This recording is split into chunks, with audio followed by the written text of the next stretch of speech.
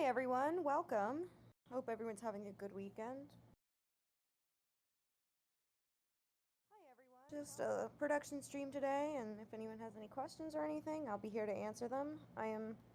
For anyone who doesn't recognize my voice, I'm Toon. I'm the head director of the project, and we're going to start off with some animation on stream.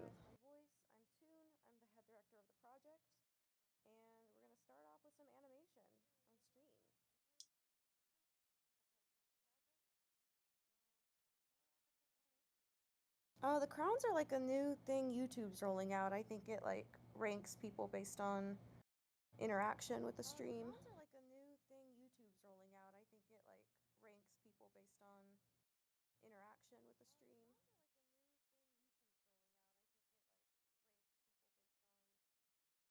There's something weird going on with the.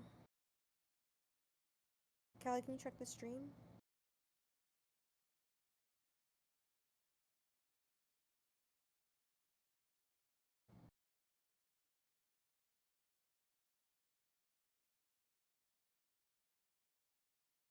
Today.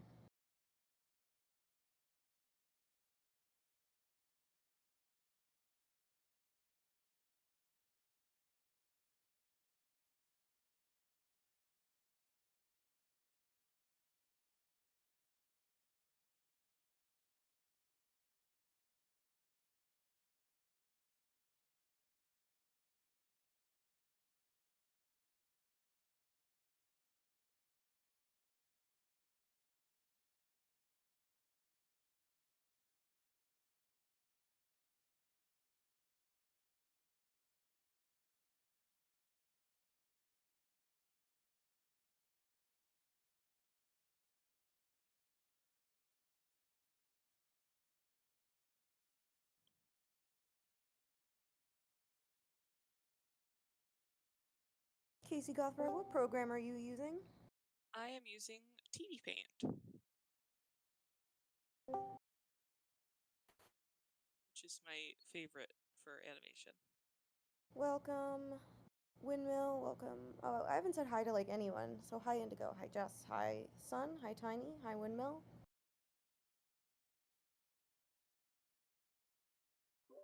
Heyo. Hello.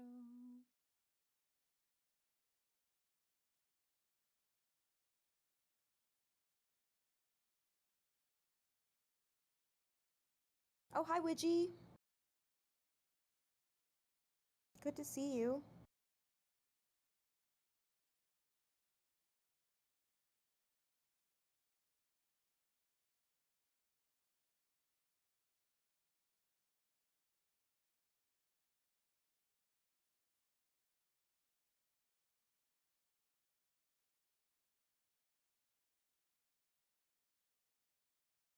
Are we gonna do another design contest? Yeah, we definitely are.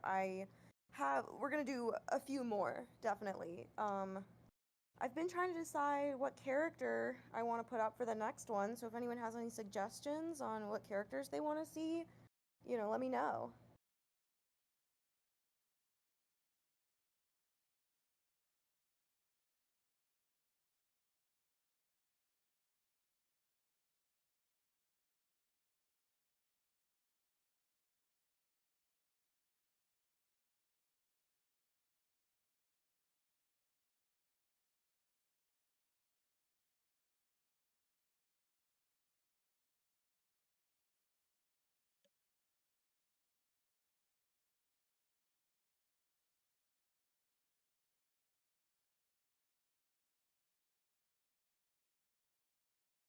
I love this shot. It's a really good one. I like the character acting in it a lot. I think it's good for both of them. Thank Oh. you. Gorse Paw, White Claw, One Whisker, Morning Flower.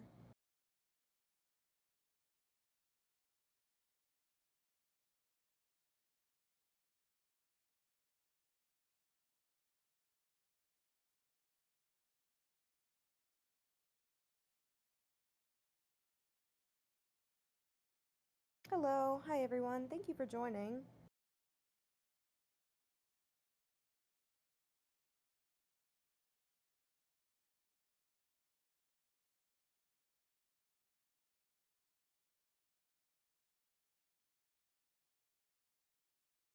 Well, yeah, Barkface is still alive in the first book. He is Wind Clan's medicine cat in the first arc.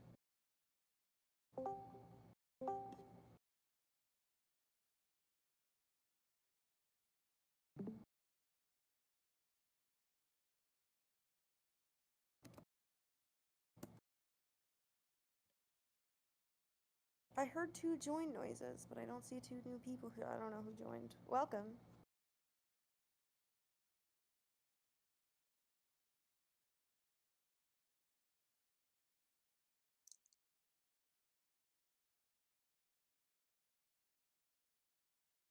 There is a Cloudtail design. We actually have a Pride post from a couple years ago that you can see him in.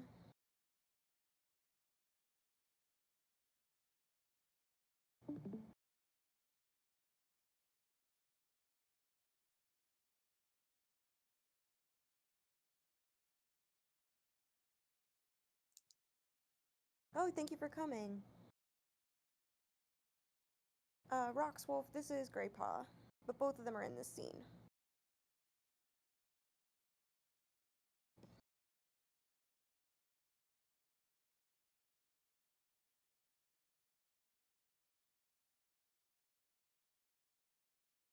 Yet, Cloud Tiny, don't say that about Cloudpaw. It's true, but you shouldn't say it.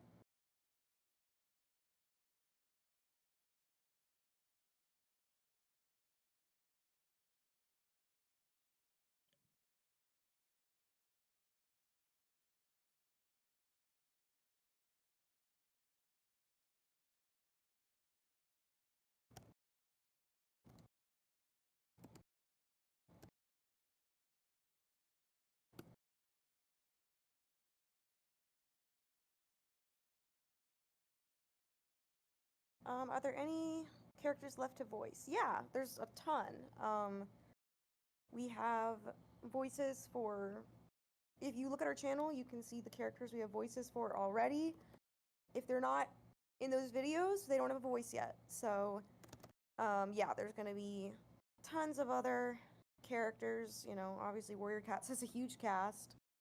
So, if we have voices for Smudge, Greypaw, Spotted Leaf, Firepaw, Blue Star Lionheart, Tigerclaw Longtail, Ravenpaw, Sandpaw, Dustpaw, Yellowfang Whitestorm, Darkstripe Night Pelt, Broken Star, Crooked Star, Frostfur, and Barley. If you didn't hear a character's name, it's because they don't have a voice yet. So if you're interested in voicing another character, keep an eye out. We always post our casting calls here, and you always have a month to submit your audition.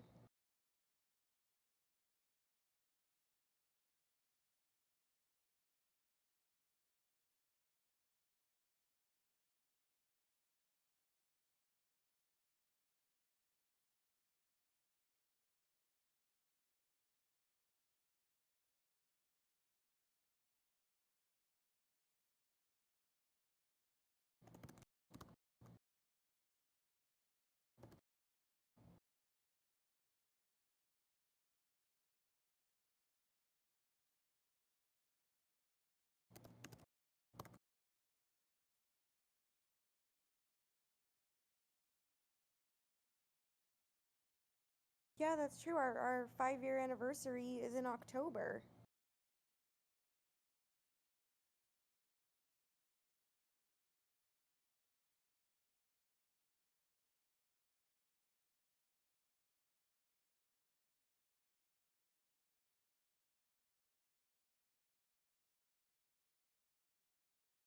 Our auditions aren't open yet.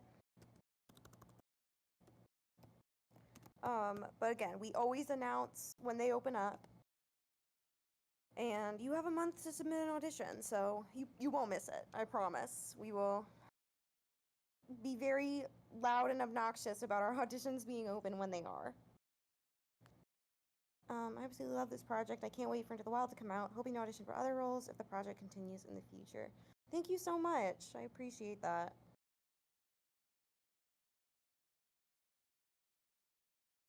Oh, you just finished book 3? That's a good one. Which design is my favorite personally? My favorite design is Cinder Paw, for sure. She has one of my favorite designs. But if not her, then I would say probably Blue Star or Spotted Leaf.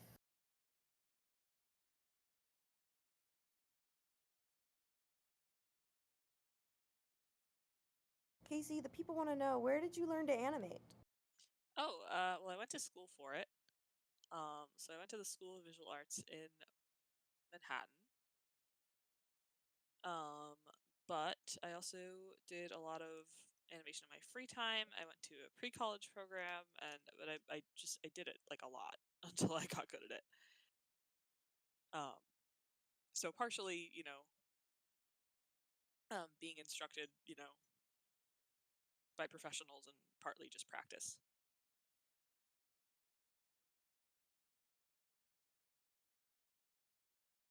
Our episodes are long form, so they're going to be like 30, 35, 40 minutes. It depends on the episode. Some of them are longer than others right now. So just depends.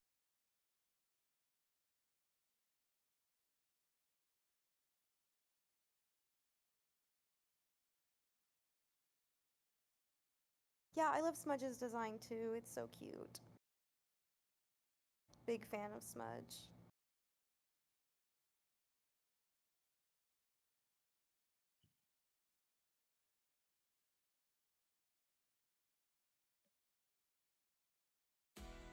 Whether you're a professional or just love getting hands-on with your home projects.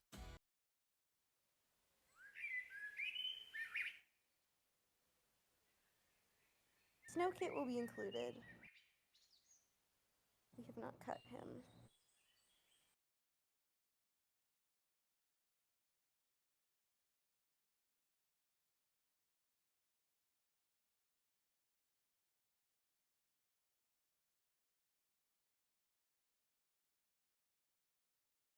Not a forgotten project. There's stuff happening every day. I'm just bad at social media.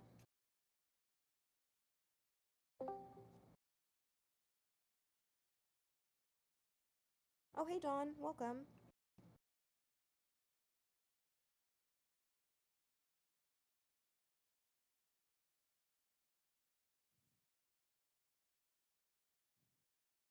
Oh yeah, I love Broken Star's design. It's a good one. He's very fun.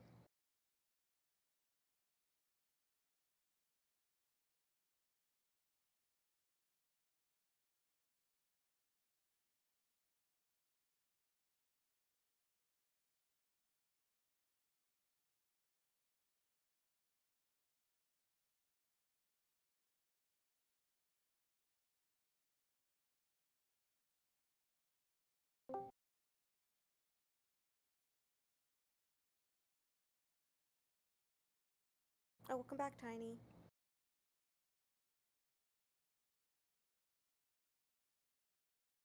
I don't have a date for you, but again, we post all our casting calls on the channel, on all our social media, and they'll be open for a month, so you should have plenty of time.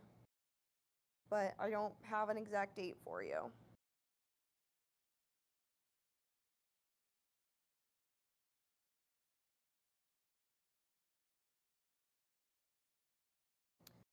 Which clan would you guys be in? I would be in River Clan. I'm a kitty pet. That's real. I take no sides. Anyone else? I'm not sure. I like swimming. So maybe Sun says she would be in Star Clan. Hmm? Sun says she would be in Star Clan. Probably Wind Clan or River Clan. I can't pick between the two. Mm. They killed Sun.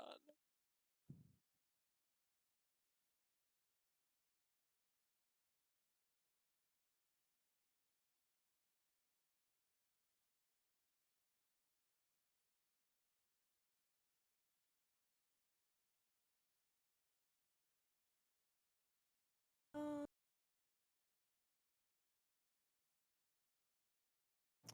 oh, Flick, that's so awesome. I'm glad we could inspire you. with animators or voice actors, is the work paid like a normal workplace? No, our whole project is volunteer, so all of us do this in our free time, for fun. All of us are volunteers.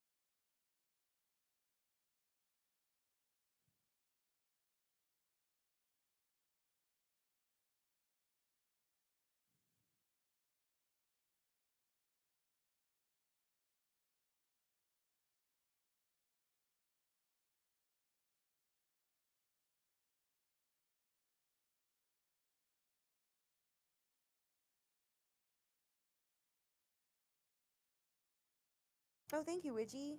Yeah, it's a really fun one. The artist who did that, Zigatino, is really, really good.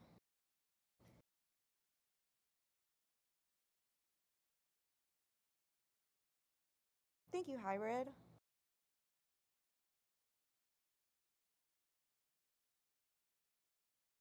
Anklebiter, I have an important clarifying question. Which Tiger Star?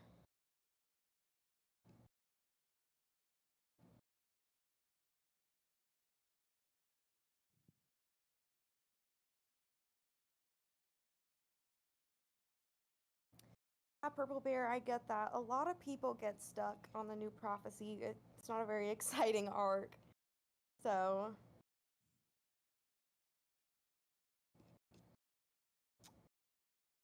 Maybe.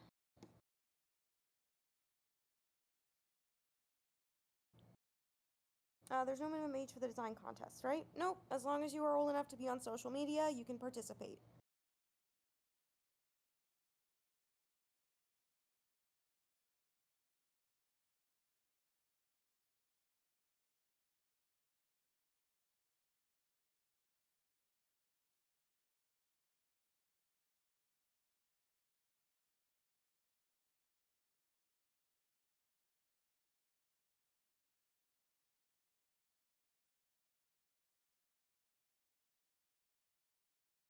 No toast. There's not one yet. But people were asking if there's going to be another one, and there definitely will be. I have a question for Casey. What's your favorite shots to animate? Oh. That's a good question. I don't know. I like a variety of shots. I like stuff with expressive character acting, but I also like action. I haven't gotten to animate a ton of action. I've Do you mostly like more storyboarded it. subtle character acting, or like I wouldn't call this shot a subtle character. I guess it's got some subtle movements in it. Yeah. It's like very animated. Yeah. I guess like middle. I like subtle stuff, but I also like more animated stuff. I don't like it when it's like I don't particularly like when I feel like I'm over animating something. Like it's not like a real person would act, or a real cat, I suppose, in this case. Yeah, I understand. So I don't really like doing that. But I don't hate it either, it's just not my favorite.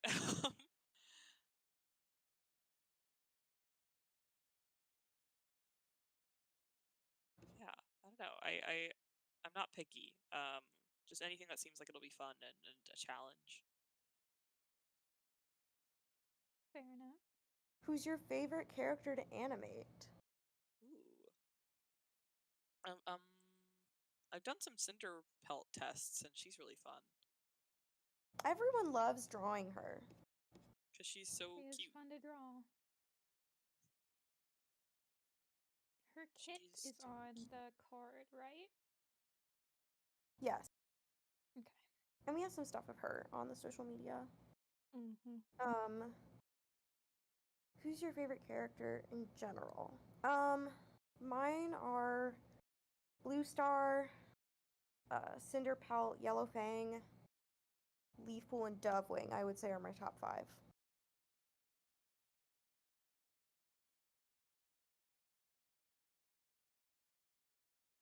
Yeah, Anklebiter, I hear you, but I don't think getting manipulated by Maple Shade excuses killing people. Crooked Star was also manipulated by Maple Shade, and he didn't kill people about it. But he's definitely an interesting character. Solitary Linus says, super glad this is going to be set in the UK.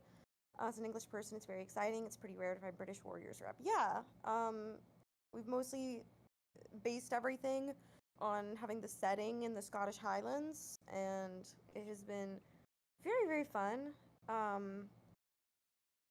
Researching that and getting to explore that, and I get to sometimes bother our cultural consultant with really fun questions like, hey, can you go outside and take a picture of the dirt? I need to see what color it is.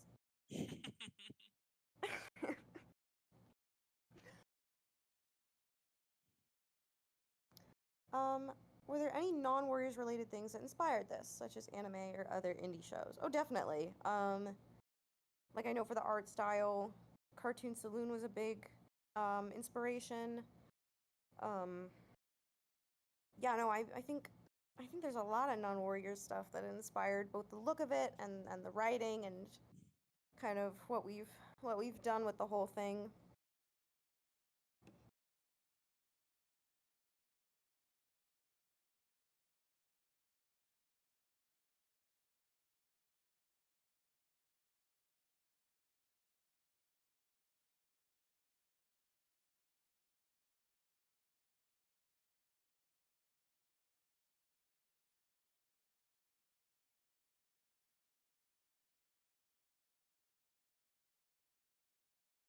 We haven't posted the Cinder design like here on the channel, but it's on some of our other social media. And if you just go to our website, you can see her as a kitten with her litter mates.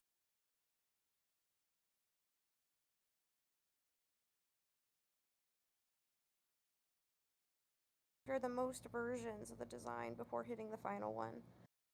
It might end up being Mistyfoot and Stonefur, but Cinderpelt had like a lot. We went through a lot of back and forth with Cinderpelt before we figured out her design, so maybe her.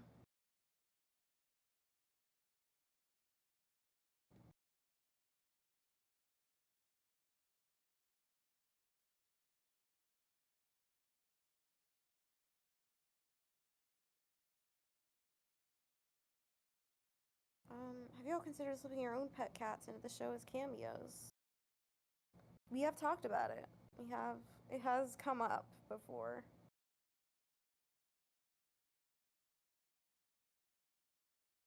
I think a lot of the pet cats, owned by crew members, have WCAnimated style art of them somewhere. Yeah. Yeah, guys, I promise as soon as we have a release date for you, like you guys will be the first to know. But this is something that we all do in our free times on top of our very busy lives. So, it's going to take some time, and we're taking the time to make sure it's done right. So, patience is a virtue and all that.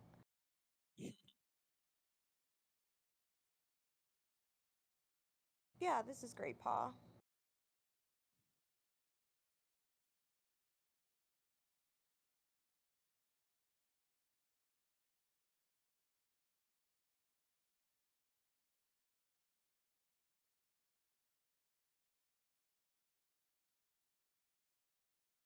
We have a casting call for every single character?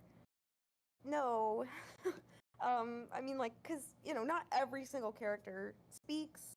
There are some characters who get, like, one line, and just with the thing about the casting calls is that I go through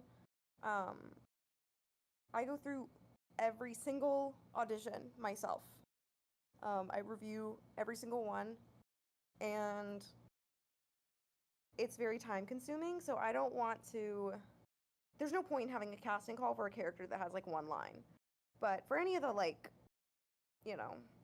recurring characters or anything like that, yes, there will be a casting call.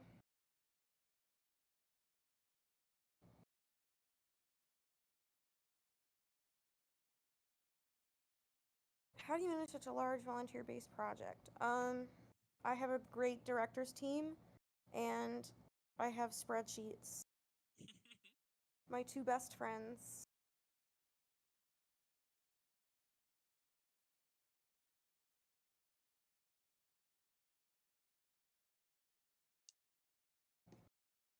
Oh, this looks so good, Casey. Thank you. I love his little paws. It's got kind of big paws. Big old paws. Well, he's little comparatively. He looks Yeah. like Lionheart.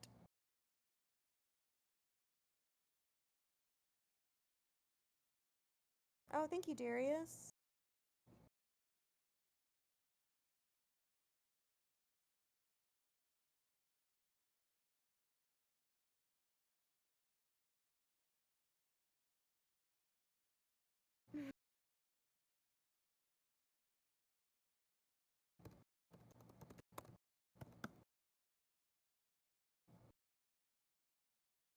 Oh, I love a good blue star animatic. Good luck.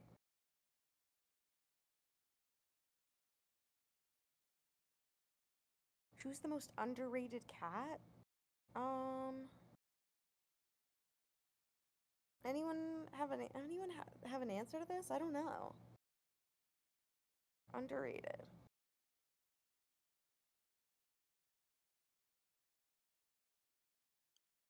I feel like it's kind of hard to call any of the cats from Arc 1 underrated because they all have so much like nostalgia around them.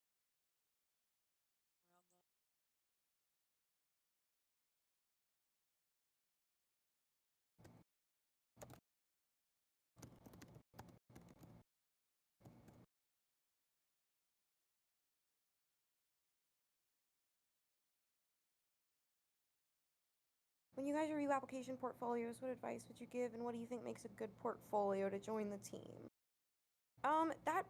That's such a hard question to answer because it depends on what you're applying for.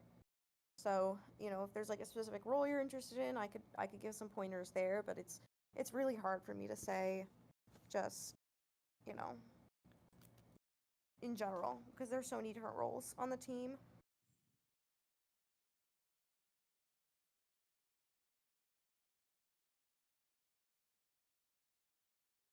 The only character I distinctly remember imagining one way and then finding out they look totally different, was like Bumblestripe, who I thought was like a yellow tabby.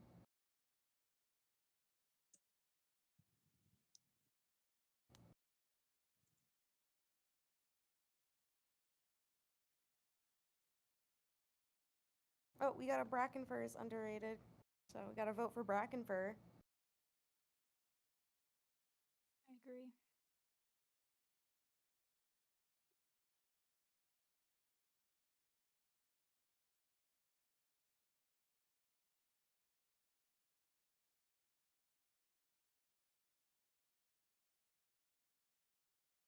Oh yeah, Dustpelt.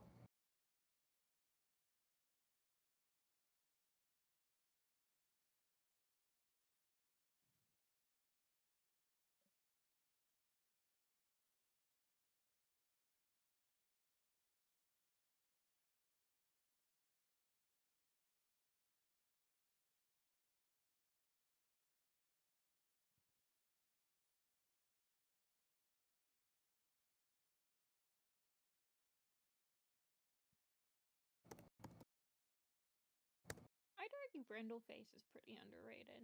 You don't really see a lot Oh, I about her, but agree. she's like a That's true. pretty interesting forget character in the first Brindleface. arc. I mean, her taking in Cloud Kid and Longtail. Well, I mean, canonically, I guess Longtail is not a silver tabby anymore. He's described that way a few times, but he's not.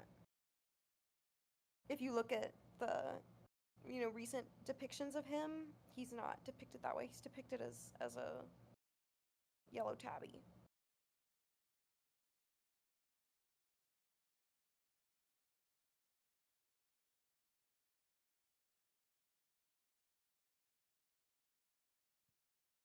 It's the most huggable character. Brindleface. She's really cute. I would say it's Brindleface, cause like Yellowfang's fluffy, but Yellowfang would kill you if you tried to hug her. I have to say it's Smudge, but I'm biased. Oh, that's true. I love that design. If you have to remove one character, who are you removing?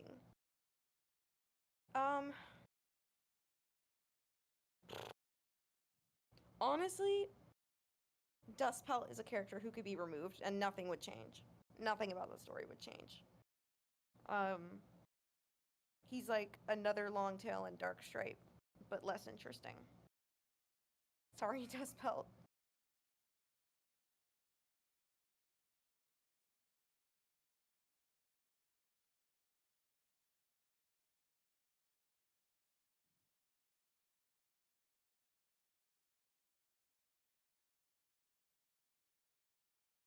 Yeah, I like Lynx Point Longtail too.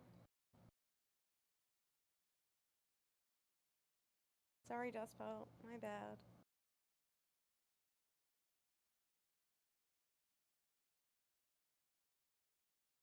Oh, yeah, Running Wind. Running Wind's underrated. Love that guy. Yes, Casey is animating Greypaw.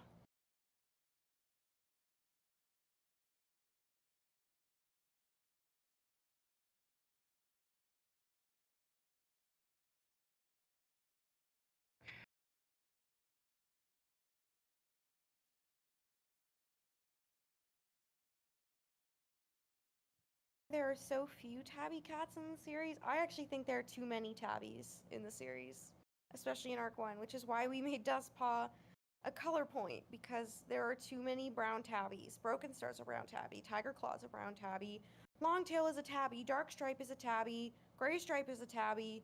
There's a lot of tabbies.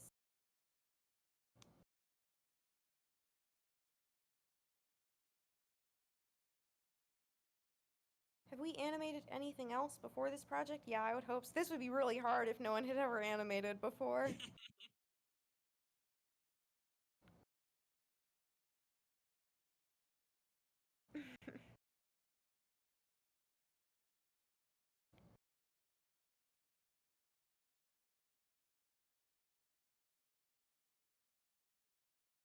We have,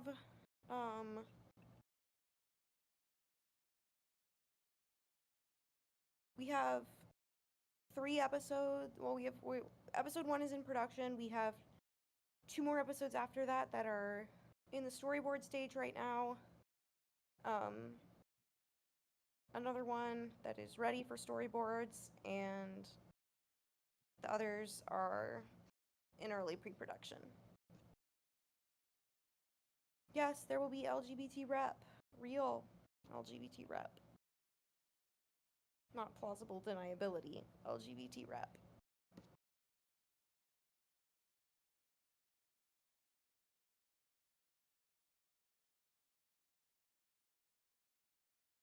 Do you have to be an adult to voice a character? No, but you have to be at least 16.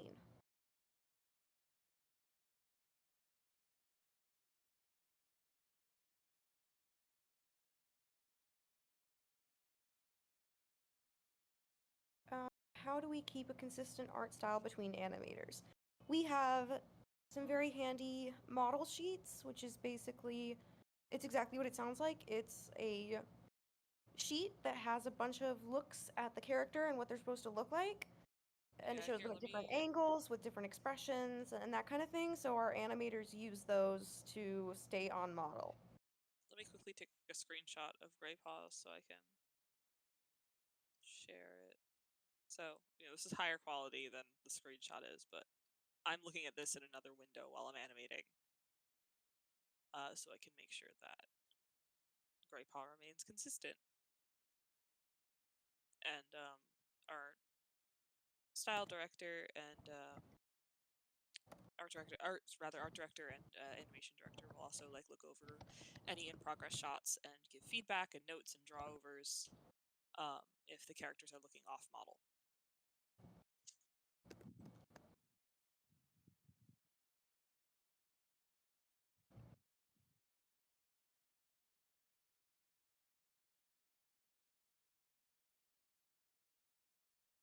Tiny, how do you, shit and sheet.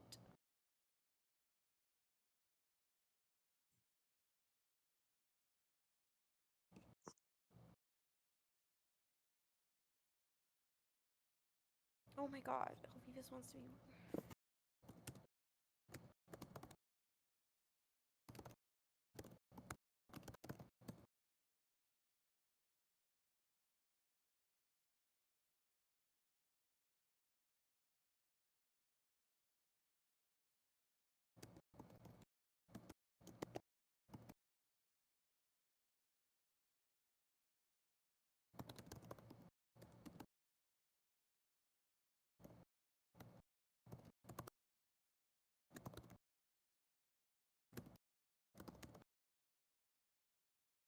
I'm summoning the voice actors. Hold on.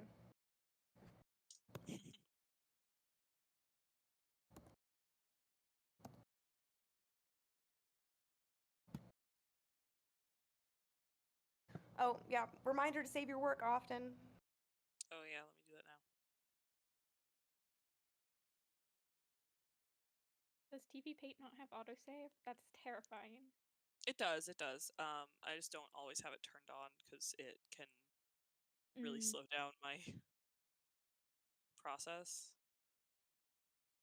It depends on what I'm working How on. many episodes are planned? We have 12 episodes planned. Who's the one character in the series you guys love to hate? Darkstripe. Darkstripe, because he's a total loser, but he's very fun.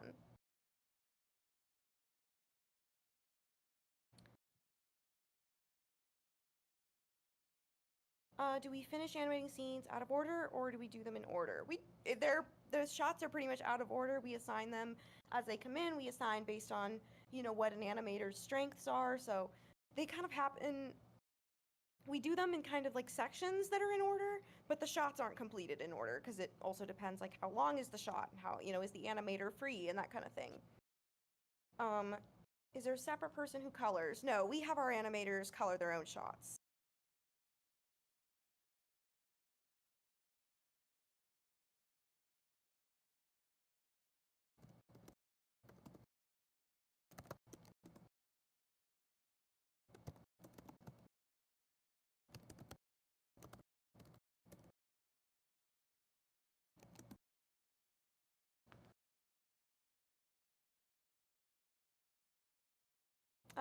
Widgie, I saw you ask if we'd consider making the character sheets public.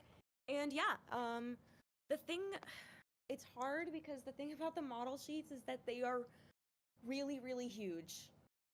It's impossible for me to post it on Instagram, on whatever, and like have the quality still be usable. So, I've thought about, I'm trying to work around that. I think like I've heard Tumblr is like a good compromise. So yeah, I think like maybe when the episode is out, we'll like post everyone's model sheets for you guys to see. I think that would be cool if you guys would like that. I definitely will at least release them to patrons for sure. That's also a lot easier because like Patreon will help with that a lot. So yeah, I'll share the model sheets on Patreon.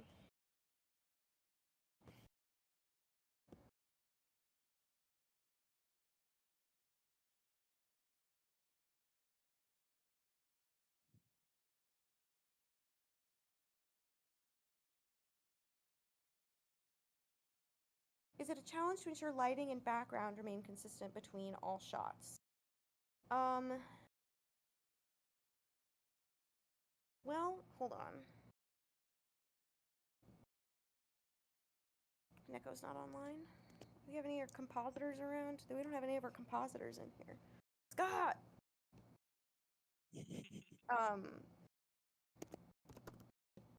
Well, actually, I guess Nifty, you can answer this because you do both background maquettes and our color script. So, you want to take this one? I don't think it's too difficult. Once a lighting source has been established for any type of scene, we can always reference previous shots, and the color key helps establish the lighting anyway. And as long as it feels mostly the same, I think comp has a okay time just adjusting slight edits to colors and stuff like that. Scott, get in the call.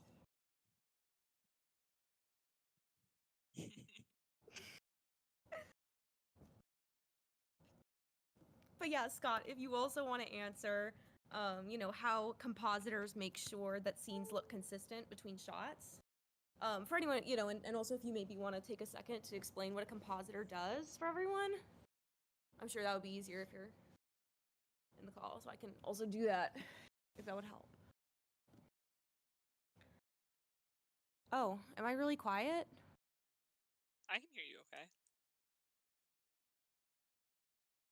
You're not quiet for us. I would say that it might be an OBS thing, but... Oh, Callie, can you check on that?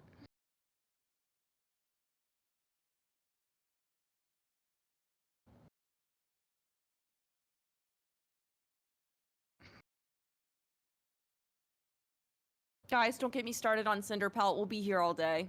Don't.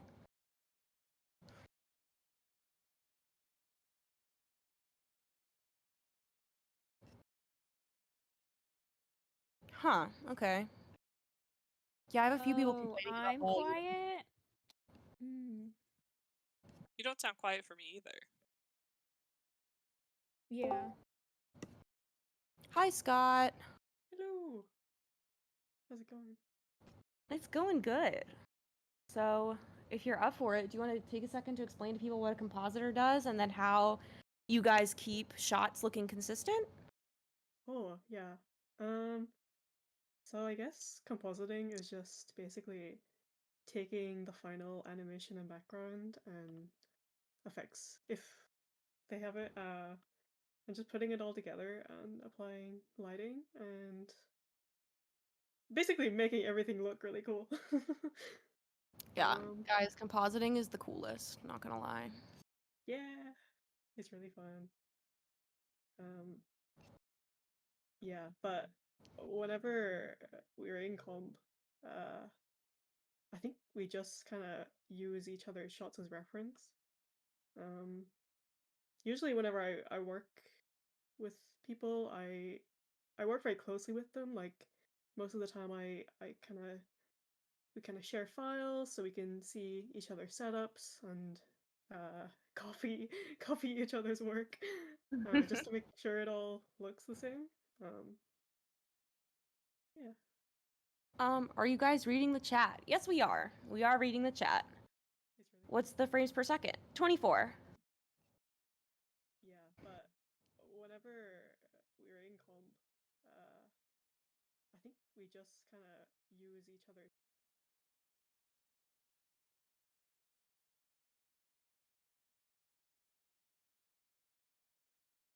Someone was asking, is there a specific pose that's hardest for you to draw? Oh, anything upside down, which is I don't know why I did this expression because he doesn't do this in the storyboards. I just thought it was cute, but it's like a really difficult angle to draw him at. There were a couple drawovers. That's why I'm not animating around this section at all, because I'm not sure that this is the final position his head's going to be in, or if he's going to need adjustment. I'm just sticking with the more conventional angles during the stream. Upside down is hard, and anything where they're like I don't know, cats are kind of like liquidy, right? Like you know, their fur and skin kind of obscures a lot of their anatomy.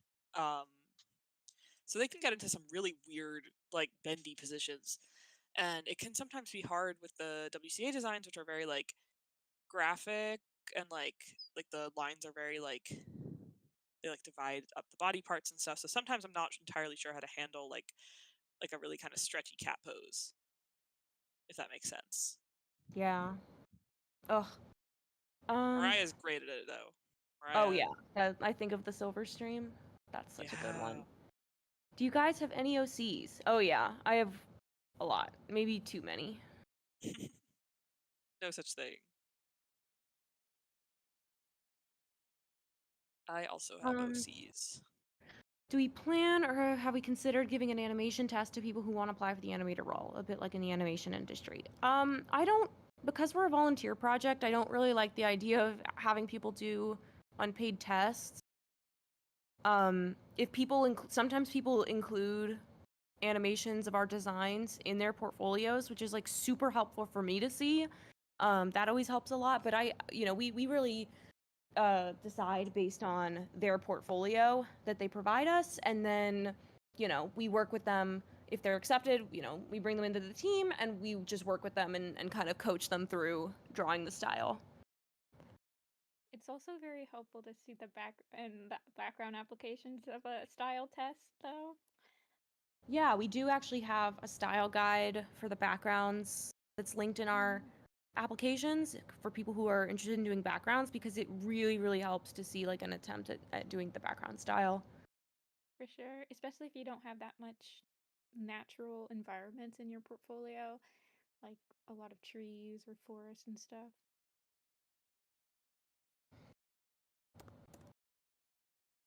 Are there going to be any animated fight scenes? If so, blood/violence. Oh yeah, the fight scenes look really, really awesome, guys. I'm not biased or anything, but the fight scenes look really, really awesome. And yeah, there's blood. It's warrior cats. There's some blood. You know, I would not go into anything warrior cats and expect no blood. We are not an exception to that. Yeah, of course.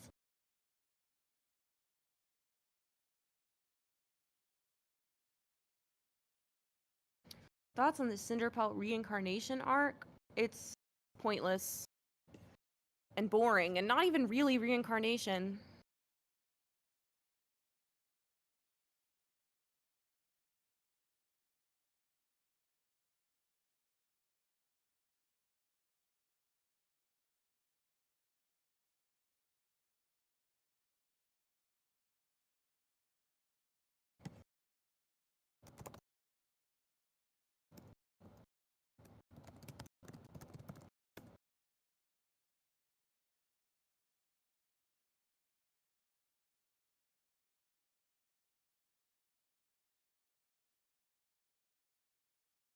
Do you guys think Firepaw was actually younger than 6 Moons when he came to the clan? No, I don't think so, because cats don't leave their mothers and be given out to homes until they're around 10 weeks, which is about 3 months. And we know that he had been living with his housefolk for at least a few moons at that point. We also know that he was sexually mature and ready, quote unquote, to go to the vet to be fixed, which means he was probably about 6 months when he met Blue Star, Great Paw, and Lionheart. So no, I don't think that. I do think he was 6 months old.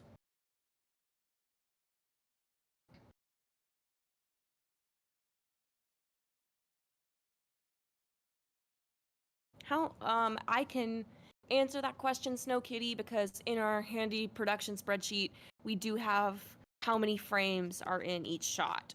So that helps the animators know how long the shot needs to be, since they're all timed. This one has 153 frames, and this is on 2s. Is that correct, Casey? Yep. Okay. So yeah, 153 frames, but it's on 2s. So there'll be about half that many drawings. Hi. Oh, guys. Show some respect. Crooked Star is here. Hello there. Hello. How's it going? Y'all well? Yeah. Thank you for joining us. Yeah, not a problem. I know, obviously, I'm not not speaking in my Crooked Star voice, but you know. That's fine. How are you, Liv? Yeah, I'm not too bad. Thank you for inviting me. Of course. So what's occurring? What's happening? We're just streaming on the YouTube. Casey's doing some animation work. Oh, remind me to ping you later. I have a question. Me? Yes. Oh, okay.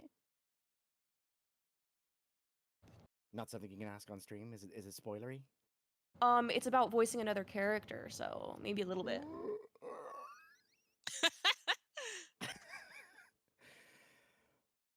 I don't know. I'll have to think about it. No, okay, of course.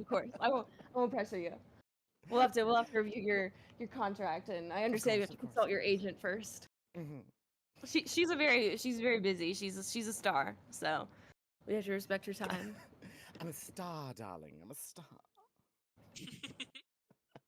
Where can we watch when you watch it when it comes out? It'll be here on YouTube. It'll be free for you all to watch right here on this channel. I love the paw pad designs. Thank you, Snow Kitty. It's we have great conversations about who gets paw pad privileges and who does not. Gray paws are too fluffy. You can't even see them.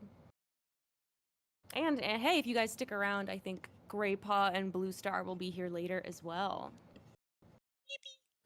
But Yeah, I what have is- a Sorry, go ahead. I have a other thing open with Fire Paw, and he has paw pads. You can see them. Yeah. I guess he's What were you rusty at saying, this Liv? point. I was just gonna say, what is the thing with like paw pads and toe beans and stuff like that? Because like I'm in another animation called Atlas in the Stars, and I play a character. Oh yeah. Who everybody was going, does he have toe beans? Does he have toe beans? And I was speaking to Miranda, she says no, and everyone is disappointed that he doesn't have toe beans.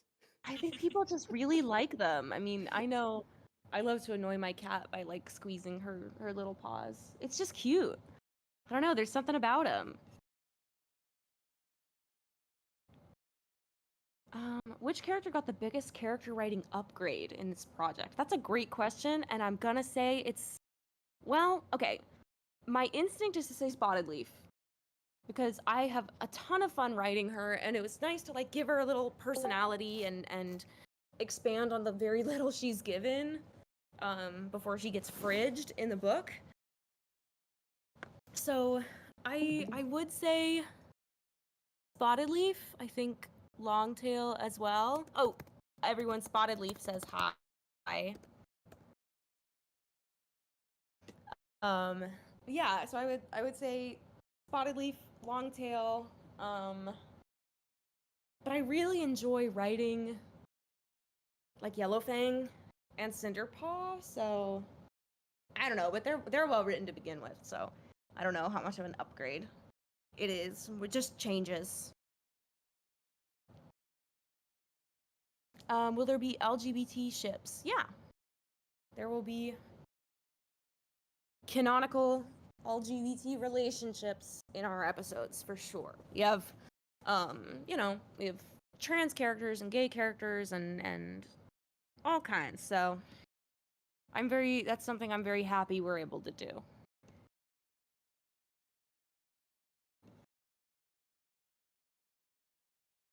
Yeah, in ours, I would say that Fire Paw and Spotted Leaf have more of a like a sibling relationship. Like she's like a big sister figure more than anything, I would say.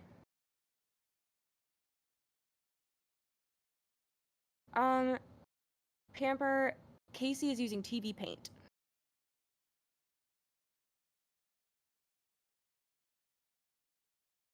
Yeah, Redtail is trans. We love our trans rep. Yeah, it's it's always been one of those things, always been like a shame that the series didn't really include any of that representation, but we're like a very queer dominated team, so that was something we wanted to make a priority for sure, was different kinds of representation for all the characters.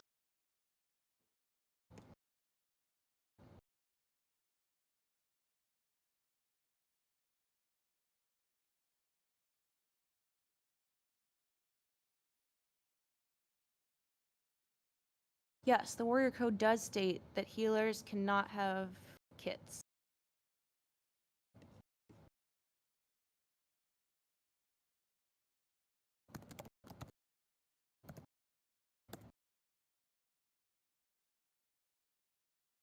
No, the series does mention that he is trans.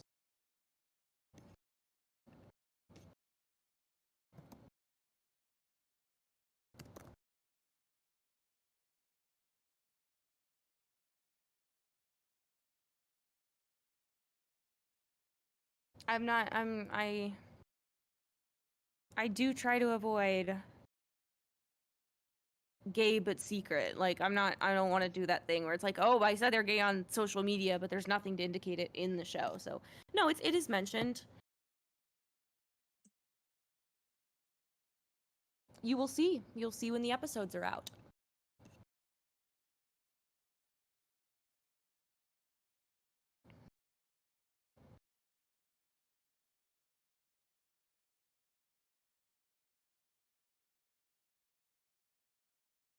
Who is your favorite villain in the series?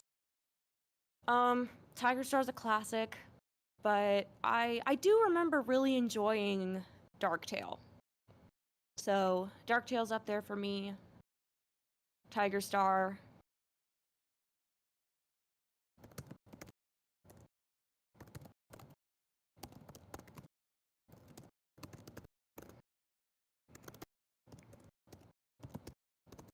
Anyone else? I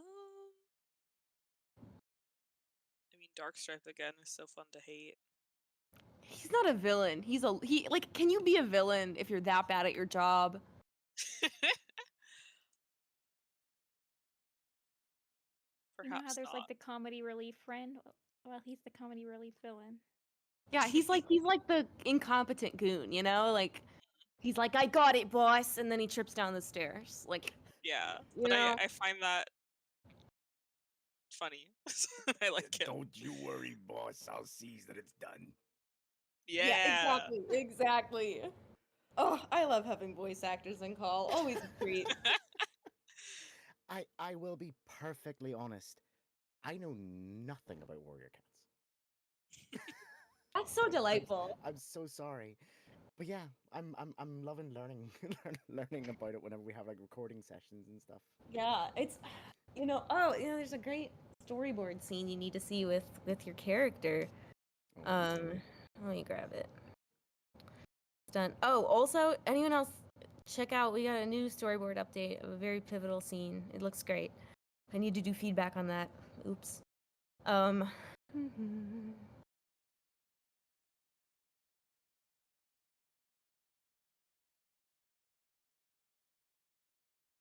gosh, where is this? Youns, speak to me.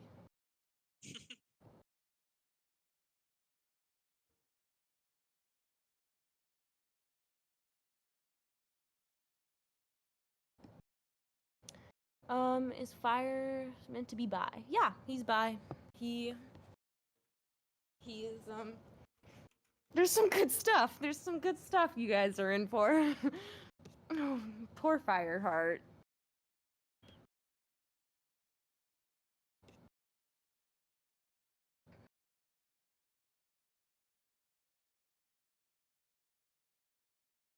Yeah, so, just casual reminder, we're not gonna tolerate transphobia in the chat, period, the end. I have zero tolerance for that whatsoever.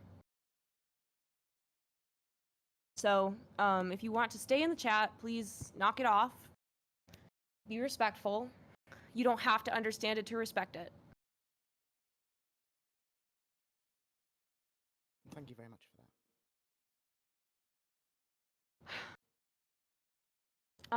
What about blinking? How often / detailed is it, and how is it decided on? That's actually a really interesting question, because this is something I talk about a lot. Is that actors are trained to blink only at specific moments, to almost rehearse blinking. And this kind of goes the same way. You know, the characters blink when it makes sense. If a character blinks too much, it's distracting. If they don't blink at all, it's unsettling. So it's kind of like a thing we feel out. Sometimes it just kind of falls into place naturally. We like feel where the blinks should happen. And sometimes we have to say, hey, you know, the blinking is too much, take it out. Or, hey, he needs to blink here. He's kind of staring off into space. That kind of thing.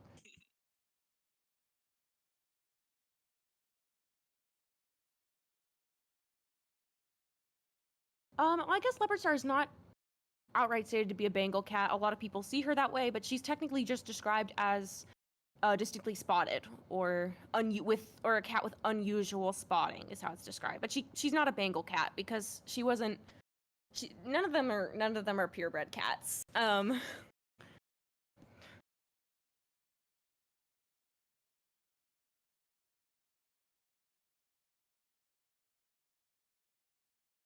We would love to do plushies. That is something we have discussed and brainstormed. We'd love to do that.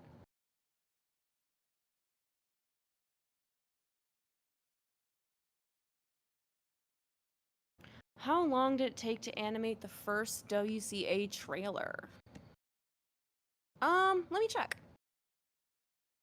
That was a really fun one. It was like that moment where we're like, oh, we're this is actually gonna work. Oh, this was the other one. So from 5, 21, when did we get that final cut?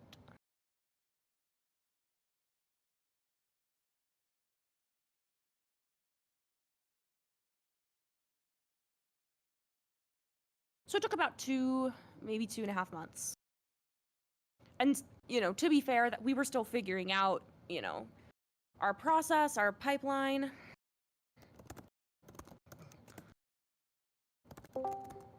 Guys, Broken Star is here. No way. Crooked Star and Broken Star? It's about to be a gathering. Hide your kittens.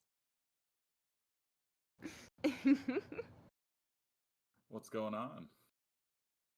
No, we're just animating and answering some questions, and yeah. Oh, very nice, very nice. What everyone loves to hear from you. We have lots of high Broken Stars. Hello, everyone. Hello.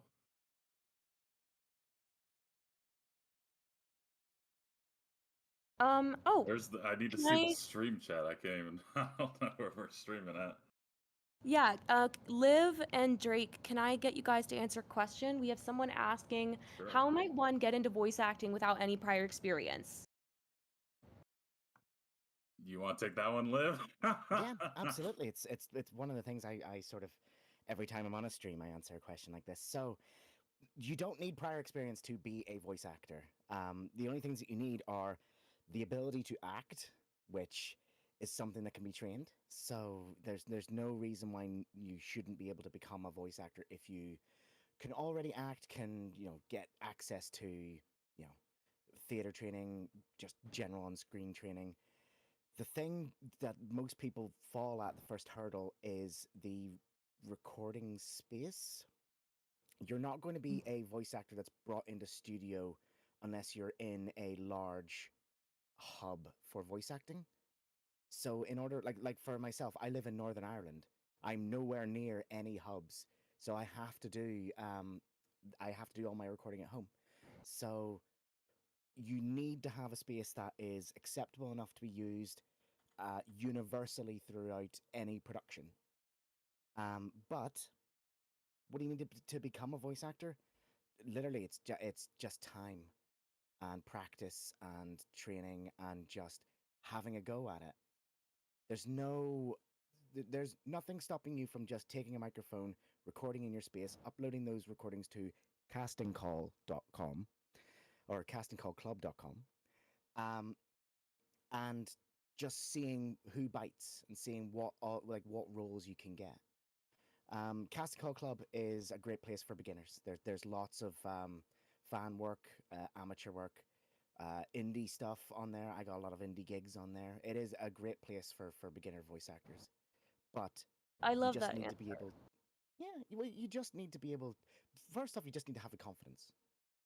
Like just sell yourselves. Literally, just do it. I am a casting director on top of being a voice actor. I am currently casting for an indie game, and the amount of people that I'm seeing going, oh, I don't want to waste your time, or like, I know you're not going to pick me. It's like, just do it. If I don't like your audition, I've listened to it for 5 seconds and I've moved on to the next one. That's it. I've completely forgotten about it. No one is going to hate you. Nobody's going to hold it against you. Nobody's going to use that to blacklist you. They're going to listen to it, decide it's not for the role, and move on. So you are the only person that you're losing anything out on here is you. You're taking the decision away from the casting director. So just do it. It's literally just about putting yourself out and auditioning. I think it's also good to remember that it's never it's not personal. Trust me, when I'm listening to, I think it's great that Liv is here because this is a great example. Like, it's great when I listen to an audition and I'm like, this is the one. That's exactly what happened with Liz. Was I listened to her audition and I was like, this is the one. This is the voice that I have in my head for Crooked Star. And I was able to make the decision, but the casting director always they want your audition to be the one. Always. I always want to listen to that audition and be like, this is the one. So it's never, but if it's not, it's never personal. It's not even, you're not good enough, you know, you're a bad actor, your voice is terrible. It's none of that. It's just that you weren't right for this role. That doesn't mean you're not right for a role that's coming up, or for a role on a different project, or anything like that. And also, another thing based on what Liv said is that I'm a big, I always preach that the space you record in is much more important than what you are recording on. 100%. You know, don't go record in a bathroom. If you can get into a closet and put a blanket over your head, you can record on your phone and it can sound completely passable. And you know, you don't need the most expensive mic. And on top of that, the most expensive mic in the world is not going to save you if you don't have a good space. And a good space, again, is as simple as like get into a closet, put some blankets on the walls, even put a blanket over your head. That helps a lot. Yeah. Like I have a video from a couple of years ago where I'm recording on just a £50 USB microphone that I got off Amazon, just this cheap rubbish microphone. And I'm recording on it in my booth, and then I cut to the toilet, or cut to my bathroom where I'm recording on my TLM 103, which is it's a $1,000 microphone, and the £50 microphone sounds so much better because I'm talking in a treated space. And exactly what you're saying about blankets. I believe you call them comforters in America. We call them duvets over here. Yeah, duvet. How many people's grannies have 1,000,000 of those in the airing cupboard or in the roof space? People never throw those things away. So ask people for them. You know, those pillows. Here's one for you. Plushies. Plushies make for incredible sound treatment, and that's not a joke. So yeah, exactly what you were saying. Drape a blanket over yourself, a comforter, a duvet, whatever, and just put some plushies around. Cover your walls, wall to wall plushies. Funny enough, I actually got my audio interface as a Christmas gift to upgrade, and so funny to get a Christmas gift for voice acting as a hobby / kind of side gig, because it's definitely not my main gig right now. But yeah, It could be. You're very good. You're great to work with. Thank you. I'm so excited for you guys to hear Broken Star in action. Oh my gosh. There's another question from someone that said, do you need Discord to do voice acting? And to my experience, it helps, because a lot of the projects that I've been in have all been through communication through Discord. So you'll definitely want to have that if you're going to be auditioning for things like Casting Call Club, because I think a lot of those directors will typically end up going to Discord. Yeah, it's not a necessity. It's certainly more frequent in indie work, just because people don't use things like Slack. Instead, they'll use Discord for work. Oh man, Slack! Yeah. Oh yeah. I use that for work. Holy crap! Yeah, exactly. Oh, it's a crazy call out. Nobody knows about Slack. It's all Discord. Yeah, I only found out about Slack through work, and I went, "Wow, this is crappier Discord." It's 100%. Oh, but yeah, like it's not necessary. It's definitely recommended. A lot of projects will require you, indie projects especially, will require you to have a Discord in order for communication. But the amount of projects that I'm in that, it's all done through email, or it's all done through agents and things like that. Like it's none of it's touches Discord, so it's not necessary. Hi, Youns. I was just talking about you. Hello. I was talking about. You were talking about those boards when you were talking about the Crooked Star board. Yeah. Oh my gosh. Crooked Star's here. Crooked Star's here, so I had to bring him up. I'm so sorry for defaming you, Crooked Star. I mean, okay. obviously not defaming. It's a great I'll never scene. forgive you. You No. can defame him all you want. Yeah, suck it.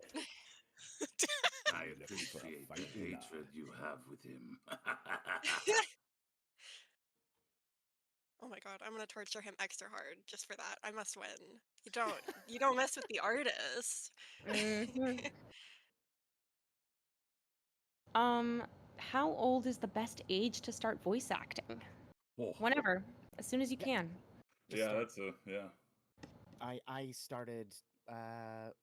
When was COVID? Yeah, I was gonna 5 say I years also ago. Yeah. started in COVID. Yeah, what was I it? don't think 4 it's years ever ago? too early, and 5 I years don't think ago? it's ever too late either. Yeah, no. It just like with anything, just do it. Just get on with it. Like here's the thing. Your most unique asset that you have in voice acting is your voice. Nobody sounds like you. People can do imitations. People can do, you know, you can, as I just said, imitate. You can do character voices and things like that that already exist. Imitations will only get you so far. As they, why would they hire an imitation when they can hire the actual voice actor? But the thing that you have is that nobody sounds like you.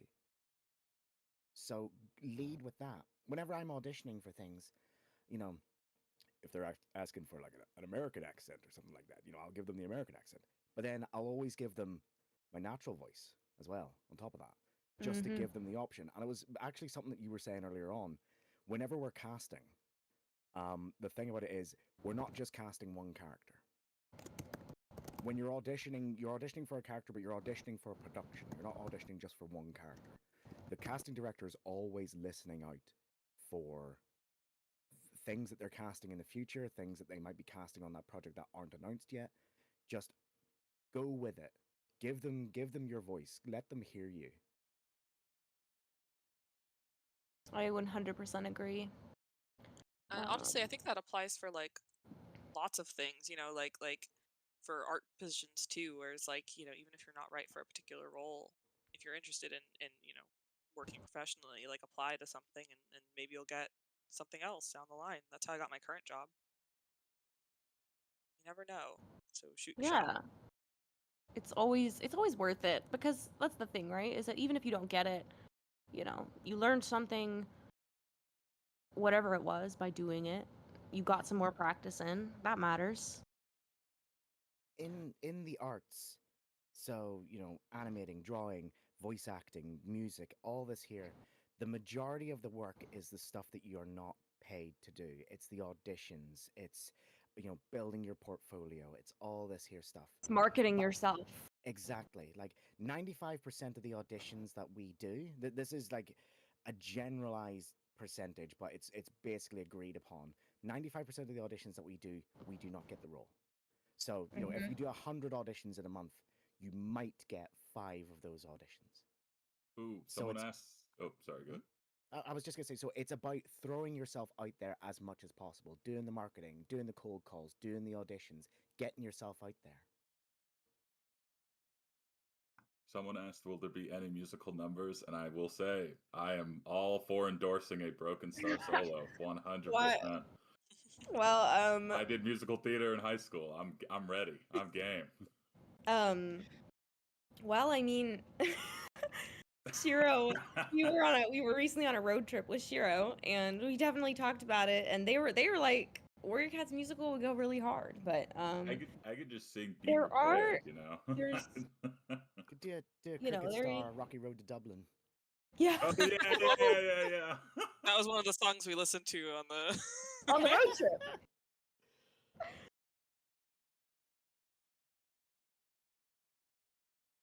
Yeah, no, there will be like there's gonna be a score, but there is, you might get a song in episode 1. I wouldn't call it a musical number, but a song, yes.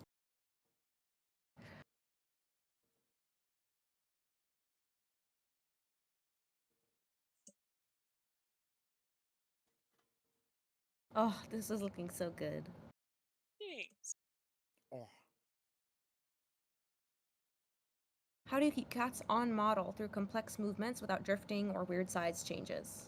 Flip the model sheet. Yeah. Yeah, heavily referencing the model sheet. Part of it's just practice. I'm a lot better at keeping a character on model than I was, when I first started animating. Because it's very hard to keep a character consistent when they're moving through space, unless you've practiced it.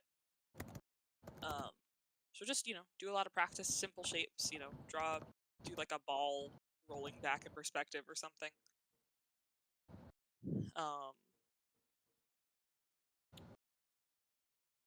Do you guys But use your also, oh, sorry. animation references? I Yes. do all the time. All the time.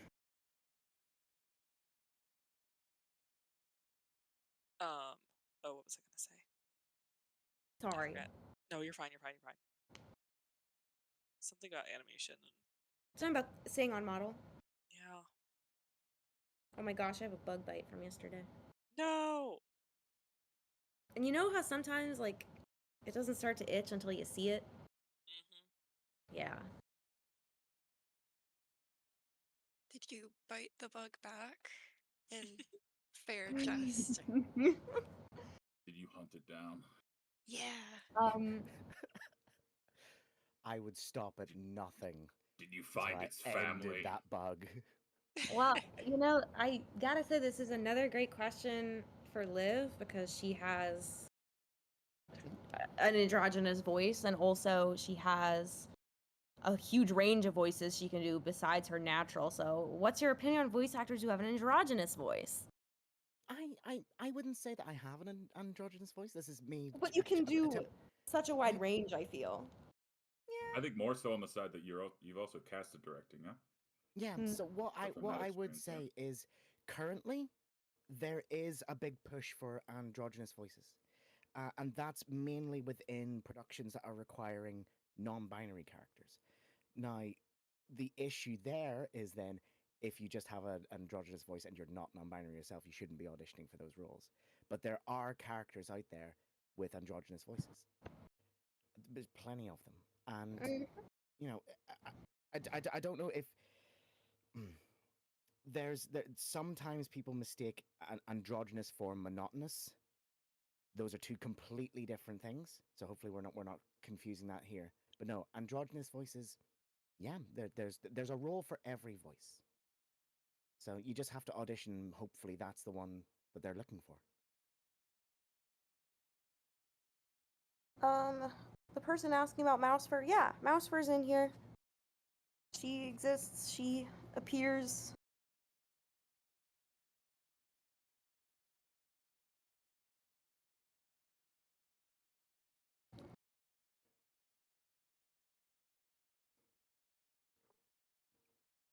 Is Maisie with you, Casey?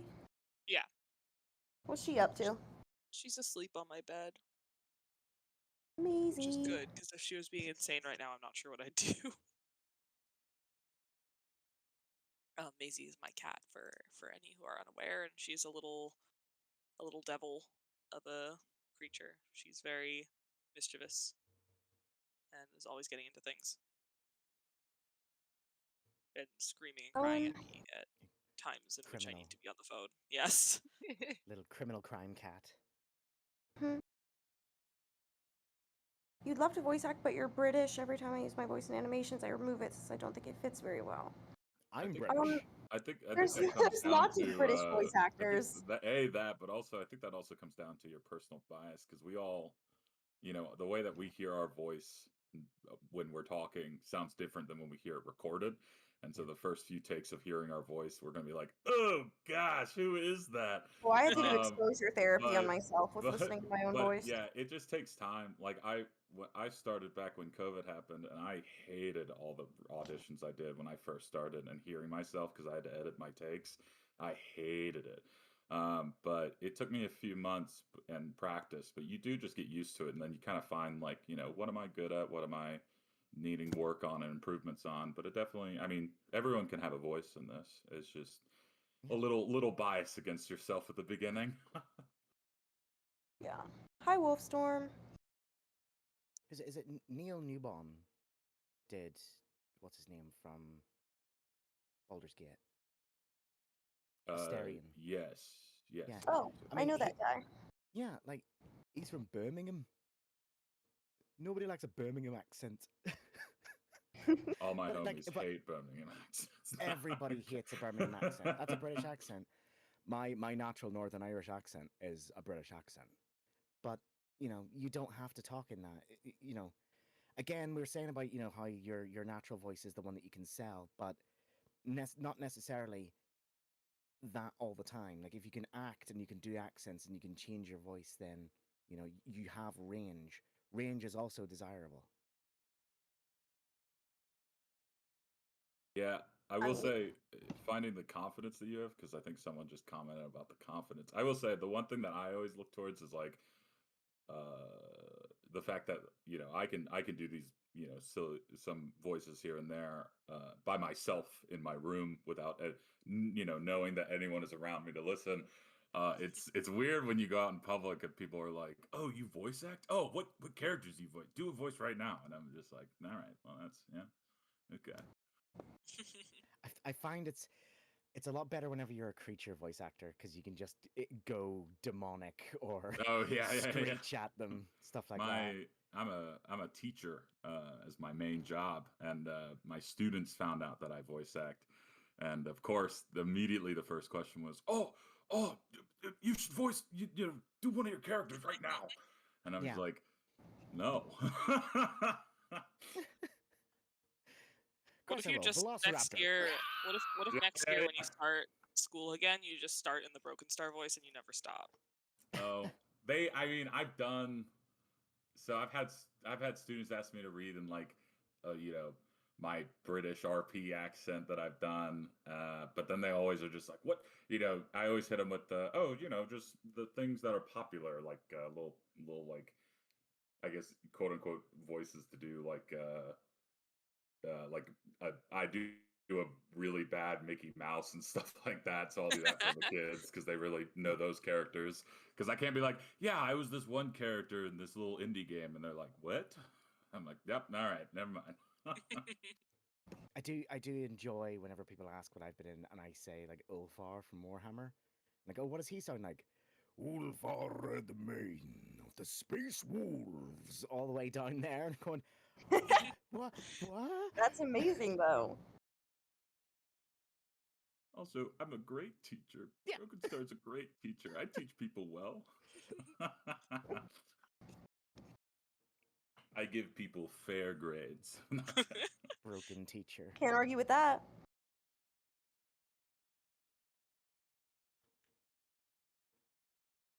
Again, Tiny, I don't think there's any such thing as like having a like undesirable accent.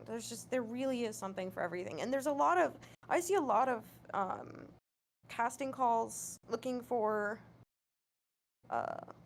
bilingual voice actors, and they're like, we need someone who speaks Brazilian Portuguese, for example. Bilingual's huge in the VA sphere. Absolutely. And I've just seen someone there say I have a French accent and it low key sucks. I am literally casting a French character right now. Yeah, there we really is need something people for with everyone. accents. Yeah. Will Red Tail be voiced by a trans actor? That is the plan. Absolutely.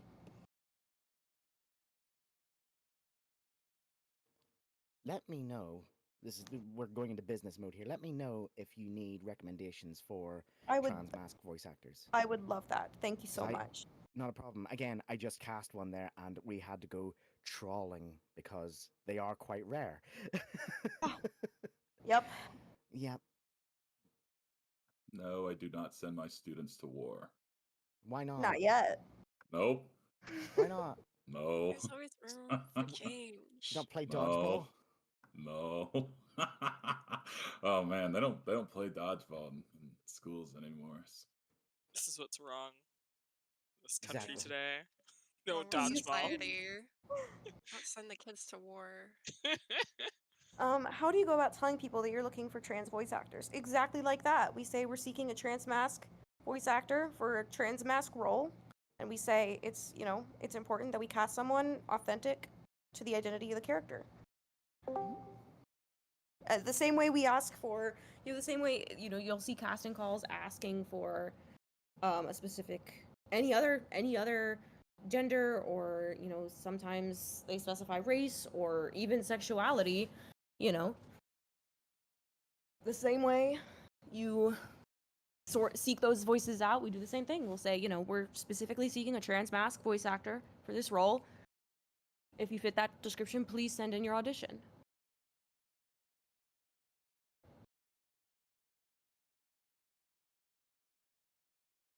We'll show you our Scourge design when it's good and ready. When we have a ways to go before we have a lot of, I admit we're sitting on some designs we haven't posted, but Scourge is a way off, so we have some other characters you guys need to see first.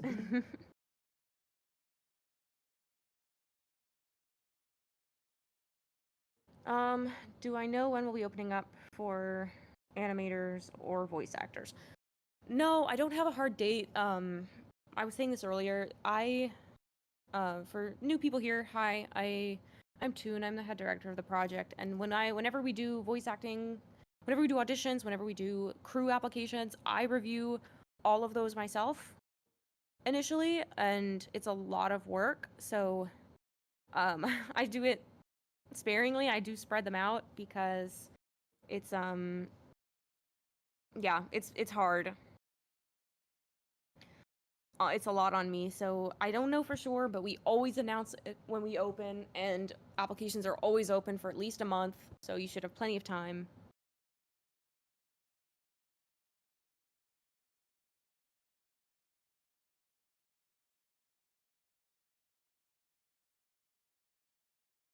Yeah, poor Firepaw.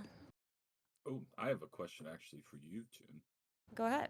So, how was the con? I think you guys said you guys were Oh, doing it was a so con a while great. ago. Yes, we had well over 100 people show up. Nice. And I wish everyone... I wish I saw it earlier because I actually live near where the con is. Oh my gosh! Well, we're hoping to do it again, this coming year. So, would love for you to be there. Very nice. When are you coming to Yeah, Ireland? I would Also a love good to come question. to Ireland. I would love to do that. But yeah, no, it went really well. We had well over 100 people. We got a standing ovation when we showed about a minute of the like a finished minute of the episode. I'm sure you saw that clip. It's in the announcements channel if you haven't. So we showed about a minute of the episode, and we got a standing ovation from that. And it was a great time. It was a great turnout and a great audience. Very nice. Good. Is the first episode really going to be over 30 minutes? Yes, 100% it is. Will there be one in the UK? I really, really would like to.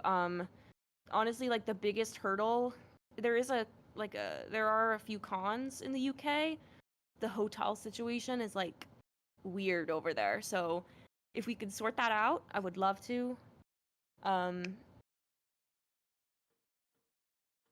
It really is like being over here, like in Ireland and the UK. Every single production I'm at, I get like invited to cons and things, and it's like that Squidward meme where he's looking out the window at SpongeBob and Patrick having As fun. the rest It's of them are running. yeah, it's like, oh, you guys are having fun and having cons and doing stuff, and I'm just sitting here in Ireland Put in the the rain. Atlantic Ocean where SpongeBob and Patrick are running around, just be like, gah. Yeah, that meme. Yeah, in the Discord. That's perfect. That's sick, man. Connor, guys, Lionheart and Ravenpaw is here as well. Yeah, I slid in quietly. Yeah, I didn't hear a drilling noise or anything. I materialized in chat. Yeah, so if anyone has any questions for Ravenpaw / Lionheart. Voice actors. What's a common mistake you see new voiceovers make, and how would you go about avoiding it? I'm gonna start. A big mistake I see people make in auditions is they give me multiple takes of a line, but they just keep reading it the same way, just multiple times. If you're giving me multiple takes, I want to hear, if you're giving me 3 takes, give me 3 different interpretations of the line.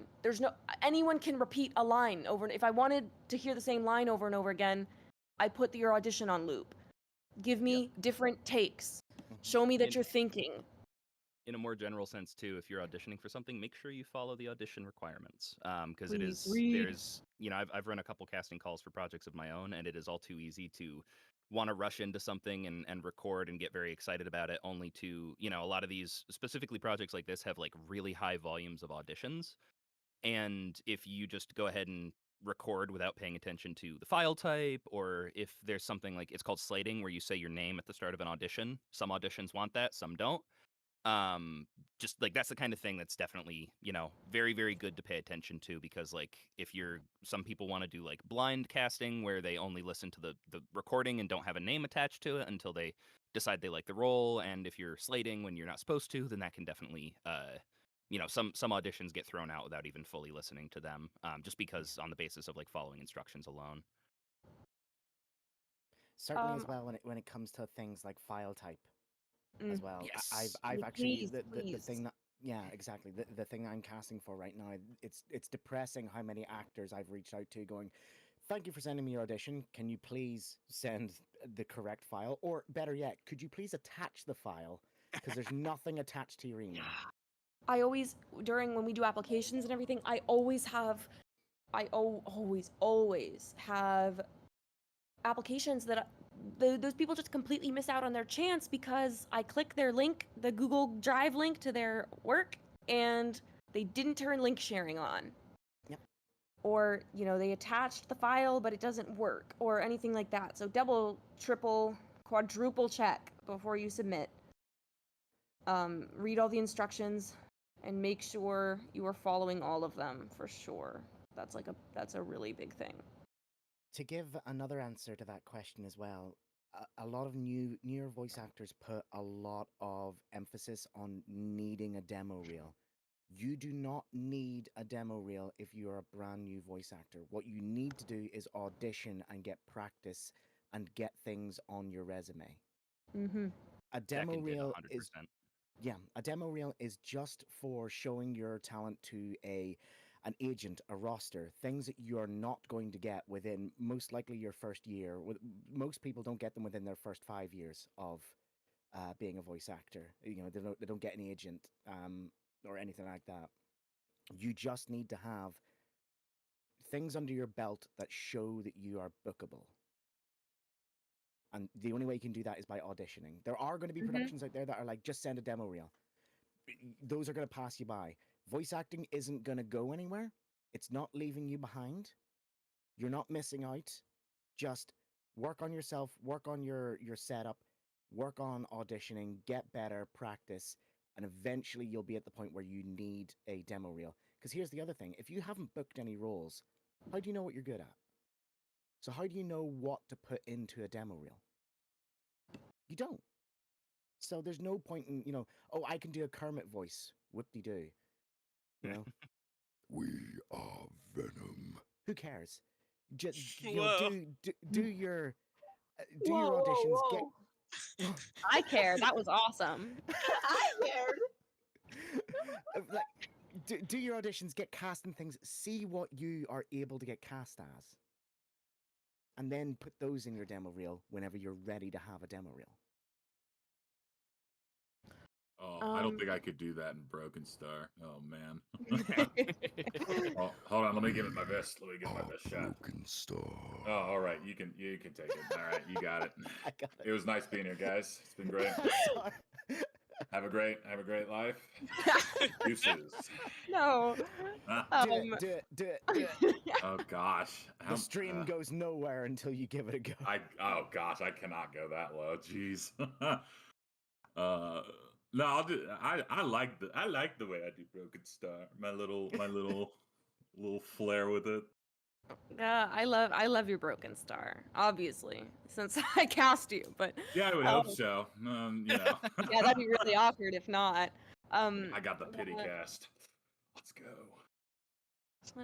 Wolfstorm, how long have you guys been doing the project? Our 5-year anniversary is this October, so 5 years. That's old enough for a child to be going to kindergarten in the United States. That's insane. Well, I'm like, what the crazy thing is that we actually have like some production babies, like some babies that were born to the team while we've been in production. One of our animators had a kid, and McLeod had twins. Oh yeah. So, it's great stuff happening here.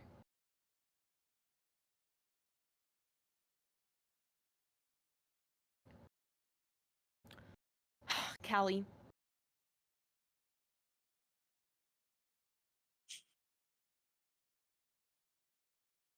What is she doing? Uh-huh. Sure it wasn't you. Did Broken Star skitter across the screen again, or are we doing something different? Wait, that's a thing that happened? I missed it. Do it again. I skittered across the screen. Yeah, do it again. I want to see it again. Hold on. That's a kind of creature.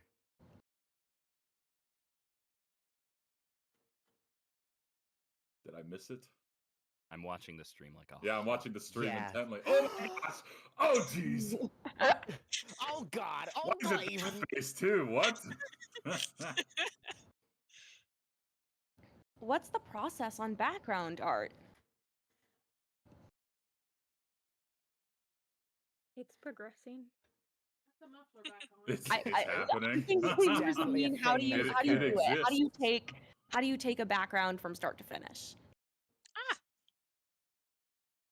Sorry, I just moved my mouse and it threw a little squiggle. You sketch it. Well, sometimes there's so.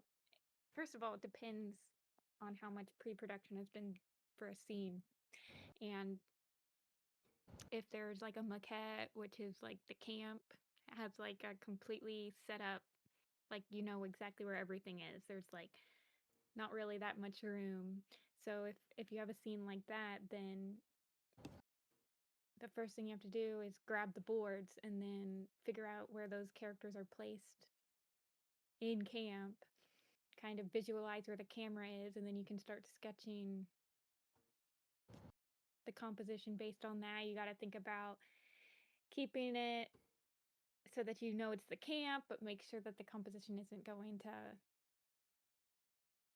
I don't know, like eat Interfere the with the character. Yeah, yeah. like you don't want the background to be too in your face. If it's like a type of shot that's a close up or like even like a medium shot, you want to make sure you leave enough room for the characters, how much the character's going to be moving, is the character going to be interacting with the environment, etc., etc.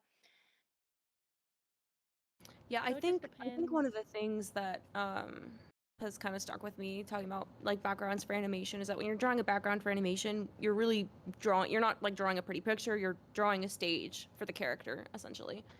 Yeah, and doing layouts and backgrounds for an animated series or a film like is different than doing backgrounds illustratively as an individual piece, because you've got to be constantly thinking about all the other backgrounds that are going to be around it, and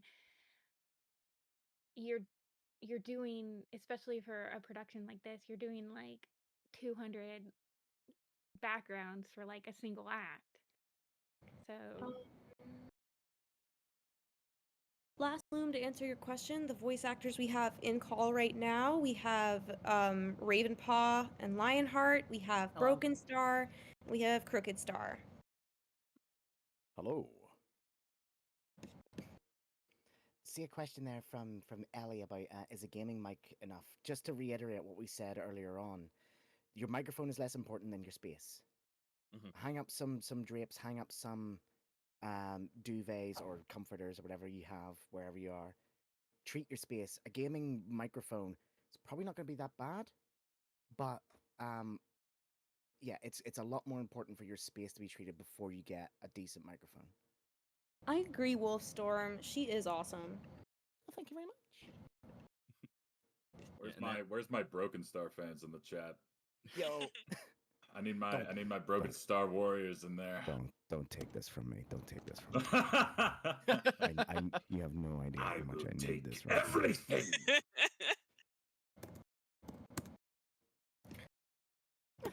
Oh, there they are, coming out of the woodwork.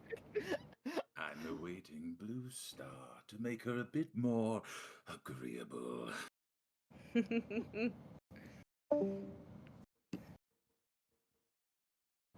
yeah, I do actually have to hop off here, but thank you so much for having me. Yeah, bye, Liv. Wonderful. Yeah. Have a good one, Bye. Liv. Bye.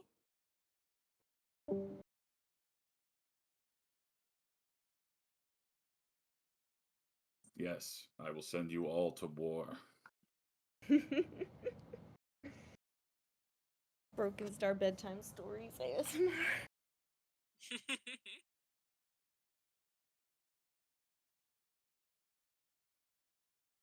That could be like a little promotional thing.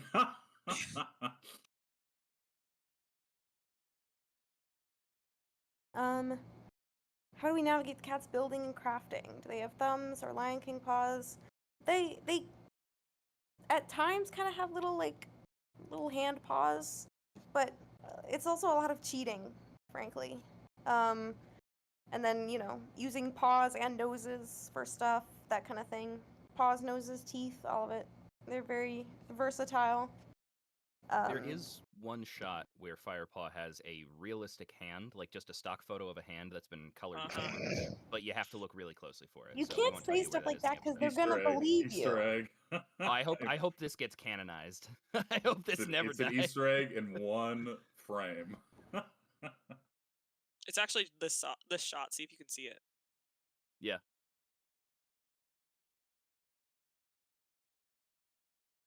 Yeah, too fast to see with the naked eye. You have to. Yeah.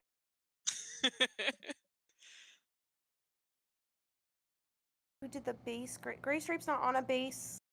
It's not a base. He was individually drawn by multiple artists. It was not a one-person process.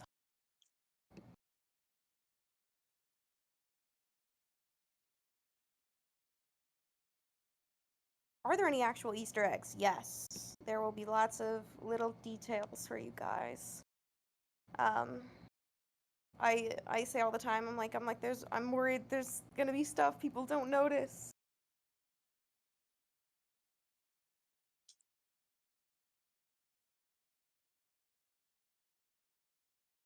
How do you go about starting an animated series? That's a tough question, and it depends on a lot of things, especially like your experience with the pipeline and any of that. So it's like hard to answer just straight up. If there was a little bit more specific of a question, I might be able to help there.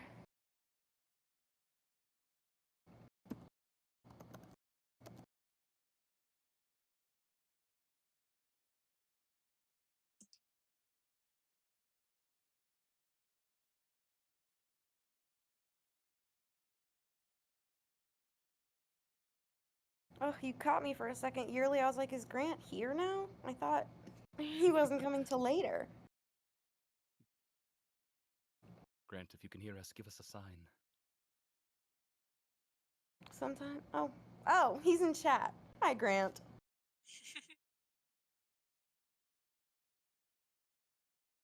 What would be the most important to get in place first? I would say your vision. I think an issue I see a lot is people who are like, I know I want to make something, but I don't really know what I want to make.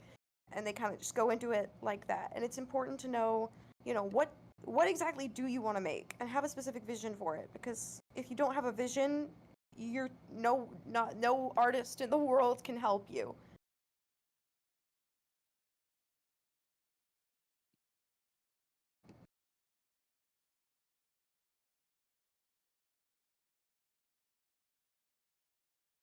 What's the timeline like for animating a scene? Does the scene already need voice acting to be properly animated? Yeah, so, obviously when there's lip sync involved, we need the voice actor line in there so that we can time it properly. So our voice recording happens before animation. Yeah, I think usually by the time voices are recorded, there is some form of animatic, if I'm correct, right? Yeah, Tim? there's Like, like storyboards, thumbnails but to it's get not like the animation. cue. Yeah, right.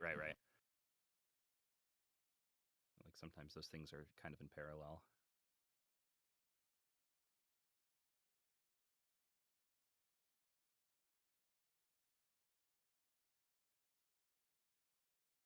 My friends and I have been wanting to make our own project for a while. How do you go about finding an animating style? So with WCA specifically, I know we spent the first 3 or 4 months just on finding the style, and it continued to develop after that, but just to find like that base that we were working with was a several month process. So I would say be prepared for that. And then I think choosing a style comes down to things like, it depends how many people you have, if you, and their level of skill. You don't want to choose a super complex and difficult to replicate style if you don't think your team is going to be able to replicate it. That's just gonna, and a simpler style means, usually a faster process to recreate it and make your shot and your series happen. So it's just like considering all those factors, is this something, does it match like the tone of the show, but also are people going to be able to recreate it? Is this too complex? Is it not complex enough? Does it fit my vision?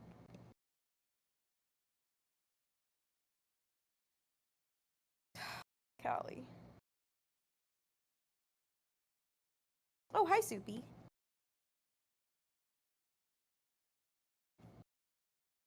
Yes, we have OCs.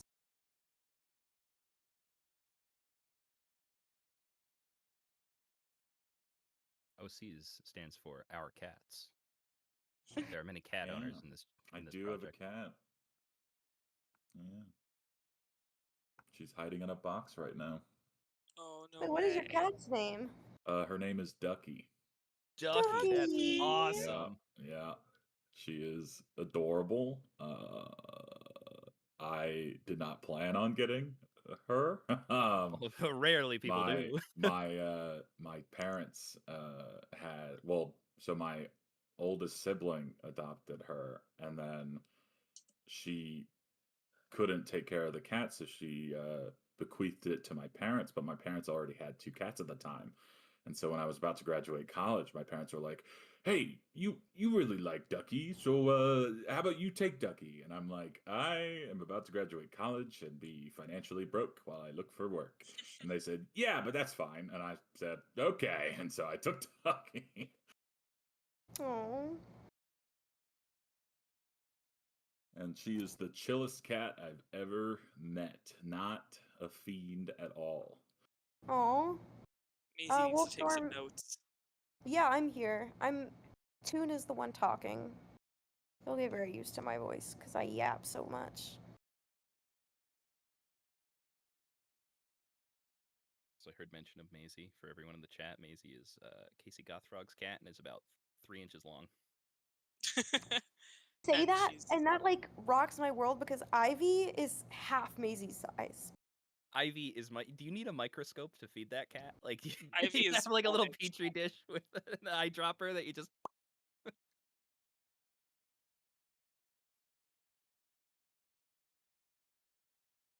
That would be Ivy, Tiny. That would be Ivy. She looks, I just posted a picture of my cat. She looks so sad in that picture Oh. because I Oh, just no. got back from a 2-week trip while she was staying with my parents. And she was laying at the end of the bed, and I just went, "Why do you look so depressed?" I just sent a photo of my cat Disco because he likes to sit on the Disco! couch when I walk in, and sometimes he looks like he's staging an intervention. Oh my gosh. Like his paws are Maisie's crossed. Like his spot. paws are crossed. That's so Yeah, he's like, adorable. "Please have a seat, meow." Yeah. Maisie's Oh my spot gosh. recently has been a box of Tupperware I was gifted, and I haven't Bye, been able to Grant. unpack it yet because she likes to sit on the Tupperware box. I'll send a picture in a moment. Mupperware, Maisie Tupperware. Connor, your cat looks like, "Sir, thank you for coming in. We're needing to talk about your tax returns for this year." Yeah, he really does. I don't like him. I love my cat. I just He like looks talking so about him. tentative. He does, yeah. There's a lot wrong with him. Oh, Well, Disco. we will not be doing the exact lines from the books. We will not. Warhorse, I get people ask this, and it's just like a really hard thing to answer because development and pre-production are the most time-consuming stages. They are very, very long processes of the project. But that's like all the stuff that happens before we get to animation. And that's, again, years worth of work. And so it's like hard for me to quantify a percentage as far as like stages when the different stages take such a varying amount of time.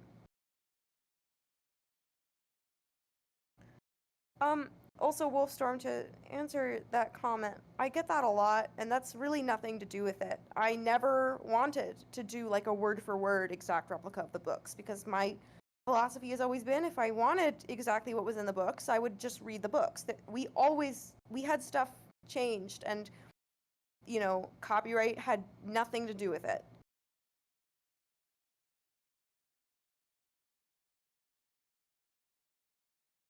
How do we decide on specific character designs for cats outside of the fact they have to be animator friendly? I wonder how you make them so recognizable. We focus on silhouette and shape language before anything else.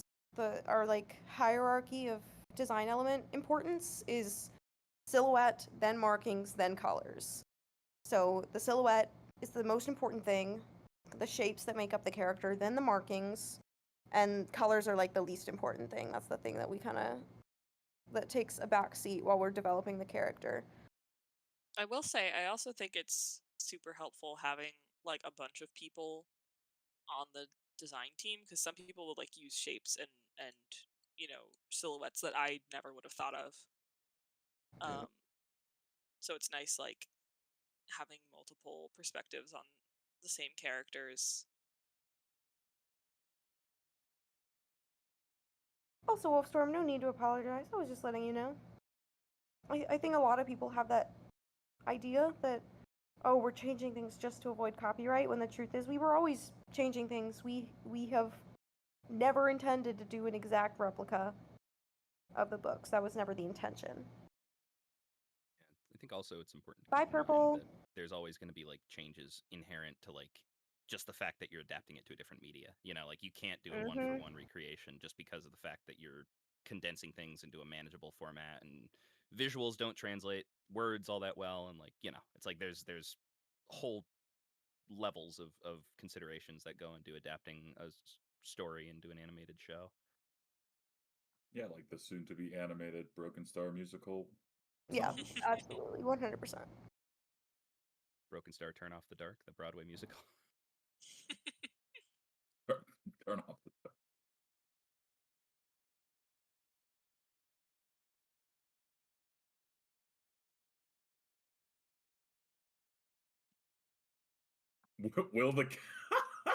Will the cats cuss? Yeah, Constantly. actually. Yeah. Every other word. Yellowfang's got a mouth on her. Yellowfang is single-handedly responsible for getting the censors involved. I think every Yellowfang line has one cuss word just tied in. Yeah. Mm-hmm. And if you were Yellowfang, wouldn't you think about it? Think about what's going on with her. Yeah. Will Barley appear in the episode? Yeah, he's in his first appearance is episode 2. But yeah, Barley will be there.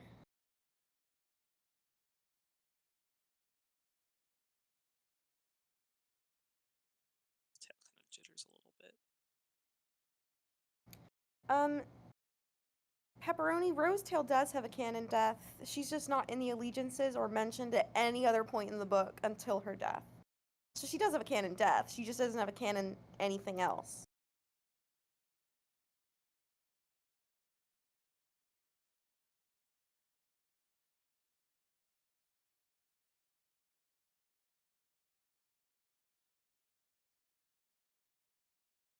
I am mostly joking, but not entirely.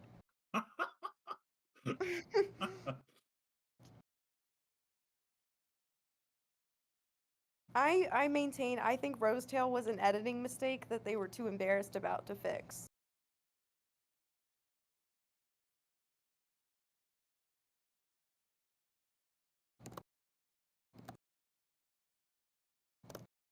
Yeah, you can actually all you want, Darkleaf. Blue Star's Prophecy was published 8 years after Into the Wild.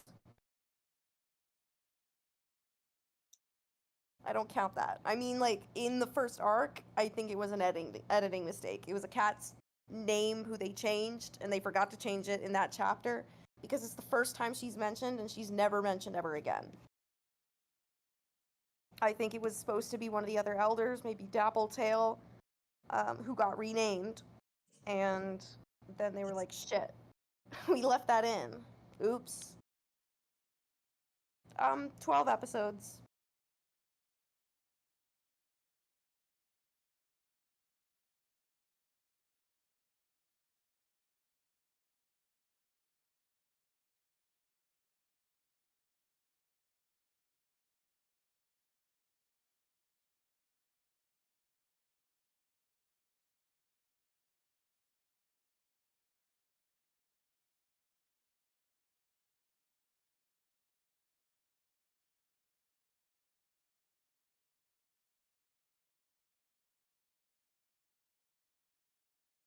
The episodes are long form, so they're between 30 and 40 minutes.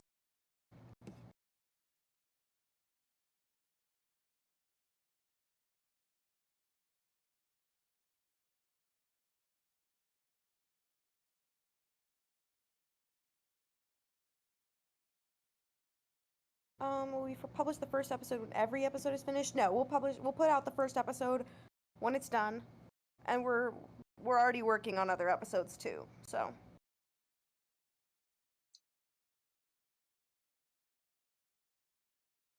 Favorite food? I'm quite fond of sushi, but I'm partial to Meow Mix.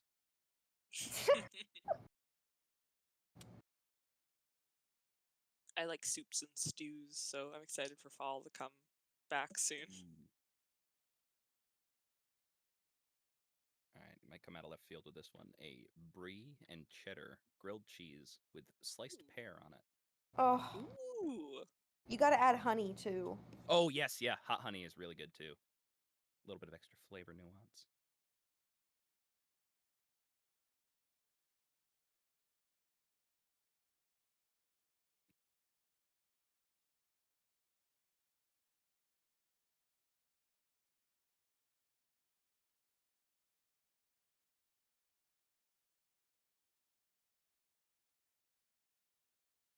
Ugh. I love cheese.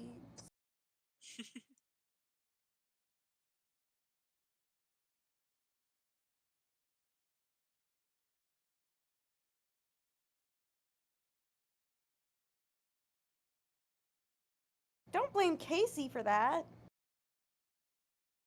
Blame Casey for what? What? Who's blaming me for what? The fire thumb.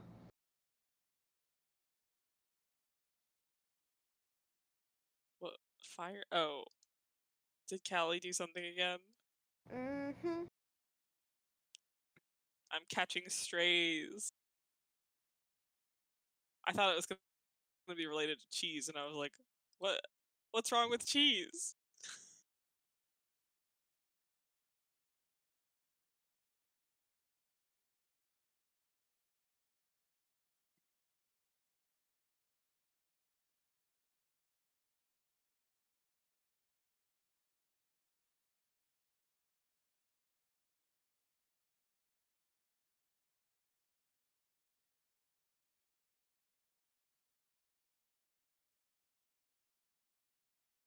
I bet Firepod does love cheese. I bet it was the thing he missed the most. Firepaw can have a little cheese as a treat. As a treat. Thank you, Emily.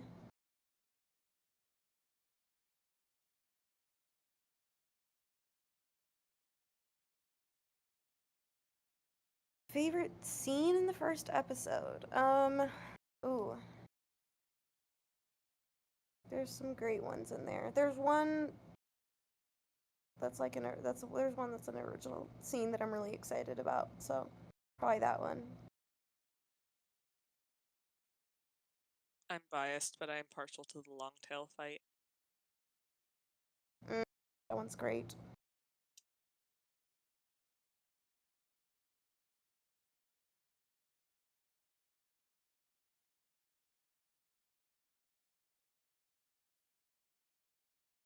Favorite canon character? Favorite yeah, Blue Star, Cinderpelt. I gotta say, Yellow Raven Fang. Fang, that one's a gimme for me. I have to be biased to say Brogenstar because he's my favorite character, and that's why yeah. I auditioned for him. He was the only one I auditioned for in the audition because he's my favorite character.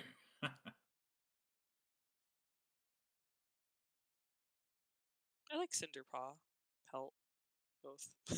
Oh, I love her. Her and her boba eyes. I do I like love Firestar. Princess. Oh, Princess is great too. Princess is underrated. True.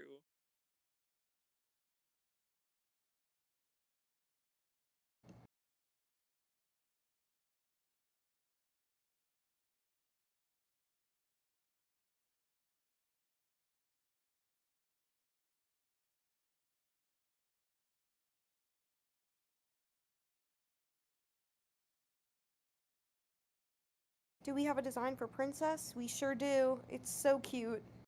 She's everything to me.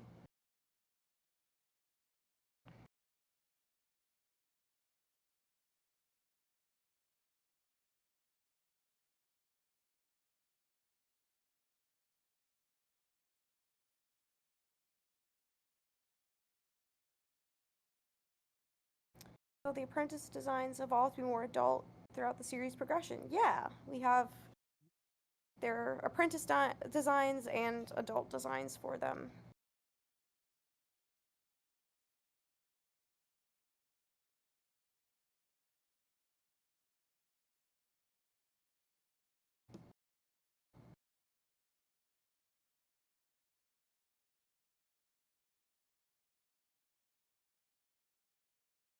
Well, without giving away too many spoilers, she does indeed have a little crown collar.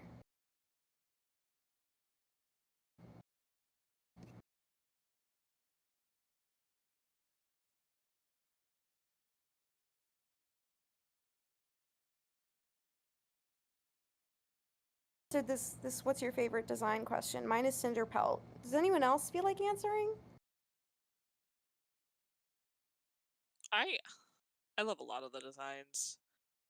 Oh, I like Silverstream too. Oh She has yeah, a really good she's design. beautiful. Darkstripe is really fun to draw. Oh, I love Brindleface. Oh yeah, she's adorable. Sorry, Brindleface mentioned. I mean, I smelled. I am one of the few that is always going. My favorite design is Clawface because he looks so cool. Clawface is awesome. That There's this Dorito one face shape. There's this one drawing of him in episode 2 that is so scary and cool.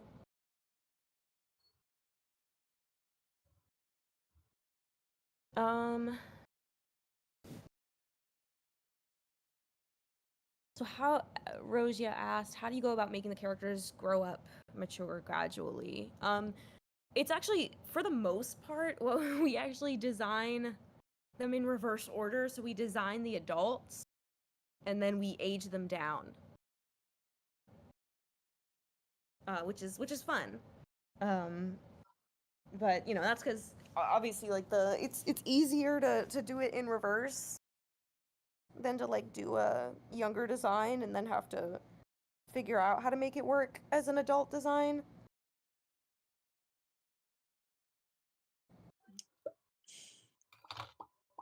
Do we plan to acknowledge certain family relationships between characters in the series, like Darkstripe being Graystripe's brother, etc.? There's definitely some references. There's also references just within the designs. You know, you can see some shared traits between Darkstripe and Graystripe, for example. But you know, other examples are like Redtail and Spotted Leaf. You can definitely tell they're siblings, and you can like look at the Frost Lion kits and see their resemblance to their parents.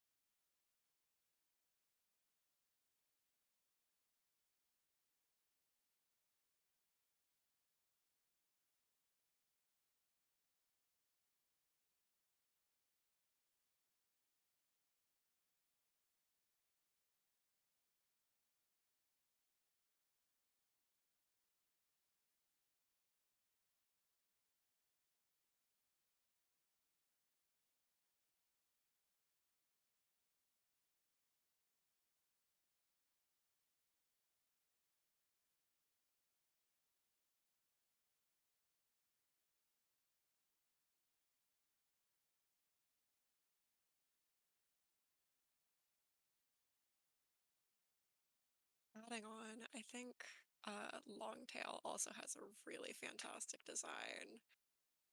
I like Oh all yeah, the I love cats Longtail. have great designs. Oops, all bangers, literally.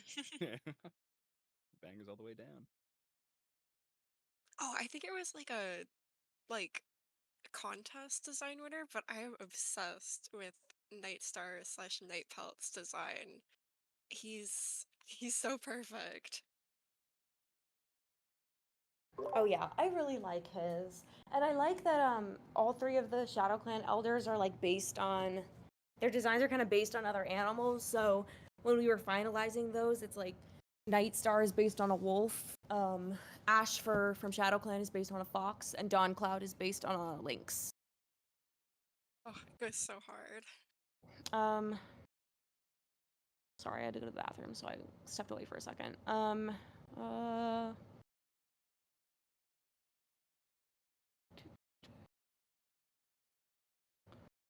What design did y'all Sorry, change the most from their canon design? Probably Clawface or Dustpaw. Clawface is like another. They're like, oh, he's a buff brown tabby, and we didn't do that. We went with more of like a boogeyman feel for him, so he's like scary. Because it's like we already have Blackfoot, who's like buff. That's like all the evil characters, so we wanted to do something really different for him. And then Dustpelt was one where we're like, there are too many damn brown tabbies in this series, so we made him a color point just to give him some spice.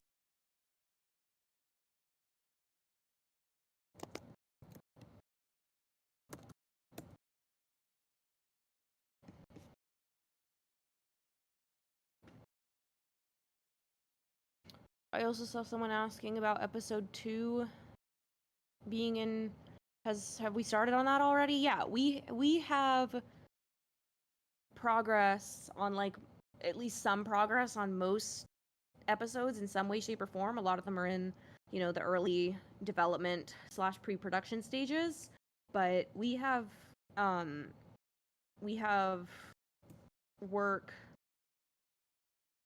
on multiple episodes going on at the same time. We have 2 episodes in the storyboard stage right now. Of course, episode 1, we're in the production stage, and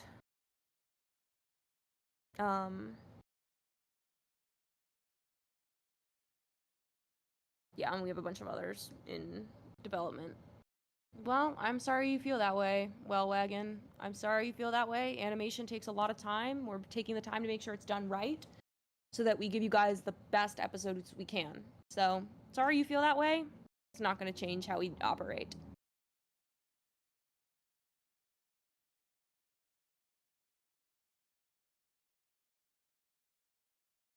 Are there any sapphic cats? Yeah, absolutely.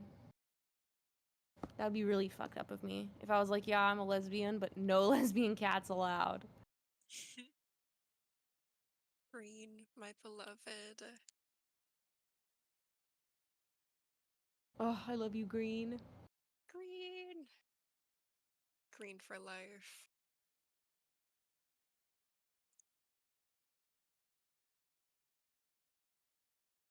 Bloodhush, I saw your question. We don't put any restrictions on accents or anything like that for auditions. So whatever accent you have or whatever, there's no restrictions on that. We don't have any rules about who's allowed to audition in that sense. As long as you're at least 16 years old and you have Discord, you can audition.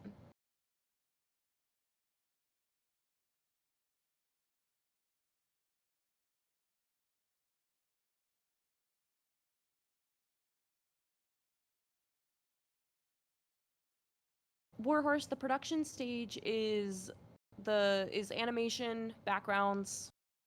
That's what we refer to as production.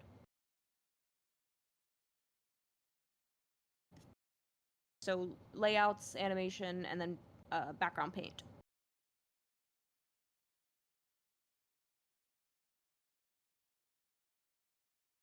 Are there lots of animators working on the episode, or just you and lots of voice actors? there's a lot of us.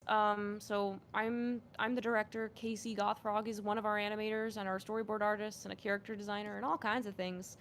But yeah, there's a lot of us. It's a huge team effort.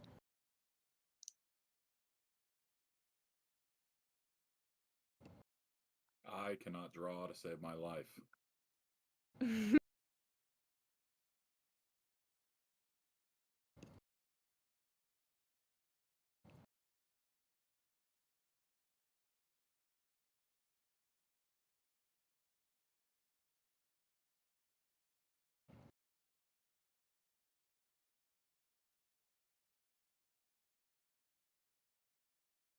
How do you feel about someone trying to create a fan series for Warriors 2? That's great, go for it.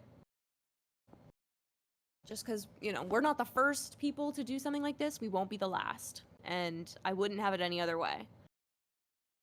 Bye.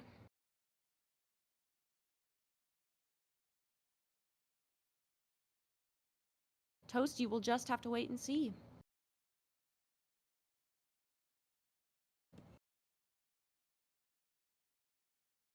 Any of the animators on here, who is your favorite to animate? I like Cinderpaw. I like Spotted Leaf. Greypaw's been fun. He's a lot of fun acting. There's only a few that I mean, there's a few that I haven't animated yet. Lionheart's tricky. I have to work on him some more.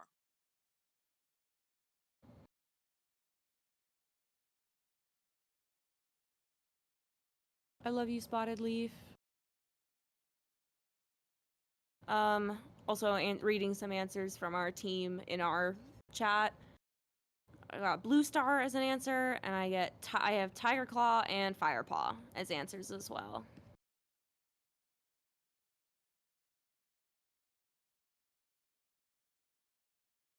Melancholic Dog, we'll release episodes as they finish. We're not gonna make you wait for all of them to be done. We're just as excited to share the episode as you guys are to see it, trust me.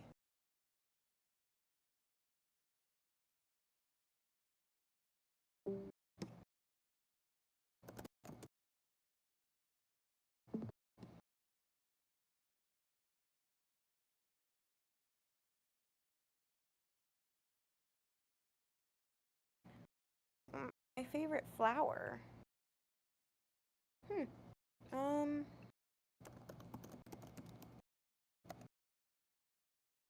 The white rose.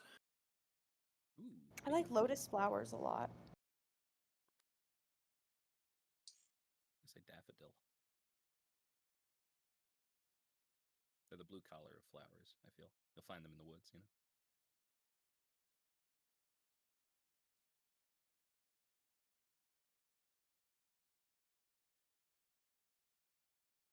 We're not taking requests. We're working on the episode, and that's what we intend to keep doing.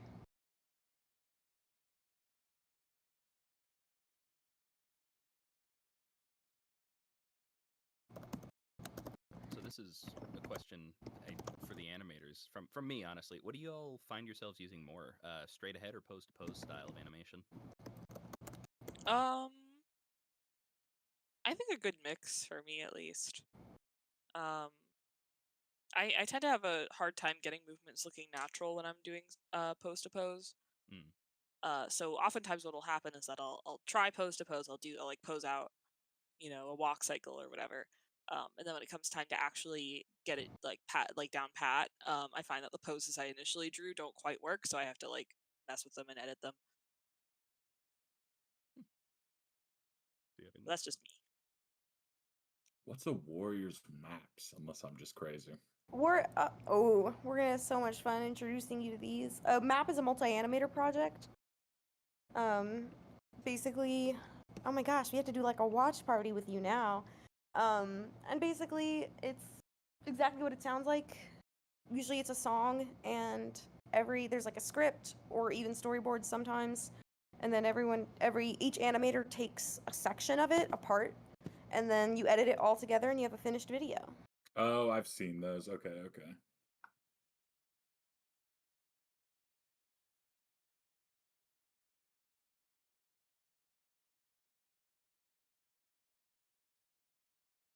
I am pleading the fifth on the graphic novels. Do you use storyboards? Yeah, we definitely use storyboards. This would be impossible to do without the work of our storyboard artists. I have a few of my team in here, and this would not be possible without the storyboard artists doing what they do. Well, that makes sense, Alyssa. Warrior Cats fans invented maps, so I would tell us to step up our game if we didn't have the most of any fandom. It is Is that really crazy to something think that about started that. with Warrior Cats? Yeah, the maps were invented by the Warrior Cats community. Huh. Interesting. Yeah, I mean, I've always thought of them as like being really closely linked. I didn't realize they were just like that's where they had started. How long has this specific shot taken so far? Question for Casey. Oh gosh, that's hard to say because I don't work on it consistently. Like this is the first time I think I've touched it since I worked on it on stream a while ago, a couple months ago, and I just got busy with other stuff, my actual job, my um other parts of the project. Like I'm a storyboard artist, so I've been doing a lot of storyboards. Um, I don't know, a while. This is a pretty complex shot. You know, there's characters. You know, both characters moving through space like this, and they're constantly moving. Um, so this one's taking me a while, and it's gonna take me even longer. But you know, simpler shots I can get done in like just a day or two.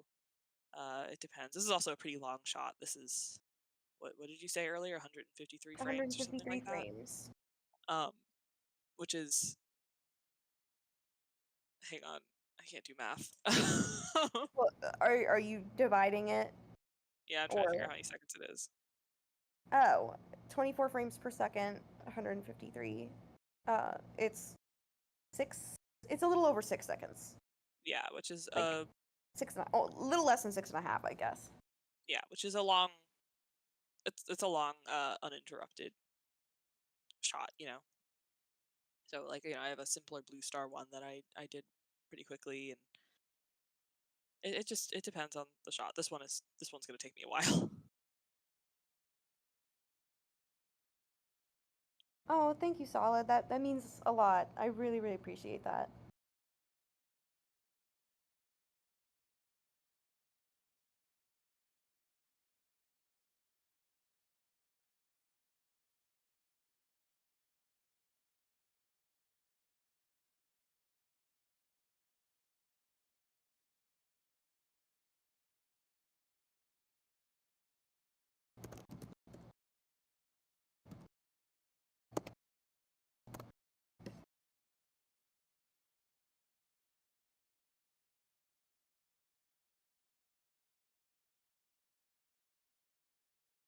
So, the 24 frame, why 24 frames per second is like an interesting question, and I'm going to be a little bit of a nerd here for a second because this is something that's rooted in film history. So when we started, you know, back in the day, started creating films with sound, 24 frames per second was the absolute minimum you could do to be able to synchronize sound with video, with motion picture. So it kind of just stuck. That is just about everything you watch, any movie, TV show, it's all filmed in 24 frames per second. It is, if you go higher than that, things start to blur together. If you go lower than that, it seems like staticky. 24 frames per second is closest to how we view the world with the naked eye. So that's why films use 24 frames per second. And I mean, this shot in particular is 24 frames per second on 2s. Yeah, mostly on 2s. There's a couple sections where either it's not filled in yet or it's on 3s, which means that I'm using so a 3s is like the frame is being held for 3 frames, and a 2 is the frame is being held for 2 frames, and so on and so forth. So you can see down here where I'm moving my cursor. I don't know if you can pick it up in the stream, but there's a lot of little numbers in the corners of these frames, and those are how many frames it's being held for. So you can see mostly 2s. There's a couple 4s. There's a 5. There's some 6s. The 6s are going to get smoothed out. But yeah. This is TV Paint.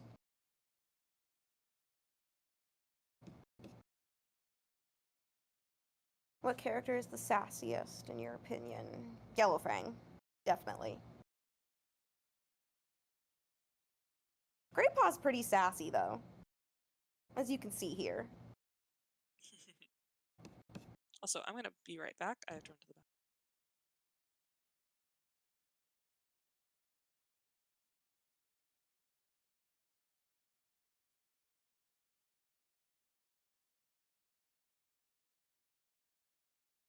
Our compositors use After Effects.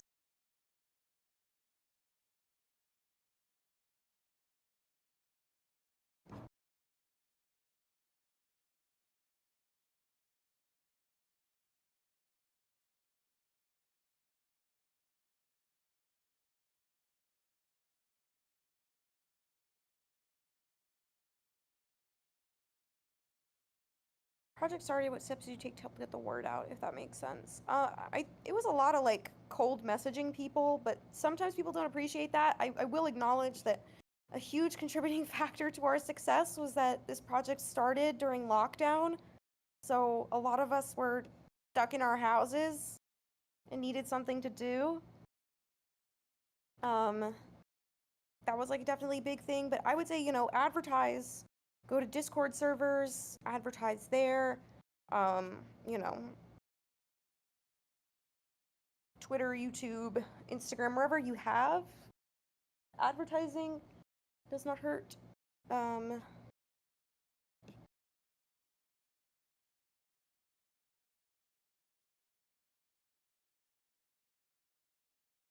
you, Curtis.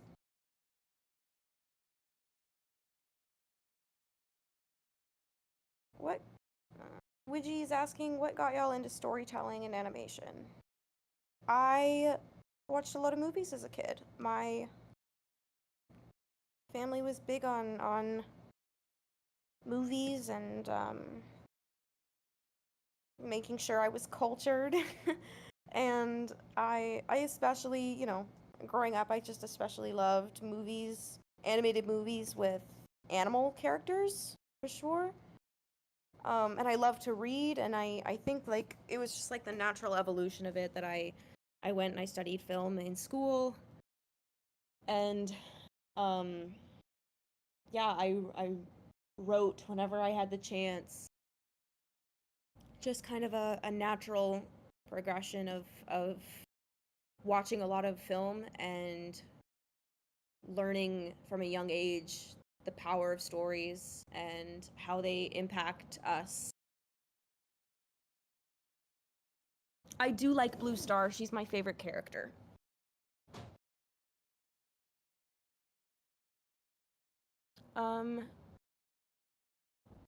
Wolfstorm, my favorite arc is The Prophecies Begin. I'm biased in that respect. My second favorite is Dawn of the Clans. I know it's not a popular choice. I don't care. I love Dawn of the Clans. And yeah, but The Prophecies Begin will always be my favorite. I don't think that's ever gonna change. Question for... Yeah, does anyone else want to answer what their favorite arc is? Does anyone have a favorite arc that's not The Prophecies Begin? I'm curious. I'm old enough to remember when the first arc didn't have a name. I don't remember what the first... Yeah, I was going to say, I don't remember what the first arc was, but that was probably my favorite. That's because back in the day, it wasn't until the reprints with the new cover artists' work that the first arc even had a name. We used to just call it, like, the original arc. Anyone else recall this? Anyone else recall? Yeah, I do. And I recall being such a, actually little brat about it, too, when they started printing it as The Prophecies Begin, because I was like, actually, there were prophecies before. Haven't you read Blue Star's Prophecy? Haven't you read any of the other books? Dummies. And, of course, whatever, who gives a fuck? But, yeah,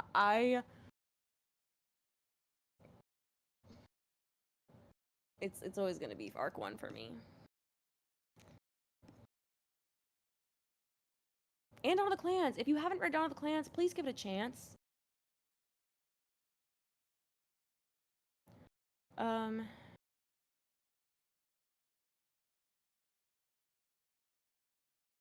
Oh, sorry, Solid, I missed your question. What is the most difficult aspect of directing?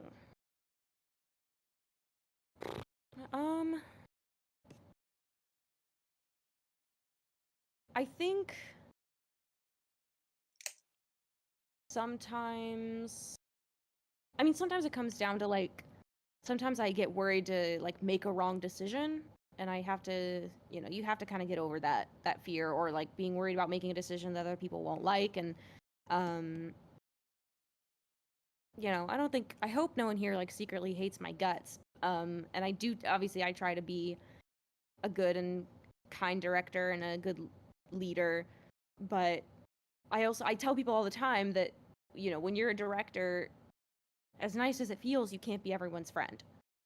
Because you can't tell everyone that everything's amazing and their work is perfect and it's just great all the time, because then your job as a director is to give direction. And if you don't do that, giving direction means telling someone when they're going in the wrong direction. And if you don't do that, it can't go anywhere. So I think, like, that's the thing a lot of people struggle with. I definitely struggled with it in the beginning, Sometimes you have to put your foot down and say, no, I need this fixed. I'm making an executive decision, change it. So I get that could be hard sometimes. I'm really lucky in the sense that I have a really, really great team who have great ideas and who I encourage to stand up for their ideas, but who also take feedback well, and that's really important.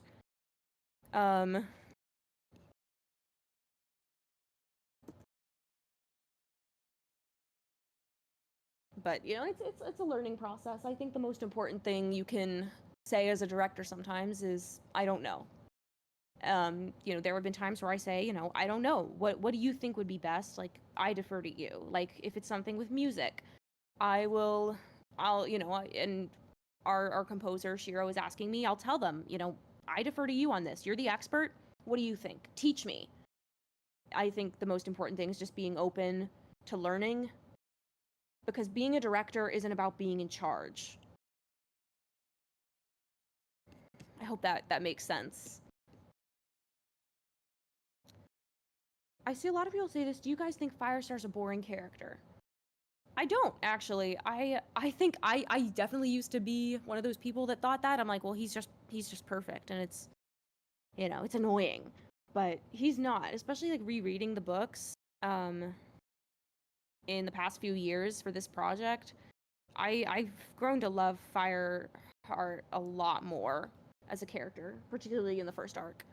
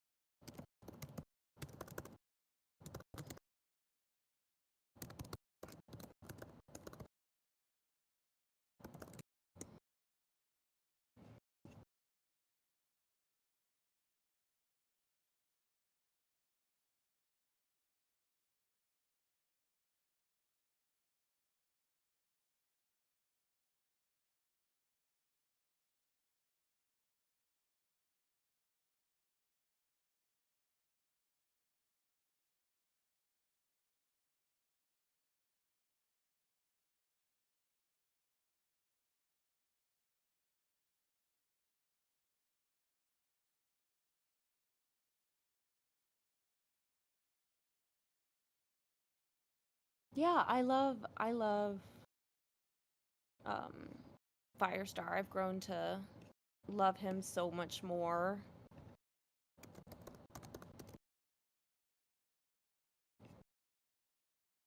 Oh, someone asked about rare pairs. My ultimate rare pair is so rare, I don't think anyone ships it but me. So. What is it? It's Leafpool and Whitetail from Wind Clan.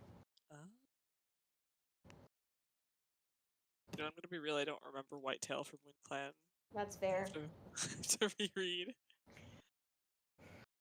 But they have some interactions, and they're cute, and I love them. And I really like Whitetail. Like, she's the background character I'm, like, way too emotionally invested in for no reason.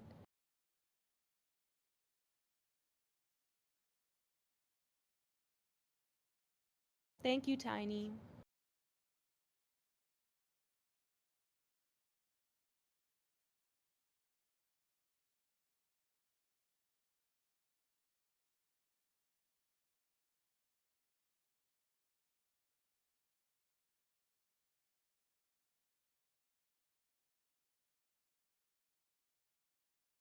Oh, Mousefriend Brindleface. Oh, wait, that's another...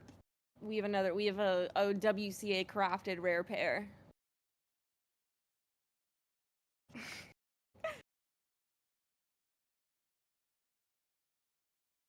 Yearly, Whitetail's like a background character. I don't blame anyone for not knowing who she is. But she also, well, she's in, I guess she's in One Star's book because she's his apprentice and later his mate, and she's Heathertail's mom. Heathertail, is that just someone's name? Yeah. I am Philpaw? Like what? Heather is a flower. Oh.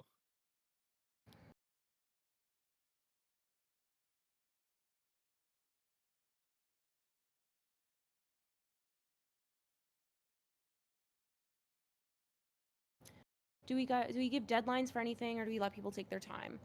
We check in with everyone every week. Every week we do check-ins with every department so that everyone can give us like updates.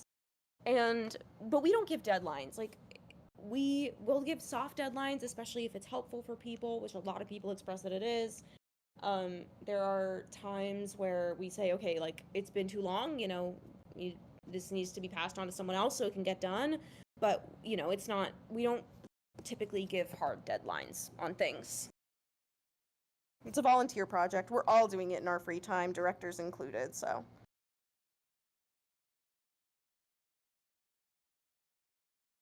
Yeah.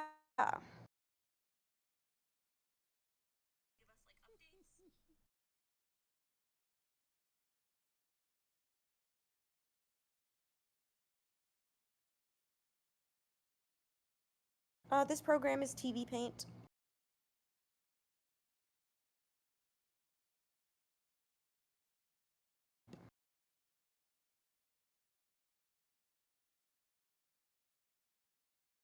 So Casey, are you good? We're gonna switch over to backgrounds in about 20 minutes. Cool.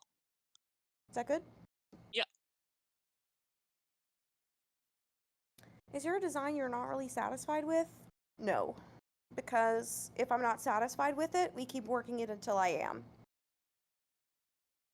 I love all of our designs. I really, really do. I know that, like, you're like, really? You know, you have to say that, but I really do love all of them.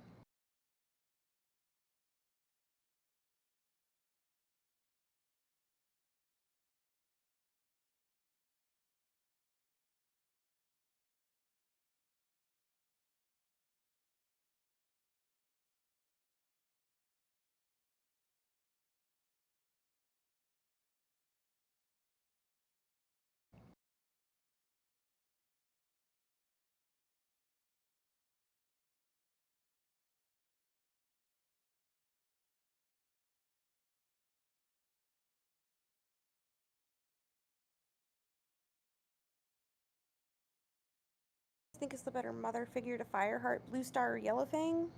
Both of them. They're co-parents. They both do different things for Fireheart, which I think is important. You know, like, they both serve different roles in his life. So he needs both of them.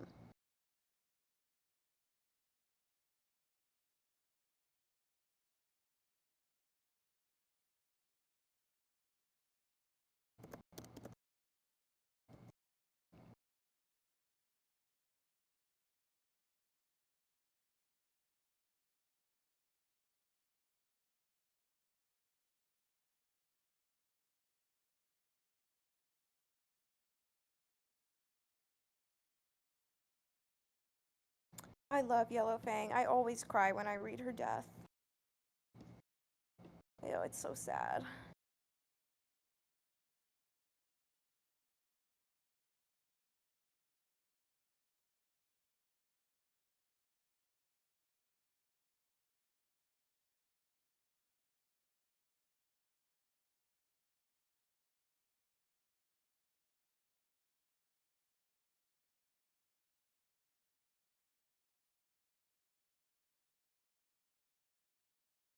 Oh, Hibachi's glow up is crazy.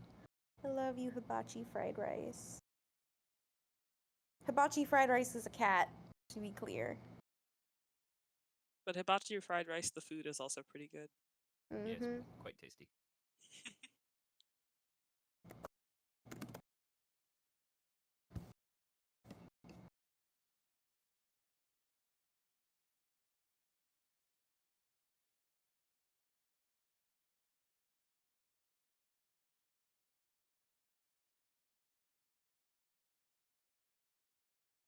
Will StarClan remain a mysterious force throughout the series, or will they gradually get more involved, like in the books? I think StarClan's pretty mysterious in ours. I mean, my fellow writers, what do you think? I think so. I think they're pretty mysterious. They are very mystical. StarClan works in mysterious ways. Yeah, if you guys are interested in a server to like talk about the project and meet other fans and that kind of thing, there is a server for the WCAnimated wiki, which is hosted by Roja, who's a wonderful person. If anyone's interested in joining that, I can go ahead and drop the link. Here we go. If anyone wants to join the wiki server, meet some other fans of the project, and share fan art and ask questions and talk about warrior cats. It's a great little server.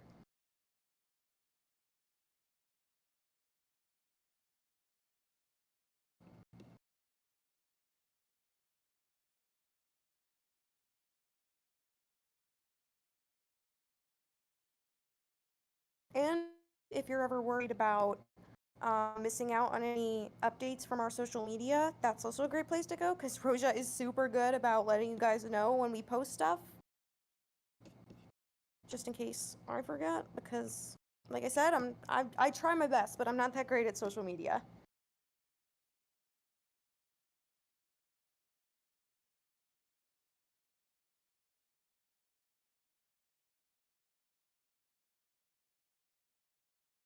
Do I like Maple Shade? Yeah, she's interesting. I enjoy her. I do not condone her actions. I support women's rights, but also women's wrongs.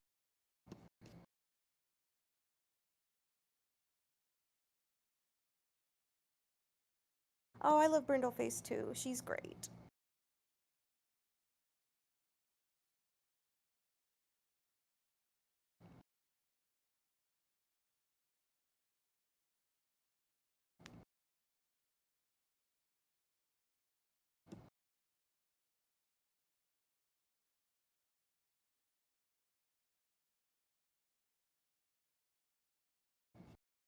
Yeah, thank you guys.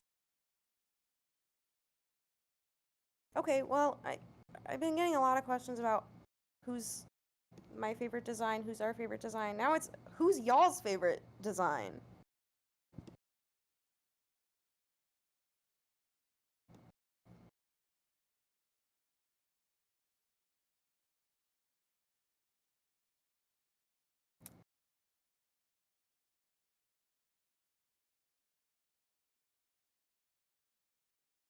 Oh, Barley's a good one. He's so cute.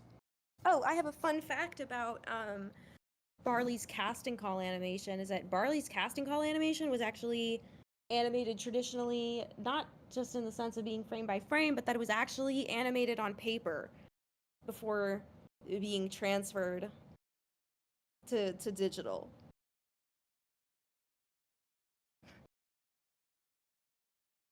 Gray Stripe, good choice. Sandpaw and Spotted Leaf, also great ones. I love Broken Stars too. He has like a star motif on his face, which is cool.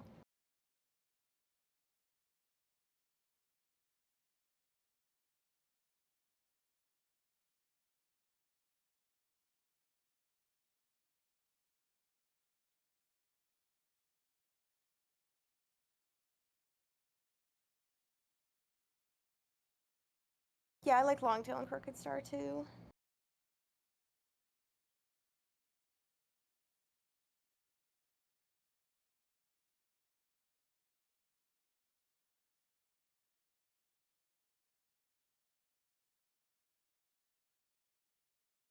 Yeah, Clawface is great. And Redtail. Redtail's underrated. I love his design.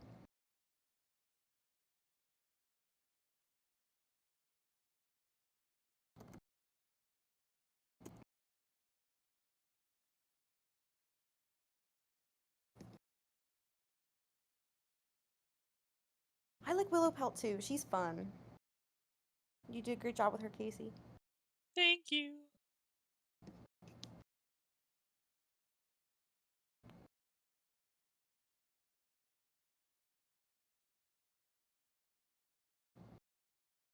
Oh yeah, I like Rosetail too.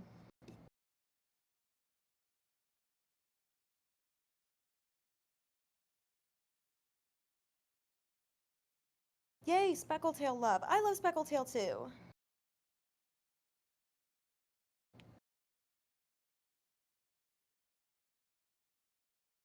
Well, Wolfstorm, one thing is for sure. I will not be giving her just a little scratch over her eye like all the official art does. She is actually going to be scarred.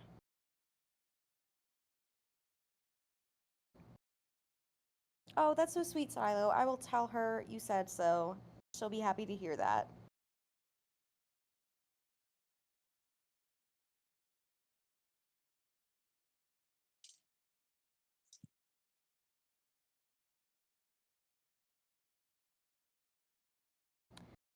Are there any plans for more Pride or holiday art in the future? I really want to, yes. I do have some ideas for that. It's just, I hate pulling people away from production work. So it gets put on the back burner because we're focused. We're kind of full steam ahead on the episodes right now. But yeah, there's definitely going to be some stuff. I also, because it's been highly requested, we're going to do something for a Draw This in Your Style event. And that kind of thing. So yeah, there's definitely going to be some more like fun side stuff that's not necessarily related to production. Some more promo posts.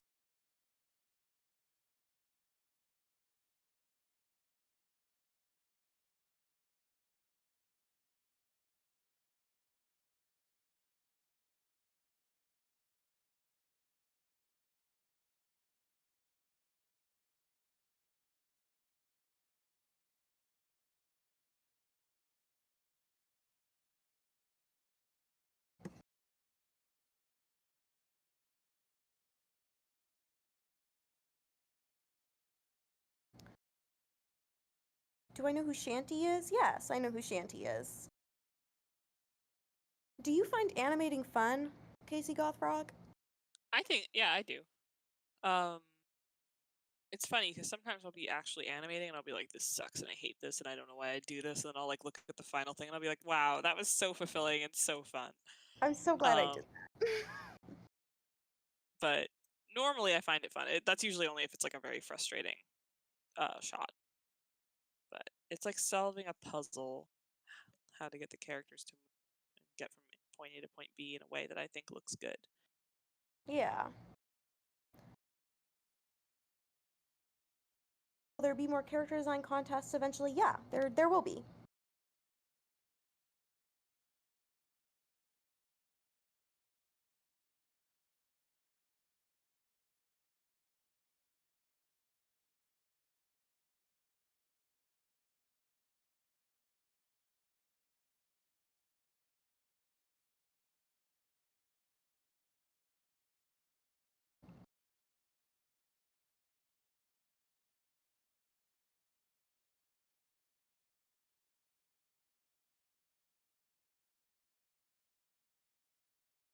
Do you guys plan for merch? I mean, there might be some pins or something that exist in the world. I mean, I don't know anything about that, but there might be some enamel pins that exist somewhere in a closet somewhere. Maybe.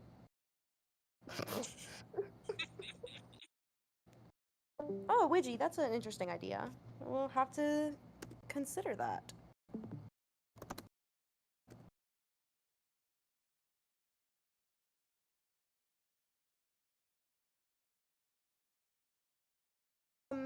well, Wolfstorm, I will say if you're ever able to attend one of our panels, we do give away stickers there.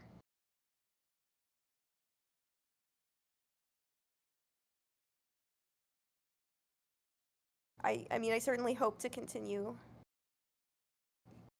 giving away stickers, but I do pay for them out of pocket, so it'd be fine for now. That's the plan.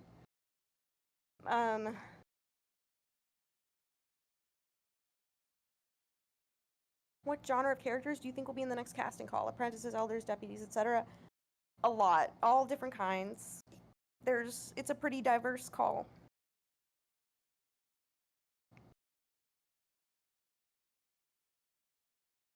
Does anyone here remember Fire, Kate? I sure do. How many frames per second? It's 24. Where do you do panels? Right now we did one in Atlanta back in May. There's a few more we're planning for, but it always, it depends where we can get to and where we apply and where we're accepted. So if there's somewhere you guys want us to go, let us know.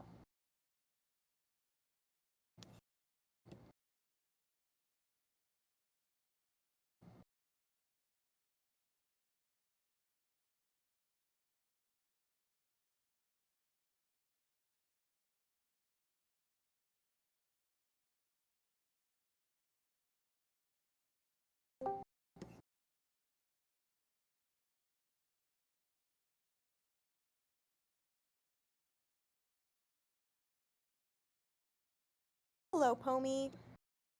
Hi, Pomi. Hello.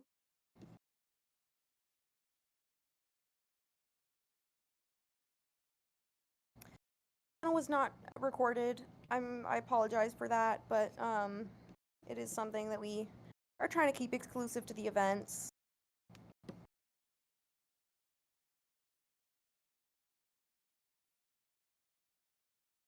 Yeah, no, we definitely would love to come and do some of the European cons as well. That's so good to hear, Val. I'm glad they're supportive. I'm sure there's stuff that happens in Oregon, Widgie. I'm sure we can dig up something. Well, Bumble, not in any official capacity, but a couple of us will definitely be at New York Comic Con. Toronto is on our list, Shadowheart. We do have team members in Toronto, so it is something we've talked about for sure.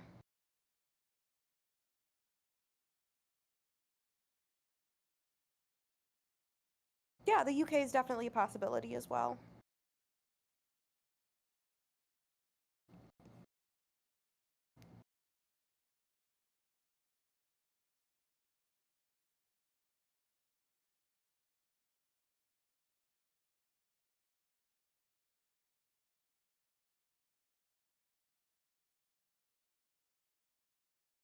But yeah, no, the panel is a lot of fun.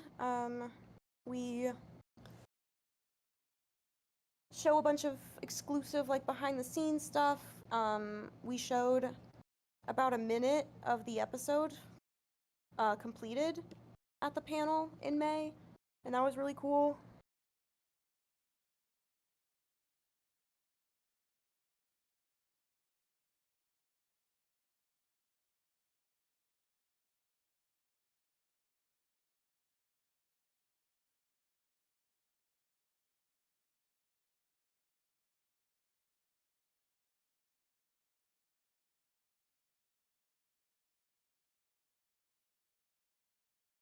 Whisperfest is on our list for sure. We're going to be applying to that for next year.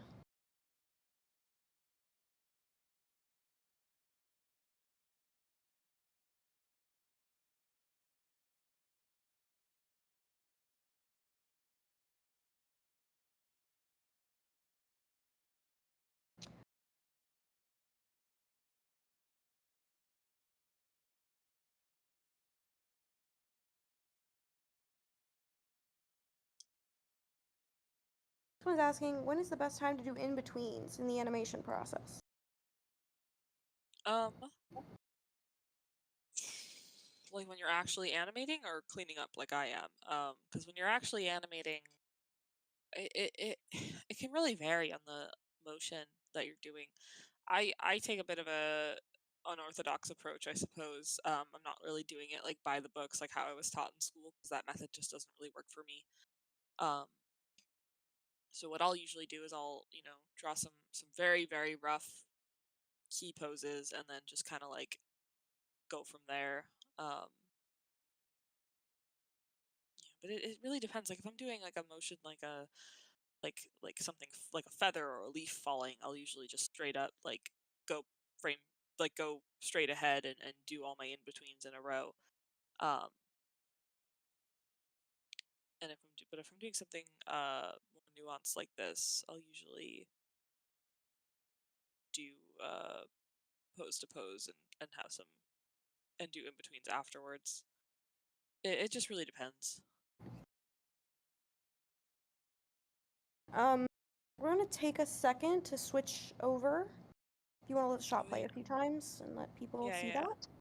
Homie, if you want to pull up your stream. Can do.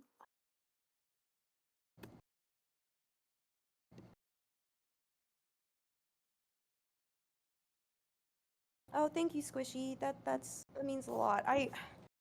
Obviously I'm biased or whatever, but I am just so in awe of this team, and there are so many little details we're putting in, and I can't wait to share it with everyone. This project is so special. It's truly a once in a lifetime thing. I hope it's not too presumptuous of me to say that. I mean, I don't think so. I've certainly never been in anything like this.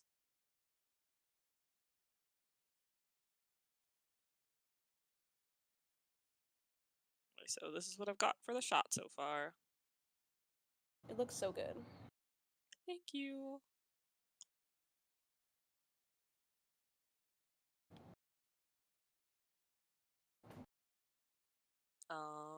So I can just let it keep playing until Pomi's ready? Yeah. Pomi, are you ready? Yep. All right, let's do it. Callie, if you'll do the honors.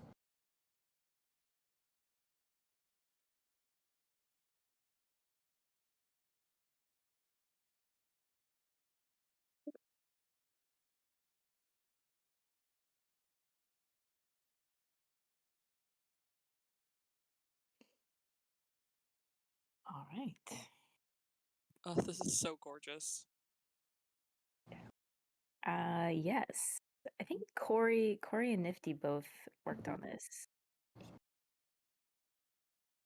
But now we go to painting. I think it's this one. If I do believe. Yeah. For anyone who's curious, if you see those little colored panels on the left side of Pomi's screen right now, that's our color script. So we use that to keep the backgrounds consistent and help the compositors keep lighting and colors consistent when they take over a shot. So this is kind of it's a bit of a first look at how the finished shot is going to look once it has color and everything.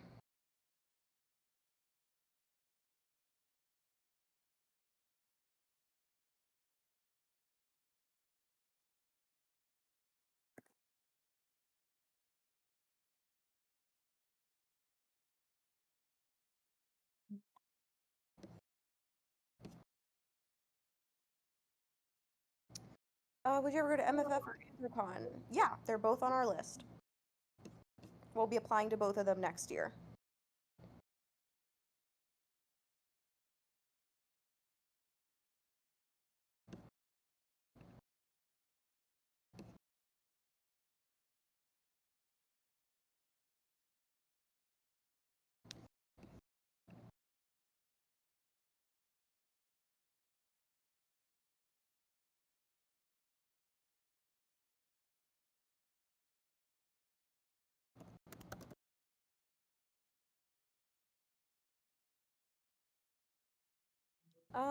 There is a convention that happens in Boston, so we can apply for that.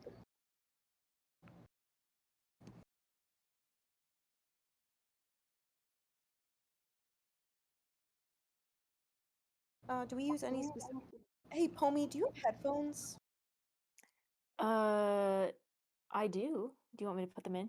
Is that possible? Let's see. Last time I tried to connect the headphones to this computer, it did not go well. Oh. Is audio just bad? It's just echoing back into your...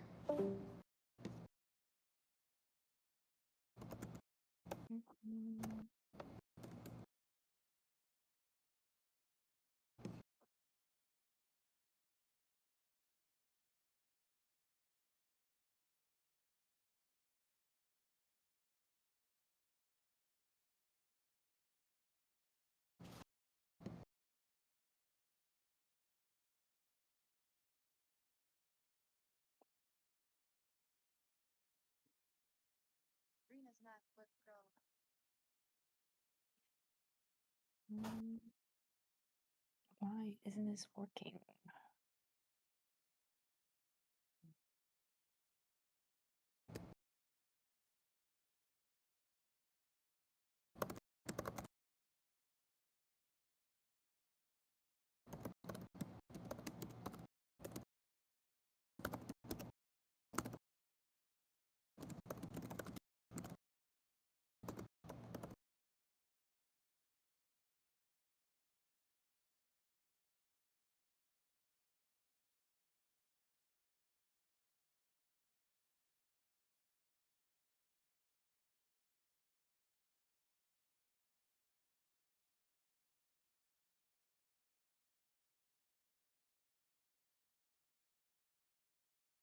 Yeah, it is really cool that we have so many different people on the project. I do love that. A global effort.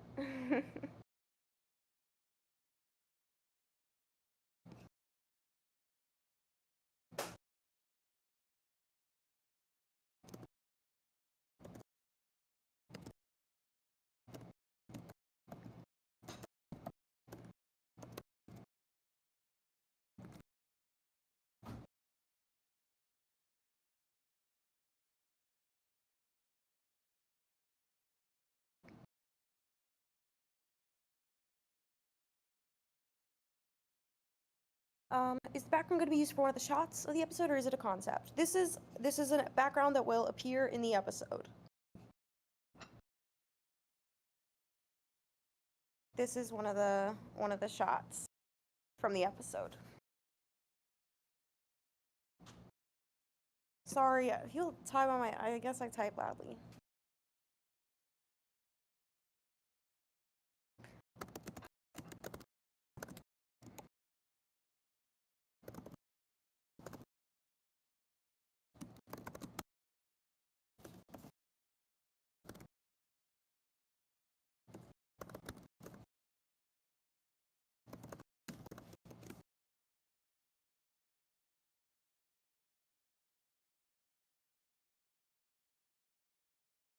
Do you use any specific programs for cleanup or just any? We actually kind of skip the cleanup stage. We go right from, the rough animation to tie downs, but we don't do like a specific cleanup stage, partially to, save time and manpower, but mostly to keep kind of the lively, sketchy feel of the lines. So it's all of it is done in the same program. For each animator takes their shot from start to finish.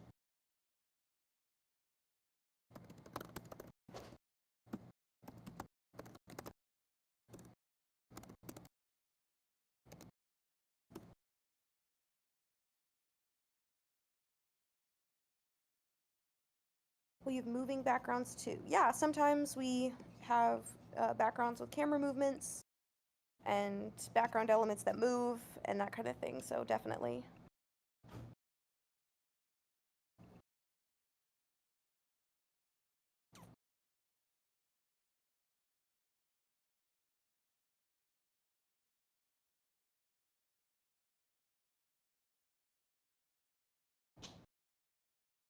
How many animators specifically? Because there are a lot of roles on the team. But animators specifically, we have 75 animators.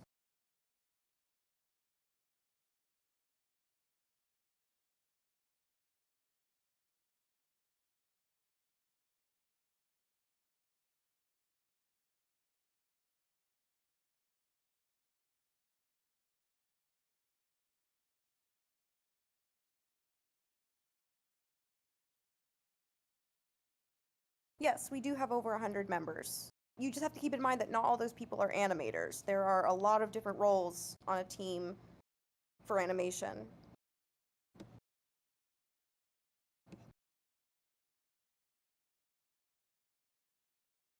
Do we ever reuse backgrounds for scenes? Yeah. Sometimes if we have a shot that, you know, with the same framing as another shot or similar framing, we can reuse a background, which helps us a lot.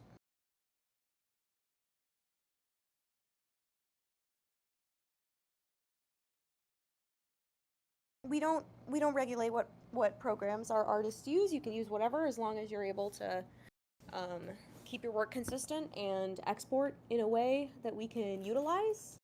We don't mind what programs you use. We don't want anyone to feel like they can't partake because they don't have an expensive program or anything like that.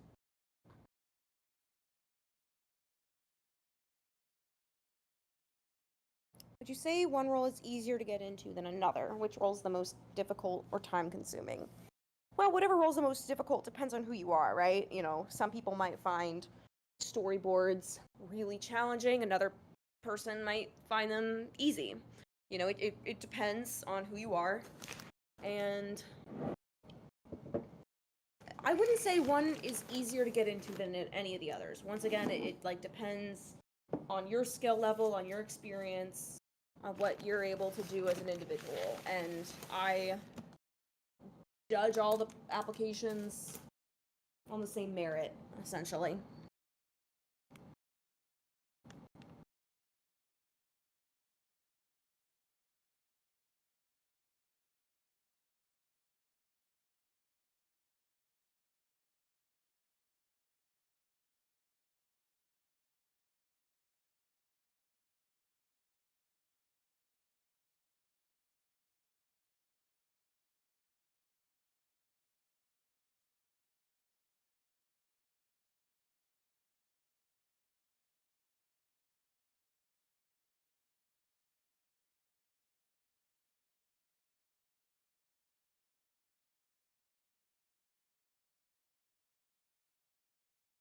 Yeah, Tristan, in our episode, in our series, Sandstorm is the daughter of Running Wind and Redtail.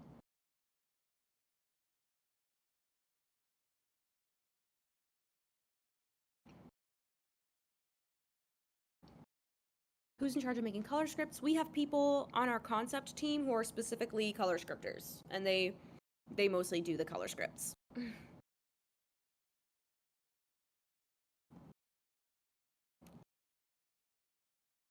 Are there any roles that have especially high or low ratios of the amount of applicants versus the amount that make it onto the team? When I open for them, I would say like the lowest ratio is probably screenwriters, just because I don't need that many of them, and I'm pretty selective about accepting screenwriters. Like I'm gonna choose people who I feel are really, really eager to learn and who I feel I can work with on that. But honestly, if I'm being for real, all of our roles have pretty low acceptance rates. Usually when we do applications, I find that we have a lower acceptance rate than most Ivy League schools. But that's just because, we get a lot of applications, and I can't accept everyone who applies. So I wouldn't say it's one role over any of the others. We definitely, when we do open for like character design, that one always gets the most amount of applications. Which is partially why I don't open for it that often.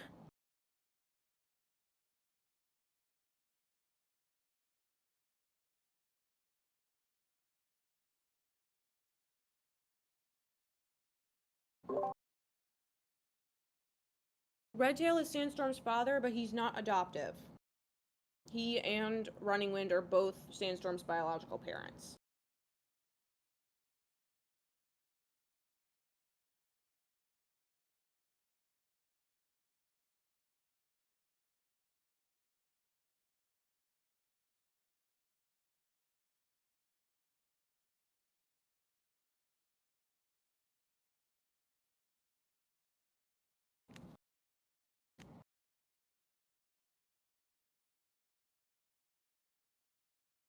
Homie, you're so fast.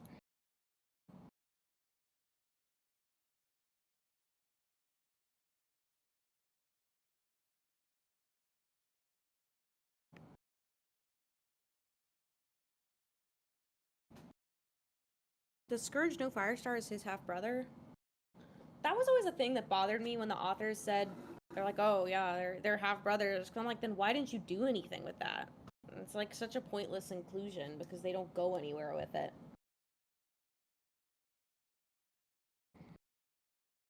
It sure is, Shadowheart. I'm just going through a lot. I'm low-key homeless right now, so just working through some stuff. Just been busy.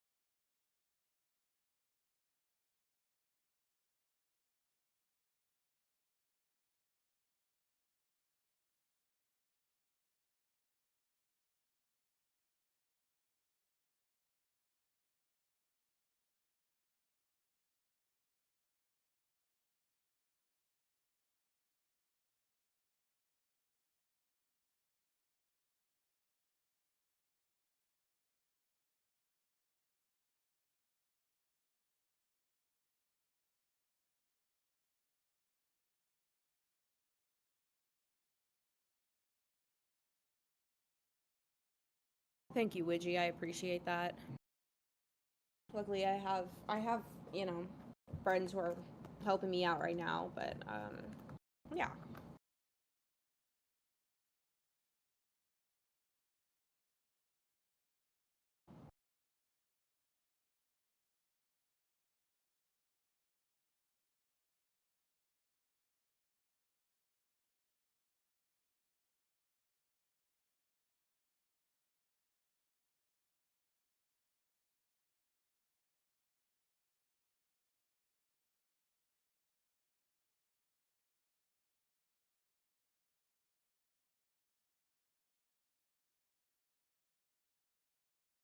I appreciate that, Alyssa. I'll be okay. I have warrior cats to keep me sane.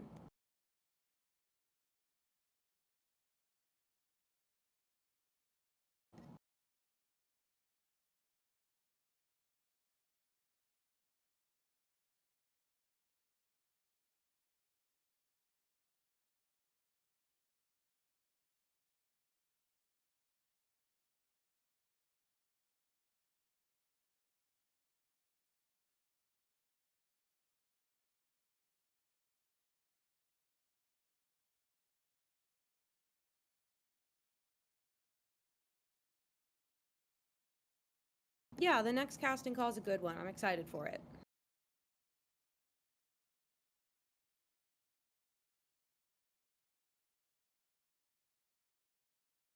It's gonna be a lot of work, but it'll be worth it.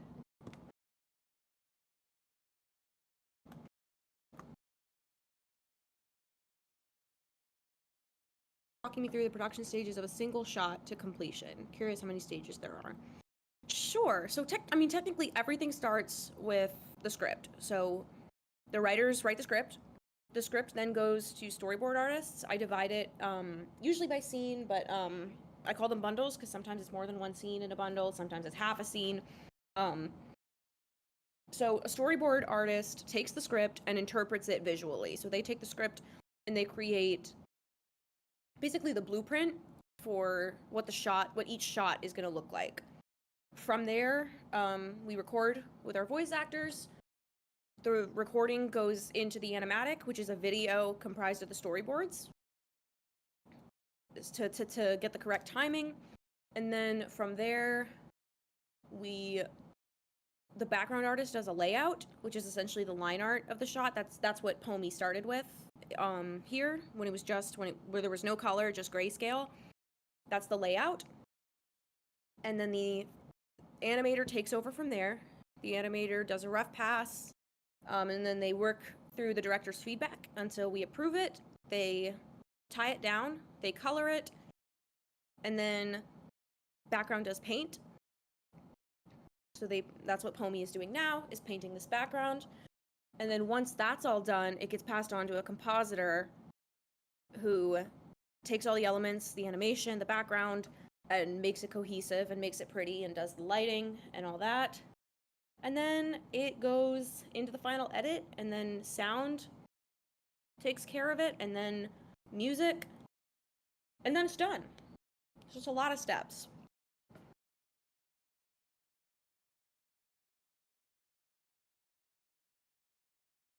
Yes, Roja, there will be another guessing game on Patreon.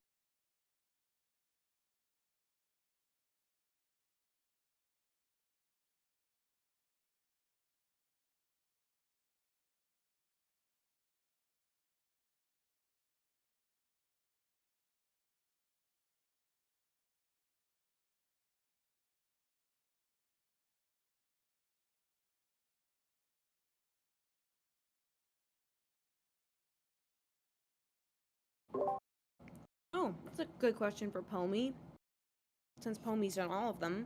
Pomi, do you have a favorite season to draw?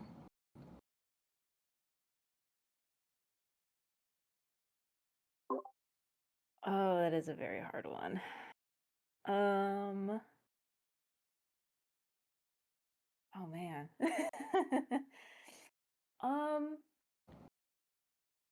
I'd probably have to say spring.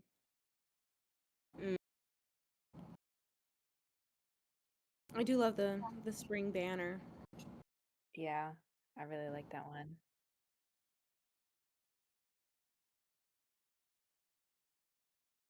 I saw someone asking if we'll be acknowledging like different familial relationships, and yes, we absolutely will.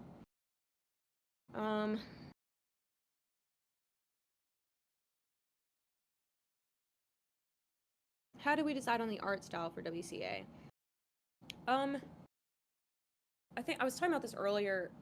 The first like 3, 4, maybe even 5 months were spent just on deciding the art style and, you know, creating the foundation for that. And it was a process of exploring a bunch of different styles. I mean, I look back and it's crazy to think about all the different ways WCAnimated could have looked. And then we narrowed it down to a few style pitches that were, you know, what we wanted, that were, you know, semi-stylized. And then from there, we made choices based on what was easy to replicate, you know, what was going to let us create a large cast of distinct characters, and what styles were too restrictive, what styles weren't restrictive enough. And, you know, just kind of built it from there. But it was a lot of exploration and a lot of time spent getting it right.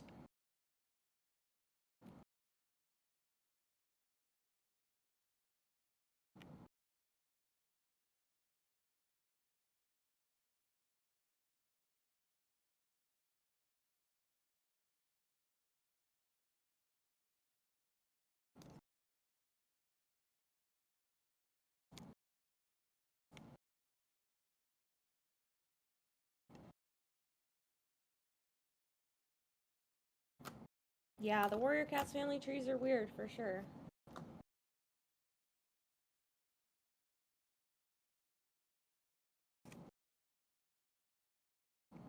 Do we have style rules for designing characters, or just general trends that happen? There are some rules. So, you know, we have rules about, like, hairstyles, for example. We have rules about no eyelashes. Markings are outlined. that kind of thing. But I think like for the most part, it's been kind of it's been a process of building off of what exists and just kind of following those parameters. We try not to set any like too hard rules. But sometimes it requires redirection. We have to say, okay, this isn't working. This isn't going to work in style, so it needs to be adjusted.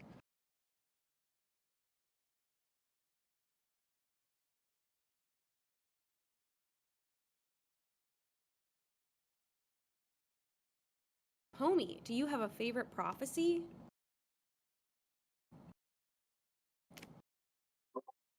God, I haven't read the books in so long. Fire Alone. Yeah. Our clan. I mean, I still really like it because I stopped reading, well, I don't know. I assume that most people have read, Warrior Cats, but I don't want to. I think after the 4th arc, when somebody dies, I don't know if I want to say it. Yeah, I think a lot of people stopped there. Yeah. It's probably the natural conclusion of the series. Yeah, and I feel comfortable leaving it there. But yeah, Fire Alone. Classic. I've noticed that you do not seem to animate whiskers. Is that a stylistic choice, a limitation, or both?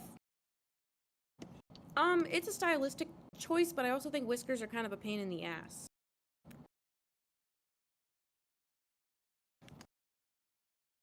It's also like it's lines that clutter up the face, and you want to make sure the face is clear for expressions and that kind of thing. So it's I think more for visual clarity than anything else.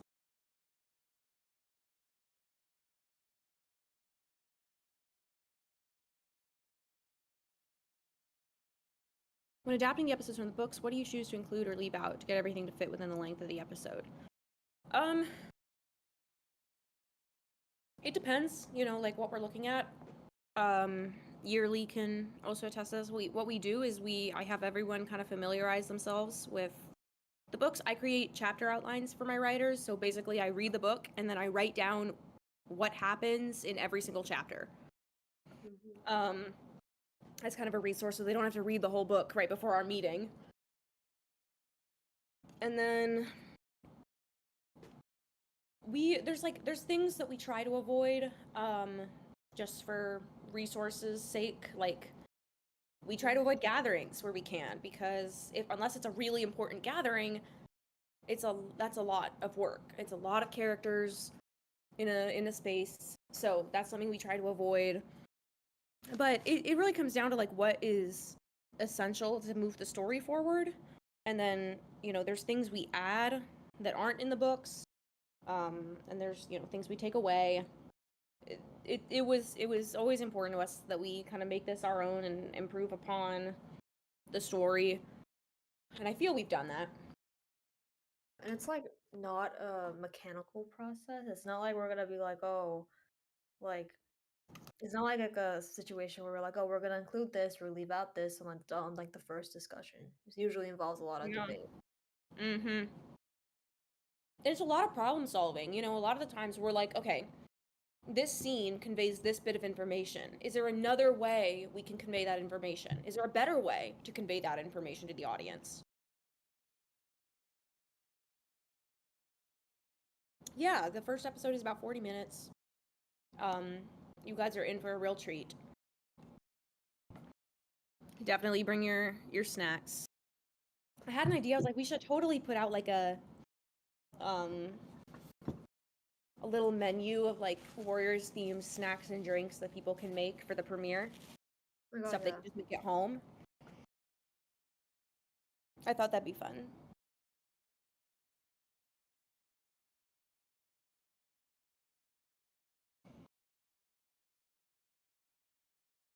Heather, I want to answer that question, but I also don't want to hurt anyone's feelings.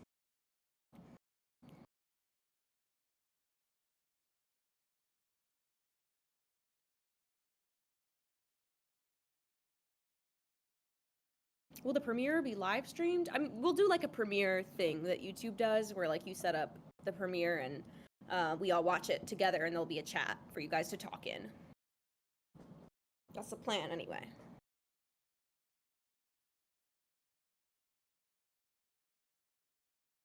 Thank you so much, Warhorse. That means a lot.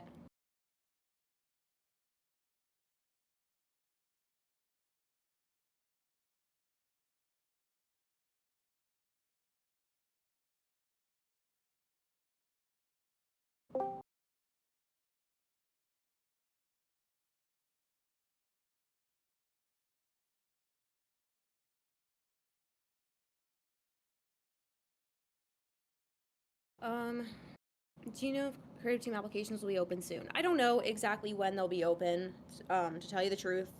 Again, I review all of them myself, and it's very time and labor intensive for me. So, and again, this project I do all in my free time. I am an adult with a life, and I manage the project in my free time, and I do the application review in my free time. So it does take a lot out of me. They definitely will open again at some point. Unfortunately, I can't say exactly when that'll be.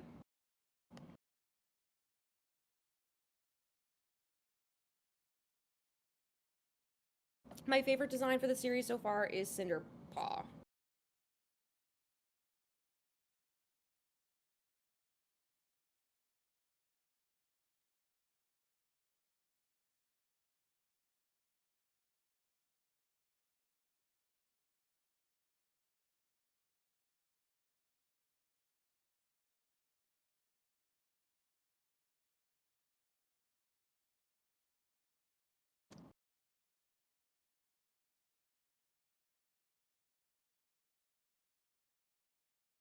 Okay, Tune. How is the audio better?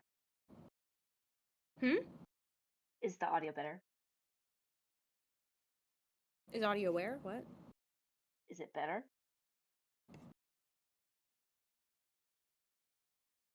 I don't know what you're asking me. I'm sorry. Oh, are you asking if like, oh, the echoing? No, it's gone. It's fixed. Okay, good. I don't know. Yeah, Am I quieter? No, you're fine. Okay. In fact, you might actually be a little louder now. No, I can hear you very well. And now you can be unmuted. Now I don't have to talk to myself. You guys are killing me. Meow. I would so talk. Yay. Yay.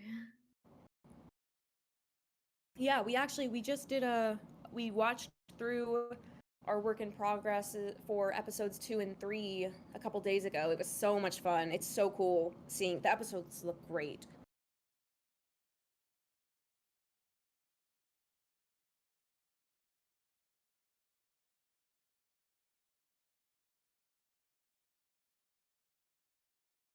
I'm not really sure I have any interest in the new prophecy, to tell you the truth.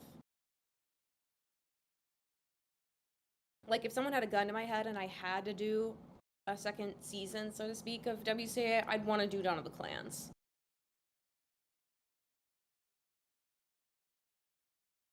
Well, don't let me, I'll make it a little worse for you, Insomniac.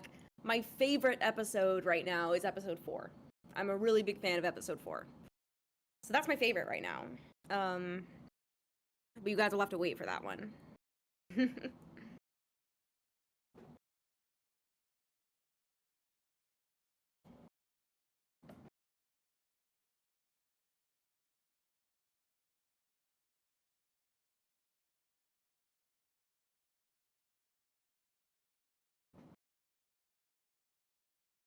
There are 12 episodes.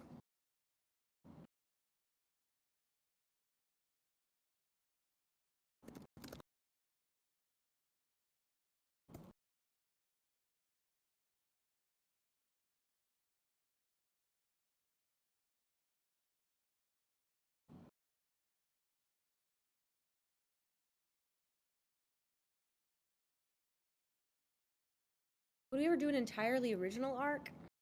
Maybe. That could be interesting. I mean, we've written a lot of original stuff with the existing characters though, so like maybe if someone paid me $1 William.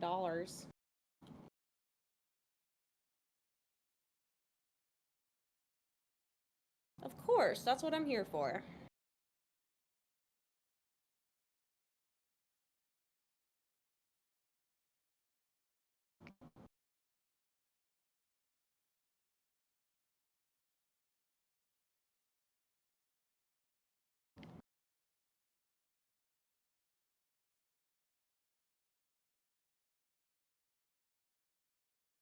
Well, Insomniac, I have a huge color-coded spreadsheet to track relationships and that kind of thing.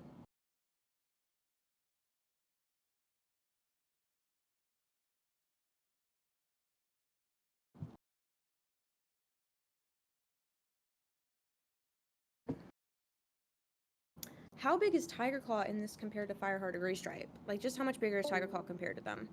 He's big. He's really big. I think he's the biggest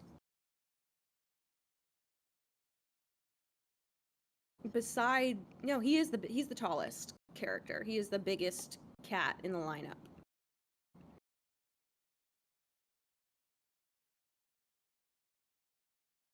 He's bigger than Crooked Star? I think he's about the same height as Crooked Star. And Crooked Star is beefy, so maybe it is Crooked Star. But of ThunderClan, he's the biggest cat in ThunderClan, for sure.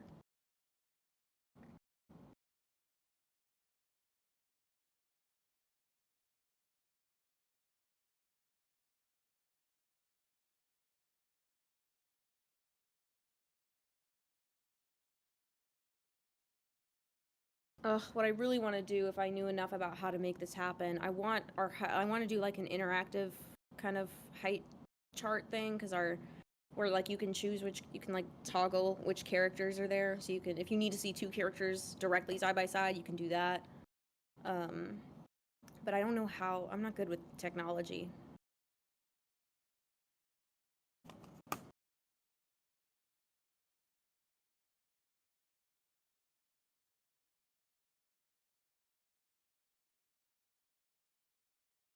Will we consider doing shorts, exploring different characters after the show is over? Not after the show is over.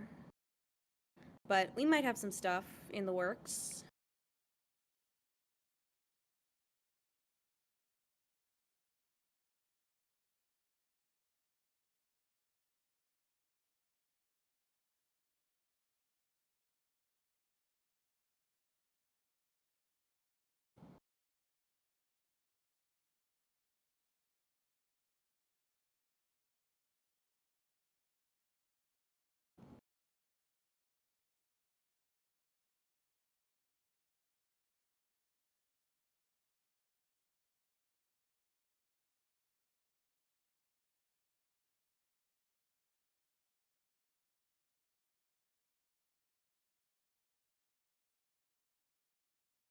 Will we get any VA bloopers? Oh yeah, definitely. There's some really good ones.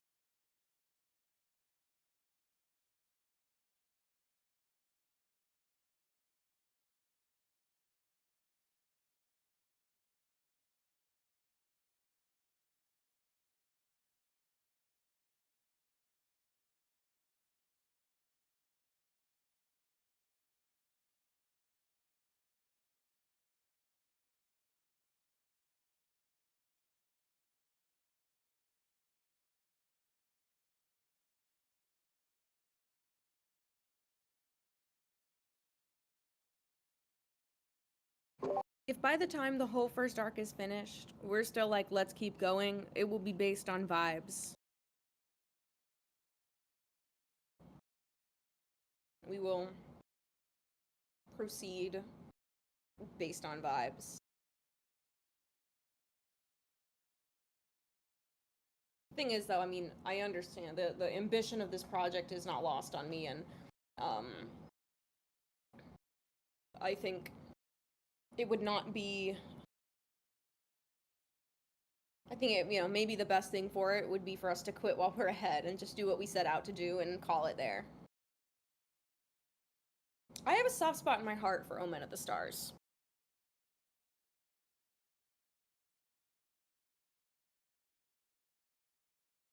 Will the episode have an opening and credit sequence like an anime, or will it flow in more like a movie? I would say it's more cinematic. It is more like a movie than like an anime. There's no like opening like SSS Warrior Cats or anything.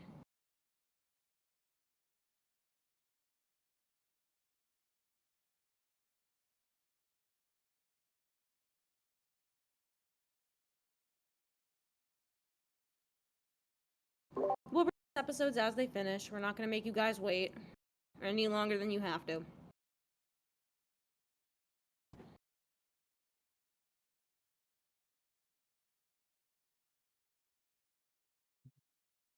We're doing 12 episodes. A movie would be a mercy on us. Oh my god, my pond.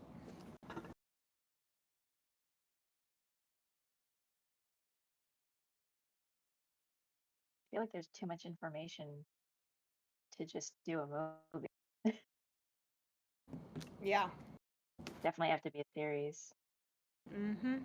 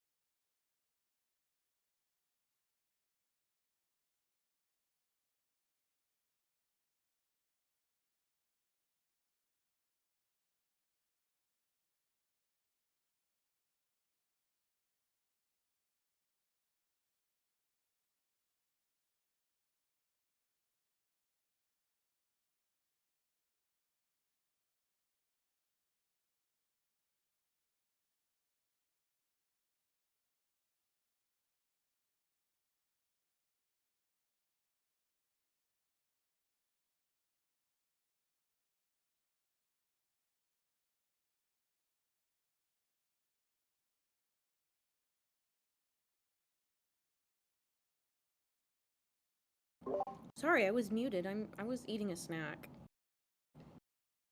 But I see a question asking if we direct voice actors in call or in chat. We direct them in call. We try to get voice actors in call with their scene partners when possible, and because we prefer, you know, when you're reading with your scene partner, it helps us get a more natural read and make sure the conversation doesn't sound stilted or like it's not two people talking to each other. I much prefer working in call with the voice actors because it just saves a lot of time, and I'm able to express what I want better and able to do like exercises with the voice actors. So in call is always my preference.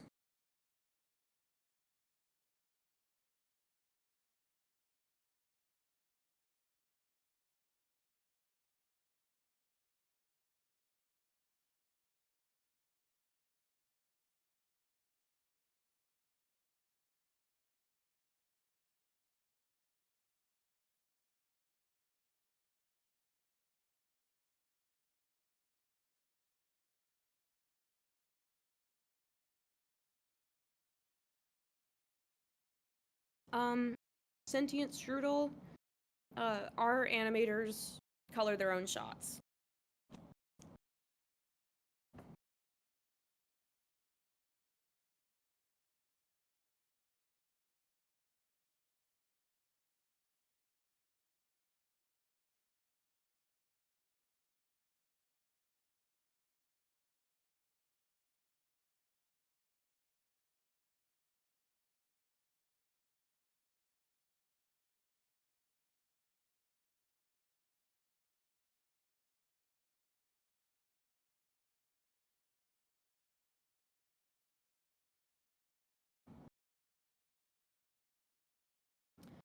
Any tips with recording the voice actor's lines, like as a director or as a voice actor?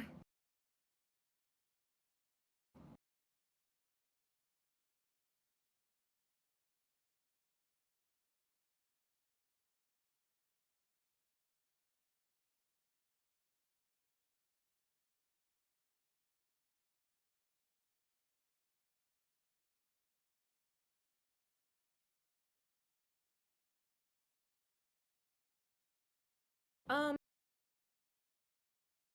honestly, one of my biggest advice to directors who want to, direct performance is to take an acting class, because I think it helps you kind of understand the actor's process, and it helps you understand how to communicate with actors.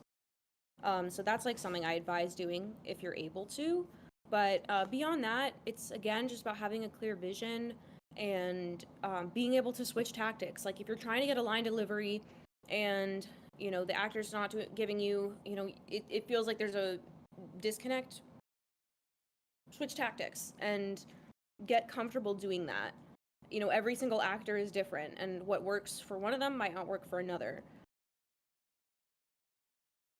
But a lot of the times, good voice actors will work with you and help you through that process as well, because they want to get the best read of the line as much as you do.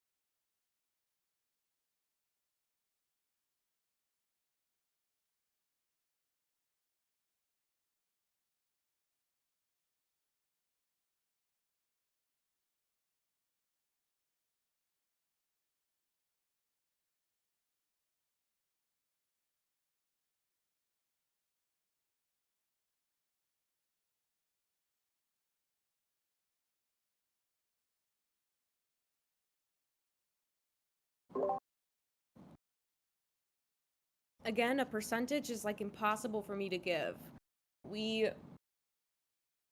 Development and pre-production are the longest stages of the process. And that is all stuff that happens before animation starts. So it's hard for me to give a percentage. I mean, most projects fizzle out during development and pre-production. So overcoming that hurdle is like 50% of the battle, if not more. So it's hard for me to quantify that as a percentage. But as far as, do we have a timeline when we started? No. Again, this is a volunteer project. None of us are paid. We all do this in our free time.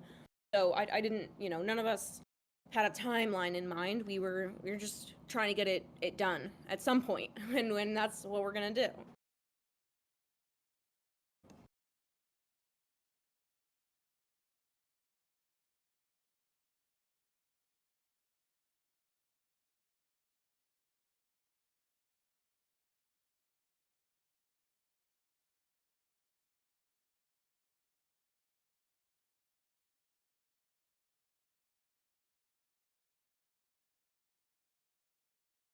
Question for Pomi. Yes. What's the thing that matters most when choosing colors for a background?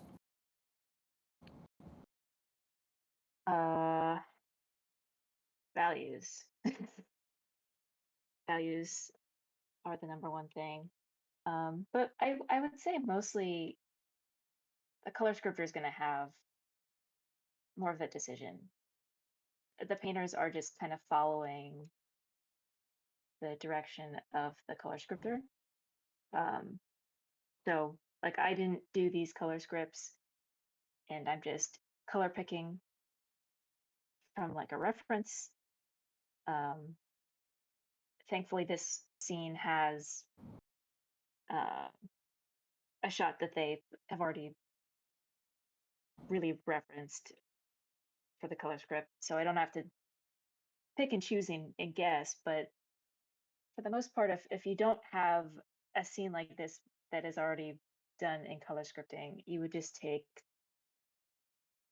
a color script that is fairly close to the scene and pick the colors from there. But it's fairly similar to just painting a background in general, of making sure you get your values under control, making sure that there are some decent lighting. But I also just try not to make it too muddy. Get some more different colors in, get a reflection light going. I don't know if that answers your question.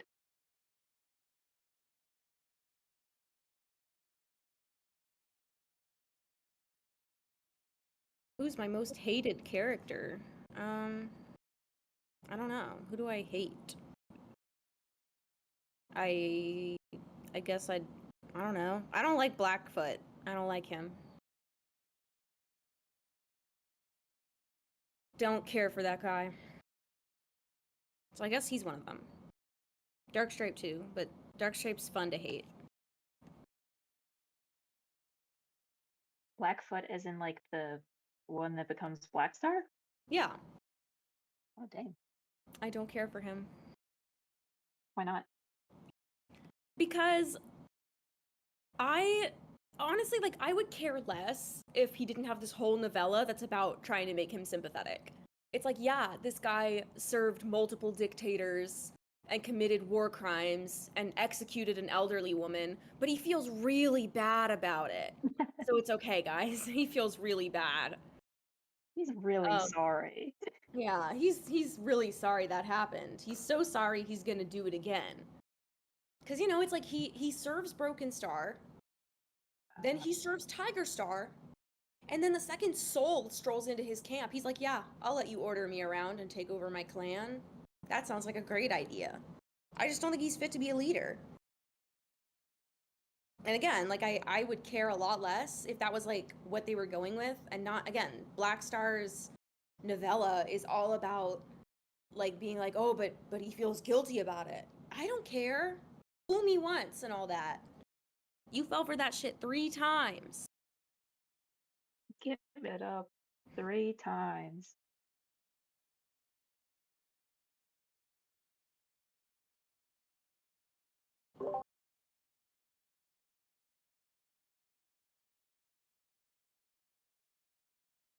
Yeah, I mean, like, I don't know. But I So, don't really like wait, hate anyone, so. he got his own super edition, or did they just focus on him a lot in the series? He got a novella, which is like, it's like a mini super edition. Oh, okay. That's interesting. It's like a 10 chapter super edition.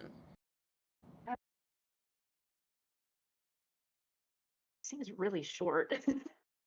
Yeah, well, that's the point of them, is that they're like short stories, so they do them in like pairs of 3. That's like where Okay. Maple Shade's backstory comes from, is one of the novellas, and Oh, yeah, they're basically, they're like short stories. Okay. And then for some reason they gave Leopard Star a whole book. Who knows why?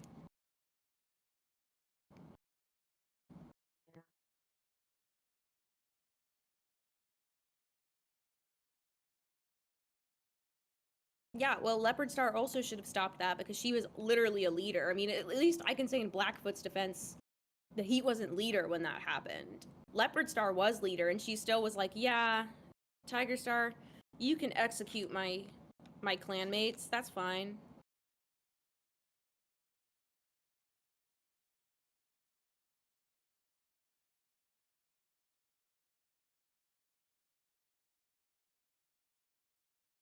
Because Warrior Cats doesn't like it when female characters do things that are unrelated to love interests or kits.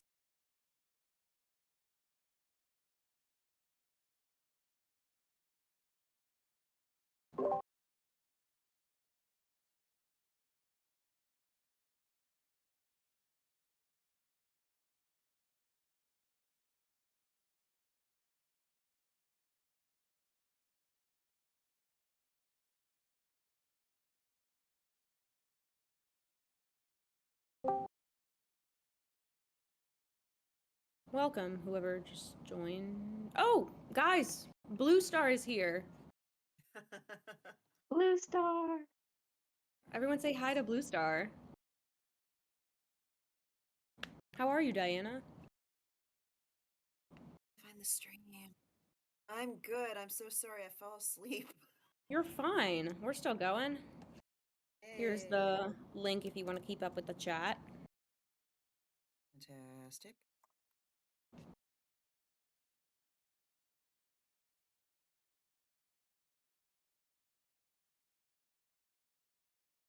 Insomniac Game says, I really like your voice. It's very cool. Thank you.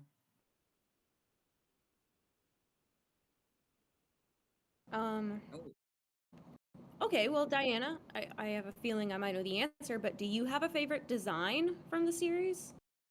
Duh. I am pro Blue Star all the way. You can't tell me anything different. I'm with you. I'm with you.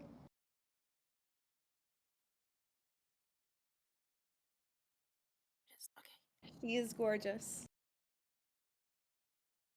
Perfect. Okay. I was having the worst time finding the stream.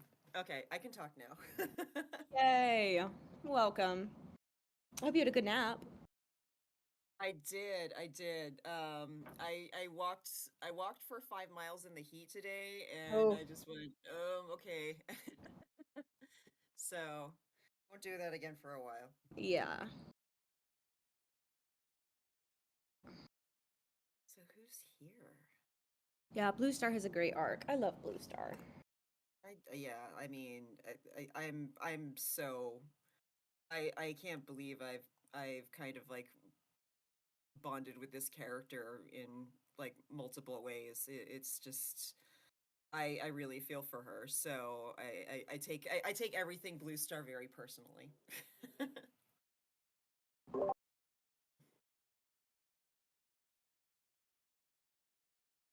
Yeah, no, I love our clan symbols. I'm really glad we got to do our own spin on them.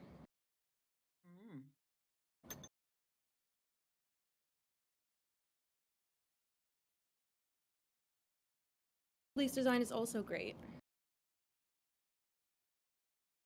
Yeah, I'm a Blue Star defender. I will always defend Blue Star.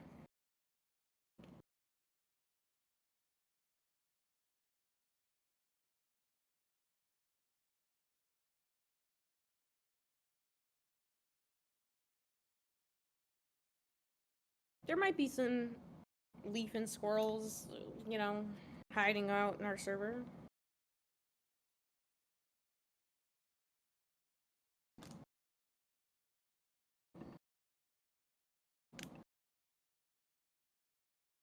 I'm so excited to get to their designs. Mm-hmm.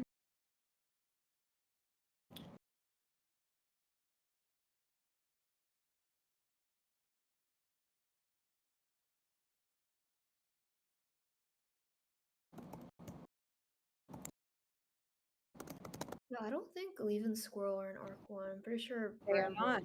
Are. Wait, they are? No, they're not. Yeah, they're not, yeah. They don't appear until Arc 2. Well, there's the moment in Firestar's quest that they appear in. Mm.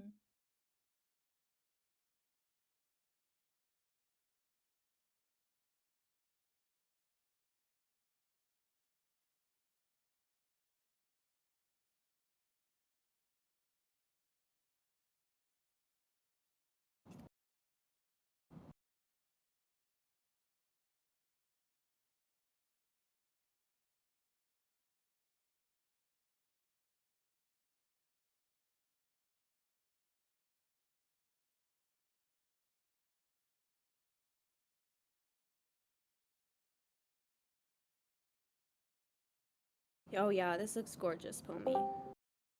Thank you. Looking good.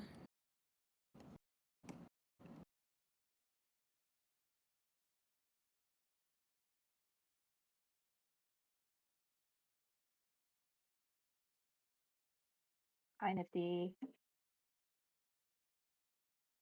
Hello.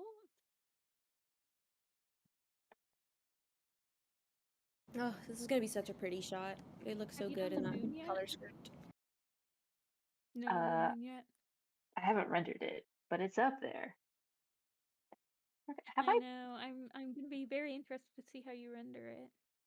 I was gonna say I don't remember rendering a moon yet. You did one in the There teaser. is one. Yeah, in the teaser. That's correct. Okay. Okay, so I have an idea. I have an idea. I can find it for you if you want me to. Please. That would be great. Because I don't even know I where was in my just file. looking at it. Here it is.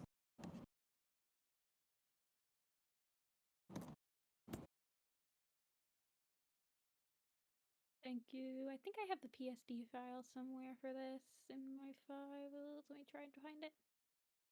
Oh wow, that's rough. That's a rough looking moon.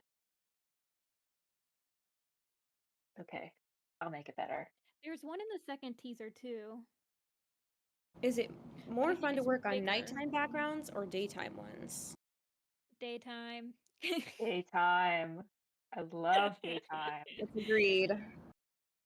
We love It's nice to green. be able to work on, well, I mean, I think doing a lot of layouts with the same color script all at once just gets tiring no matter what the color script is. It's nice to be able to bounce around colors as well. Yeah, because it's like when you're working in a night scene, it's kind of just all blue. It's a different type of blue, Yeah, it's it a is different all shade of blue. But if it's in daytime, you get a lot of different colors you get to play around with. I mean, nighttime is fun, but I do love my greens. Green mention. Favorite color. So this is just a personal question on my part. So with all those blues in there, how are you going to make sure that that you can see Blue Star in the middle of the night, or do you want her to be sneaky? That's what the color script is for. Yeah, so if you look at the Here. I guess you Color can't blue see the belongs to Blue Star. Comey Actually. stream.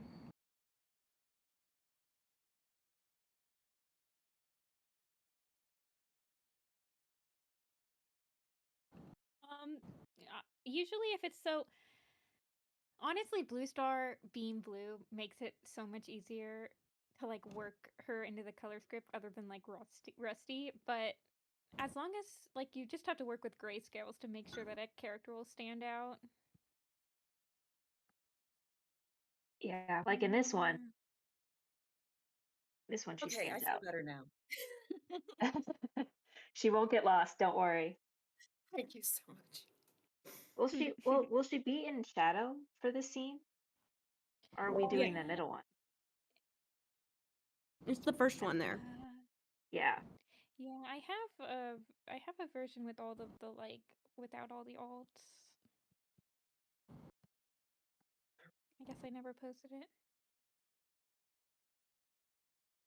I'm loving these examples of Blue Star just like completely going ham on people because she's such a rogue.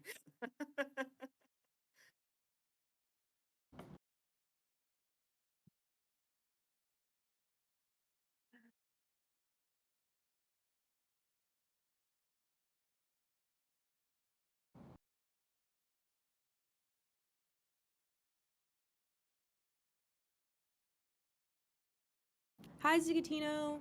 I was bragging on you earlier.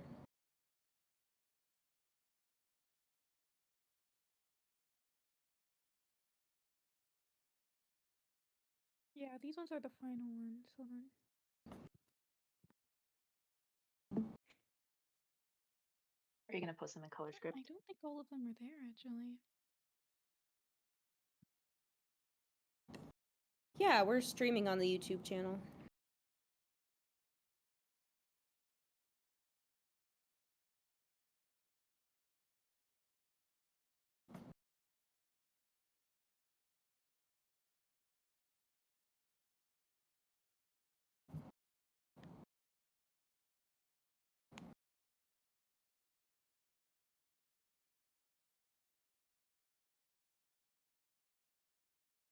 Oh, I know I keep saying it, but you guys are really in for a treat.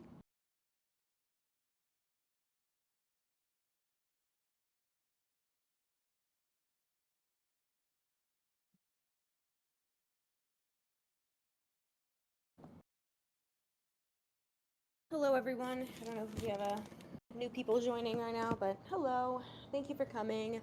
I hope everyone's having a good Sunday.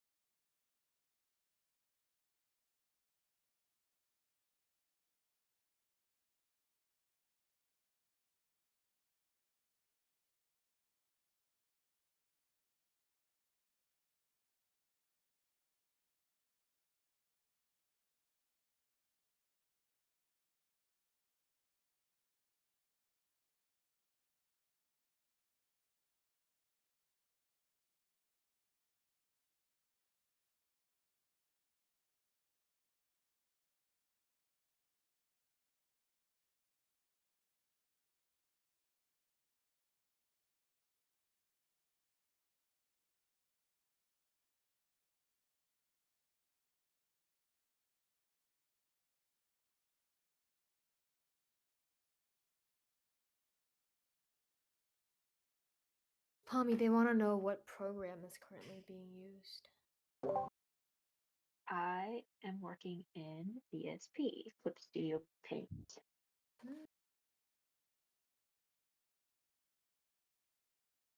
I think, if I'm not mistaken, it's now a subscription plan. In the good old days, it used to just be you bought it once and you have it.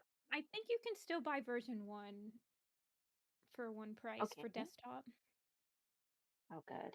Also, yes, WCA is indie animated. We are independent. We are not affiliated with a studio or anything. So yes, that's what indie means.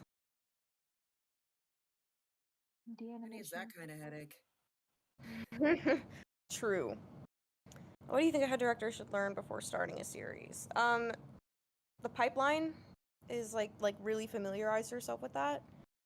And you know, there's like an element of this that to an extent, like if you're starting something like this, especially, you know, it's gonna be something unpaid. I think it's good to exist on a stance of like, don't ask anyone to do something you wouldn't be willing to do yourself. So learning about the pipeline, I think, is the first step in that for sure.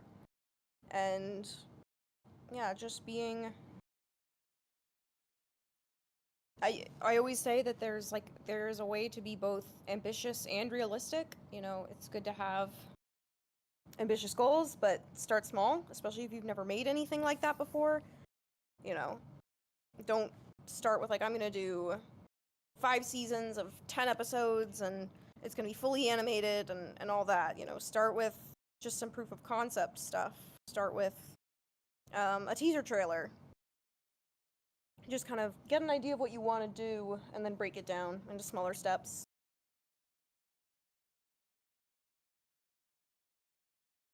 Yes, we're acknowledging that Redtail is Sandpaw's father.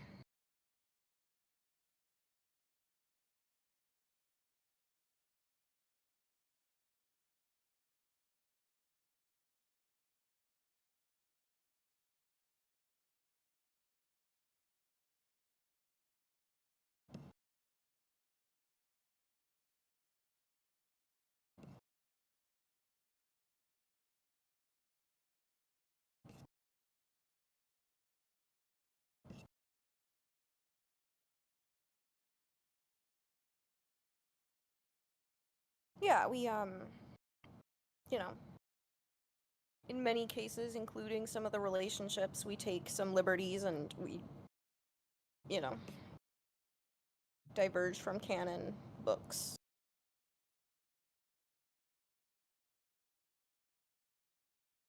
Sandpaw's parents are Redtail and Running Wind.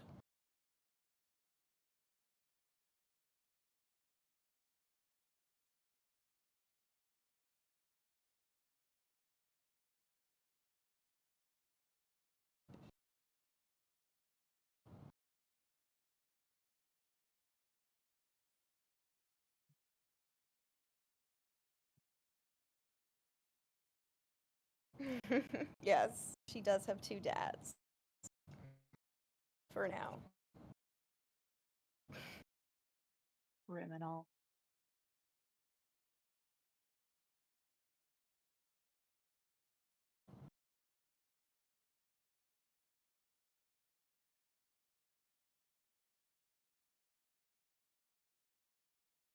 Yeah, that is crazy. Take it up with Tiger Claw, not me.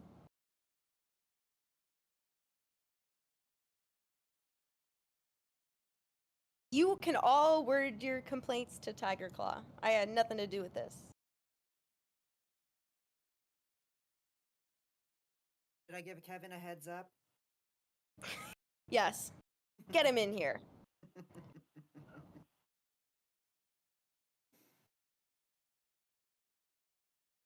I do have, well, it's not a very neat family tree. I have something of a family tree, and then I have a spreadsheet where I track all the relationships as well. That's color coded.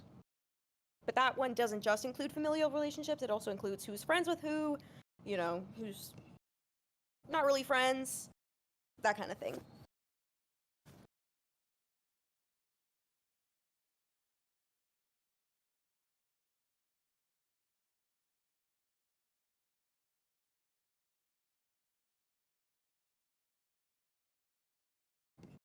Yeah, you can see SwiftKit on our website. He's there.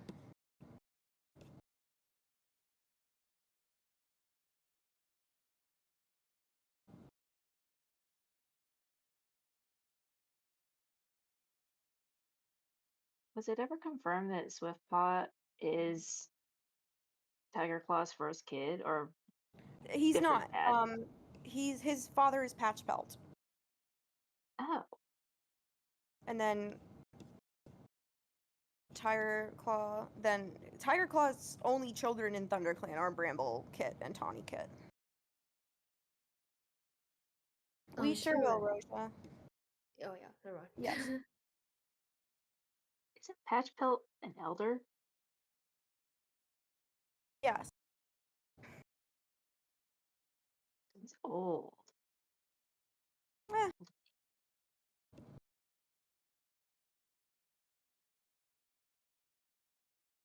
I think actually, other than Rosetail, he's the youngest elder.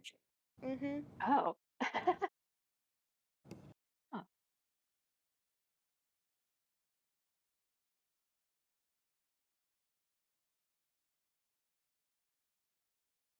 Like in Modern Warrior Cats, 2 cats being mates is like their cat married. And it was just really not that significant in the first arc. It was literally just like, you know, a she-cat could, you know, potentially have, you know, litters by multiple different toms, and that was normal. And now it's like being mates with someone means you're cat married, and it's like a traditional human relationship.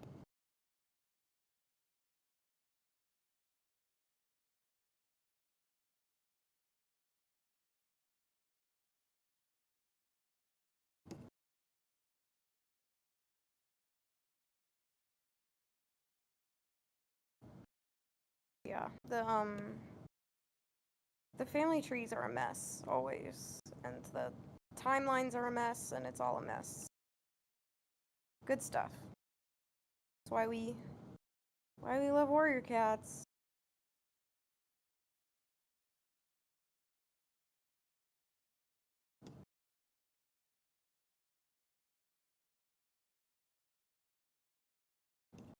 I know you're excited to do more daytime backgrounds. I do love the blues. I can't lie. They're fun. I still get to do God Rays just at night.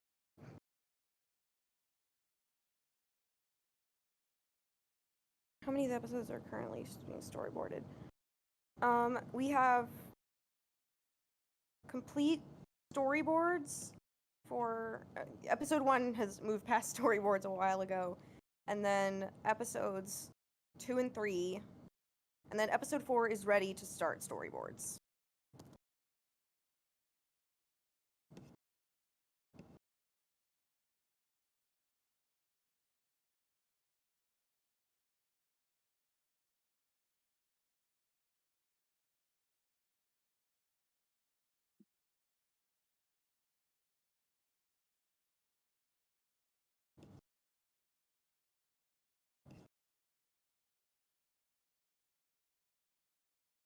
Are storyboards done in style or no?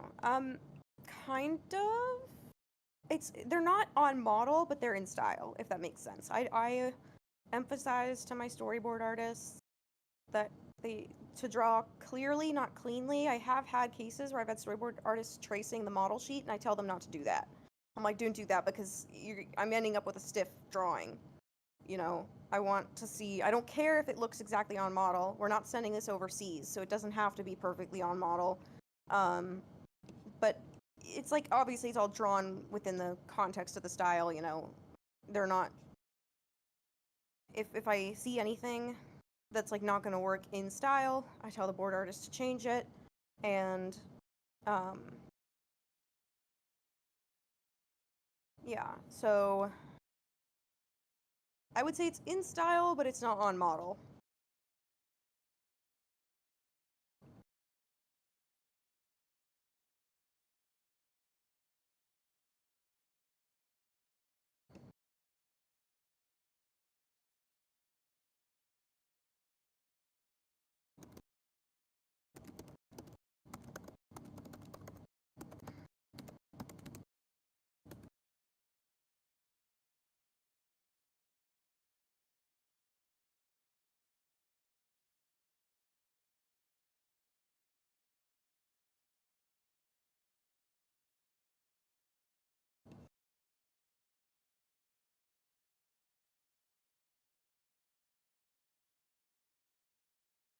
Yeah, the Erins are not capable of keeping track of their characters.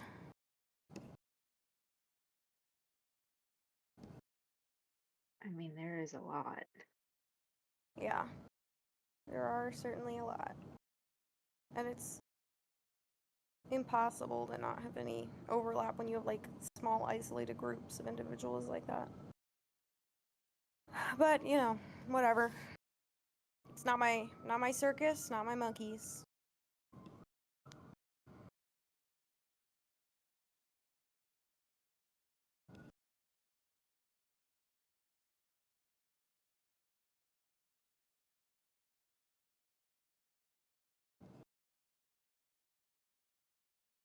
What made you decide on 12 episodes versus, say, 8 or 10?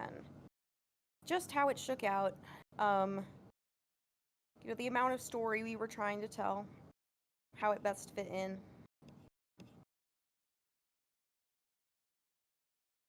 There were definitely times where I was like, you know, I was like, it's possible there's like some of this we could cut down into one episode, but it just ended up working out better with 2 for each, so ended up being 12.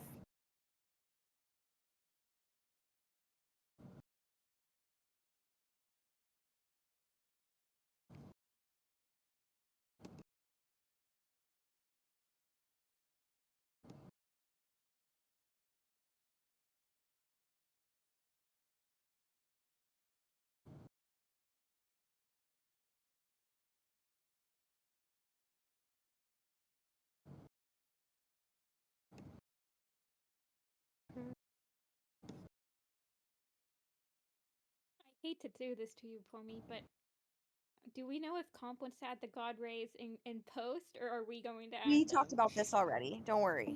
Okay. We talked about this, and Yeah. hi, Corey. Hi, Corey. As long as the God rays can be disabled, they're actually helpful to have there. Okay, that's what I was thinking. At least for like a basis of what they should look like. Okay. I'm glad because I also like painting them, so I'm happy with this answer. They're so fun.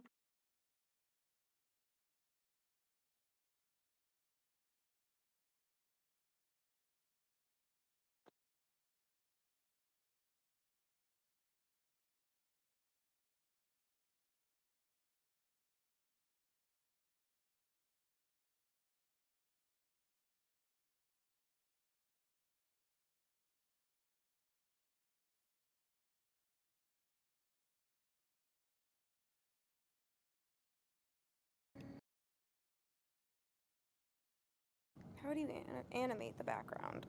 Well, most backgrounds aren't usually animated. As far as drawing them or like camera moves, I'm not sure.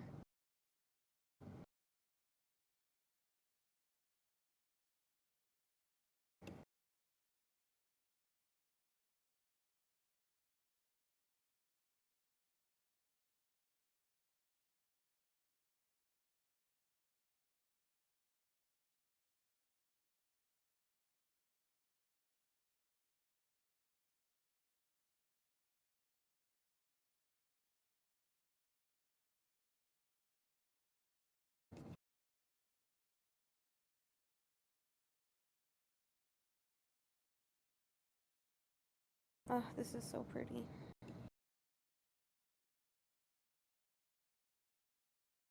I forgot how much I like painting.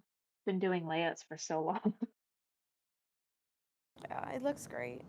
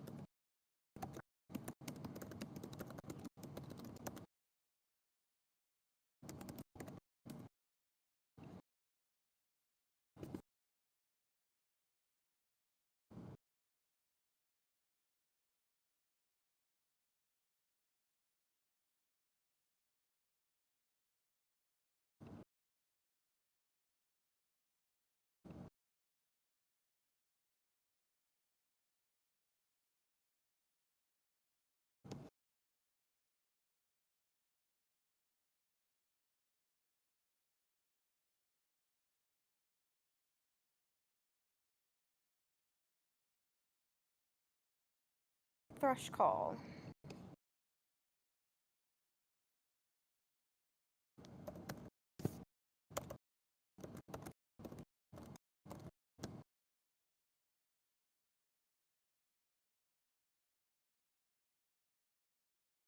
Star is vibing in the corner.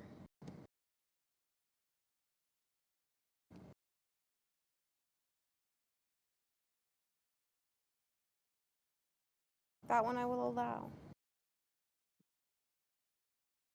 This time.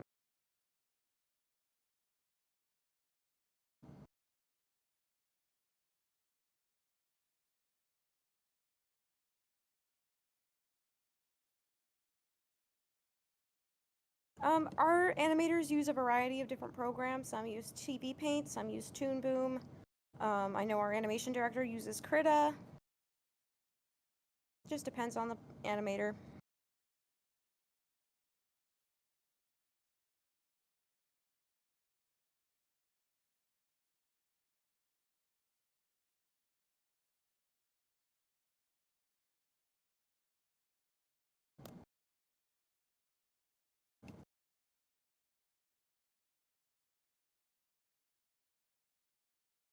Oh, thank you. It's looking really good. Pomy's doing a great job.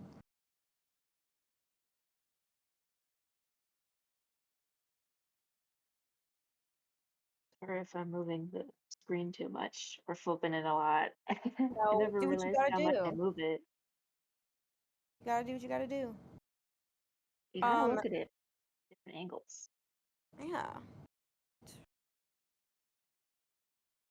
Solid. The animation of Firepaw in the corner was done by one of our animators, Kate.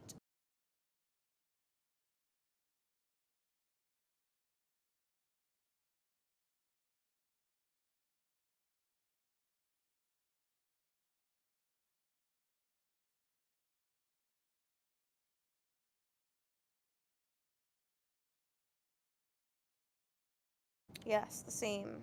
That's the same Kate.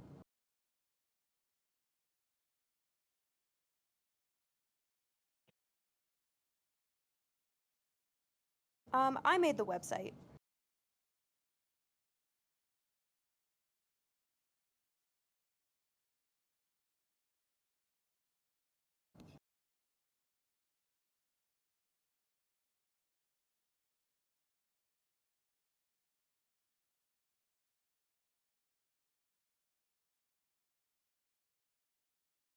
Yeah, I had a lot of fun working on that.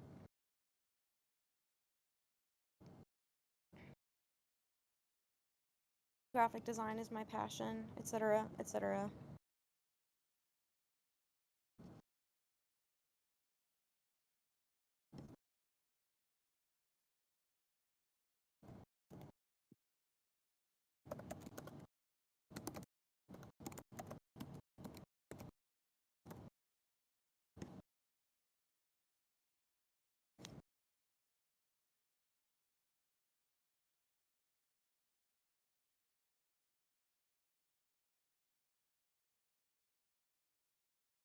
I'm glad you enjoy the website.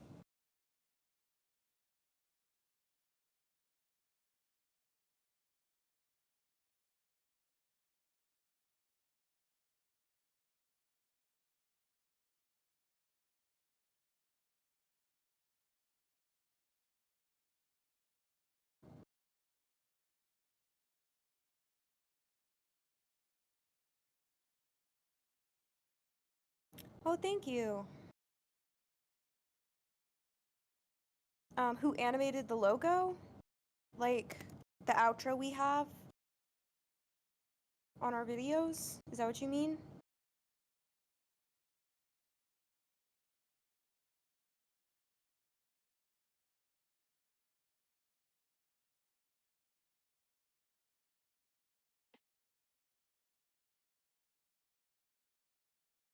Hello, thank you for coming.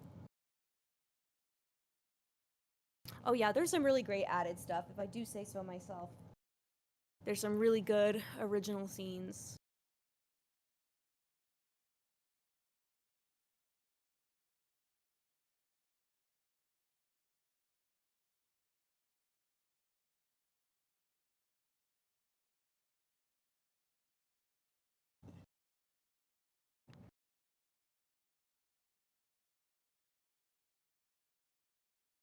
Oh yeah, so the stream starting soon. Yeah, that was done by our compositing director, Neko.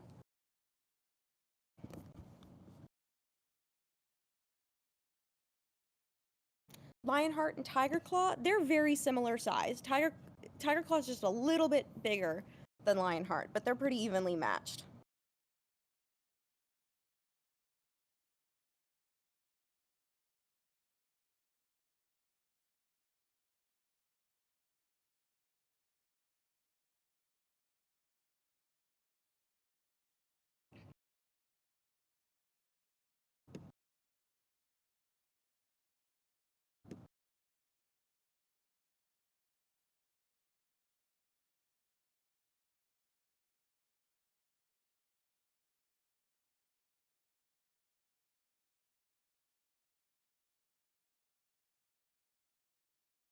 Are battle scenes hard to animate?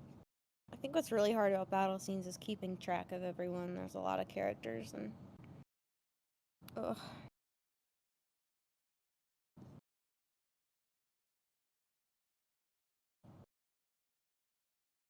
Yes, we love Lionheart's mustache.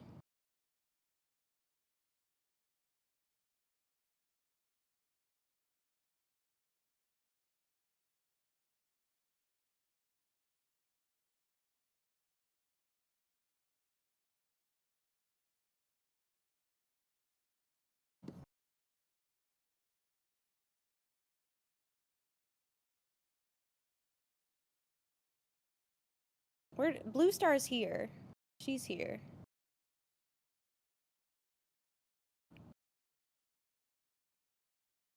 Yes, I've been sneaky. So if anyone has any questions for Blue Star's voice actor. Do you guys have any favorite locations or set pieces in WCA? Oh, the Moonstone. It's so gorgeous, guys. Love that place.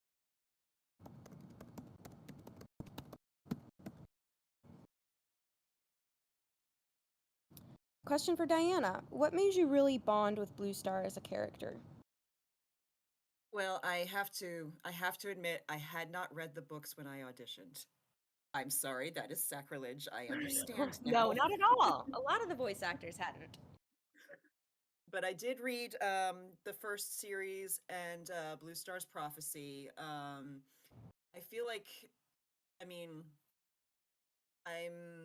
okay, so I'm kind of an oldie, but I recognized Blue Star's life journey, and there were a lot of similarities to my own, particularly having to make difficult decisions, having to be a leader, and the whole thing about needing to be a leader so that she can protect everybody that's close to her, and deciding that she needed to be that leader, because another person might not be able to have that forward vision, that forward thinking that she did. And so recognizing that, I know that making difficult decisions and dealing with a lot of grief in your life, which probably is a little bit of an info dump, but I really bonded with her for that, because I understood how her motivations and how things ended up becoming the way they were, because betrayal is also another kind of grief, and I recognize that in her. I love that. I'm so glad I got an actor who gets Blue Star. Yeah. Rosa is asking, are you excited to record lines from Blue Star's breaking point for her deteriorating mental state? Somebody asked me this before on YouTube, and I am looking forward to the challenge of it. I really want to do it justice, but yeah, it's exciting and a little scary. Oh, I'm sure, but I know you're gonna knock it out of the park. You always do. I feel it. I feel good about it. I feel it's good. I feel it's gonna go well, but like at the time, I'm probably gonna be a little nervous.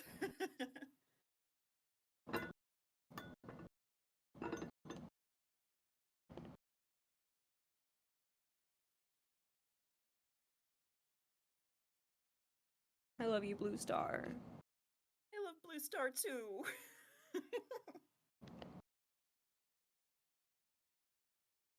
How will WCA be structured? I'm sorry, I don't know exactly what you mean. Could you elaborate?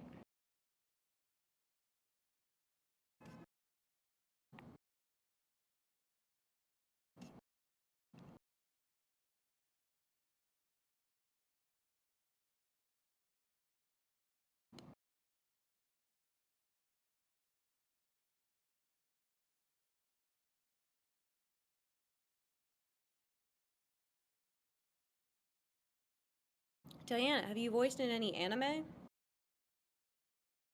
have done one anime. It's very hard to do anime voice if you don't live in either Dallas or LA, and I'm in the Boston area.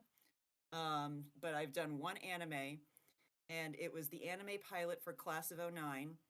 And I portrayed Ari's mom. And people, when I go to smaller cons, and people seem to recognize that the most right now.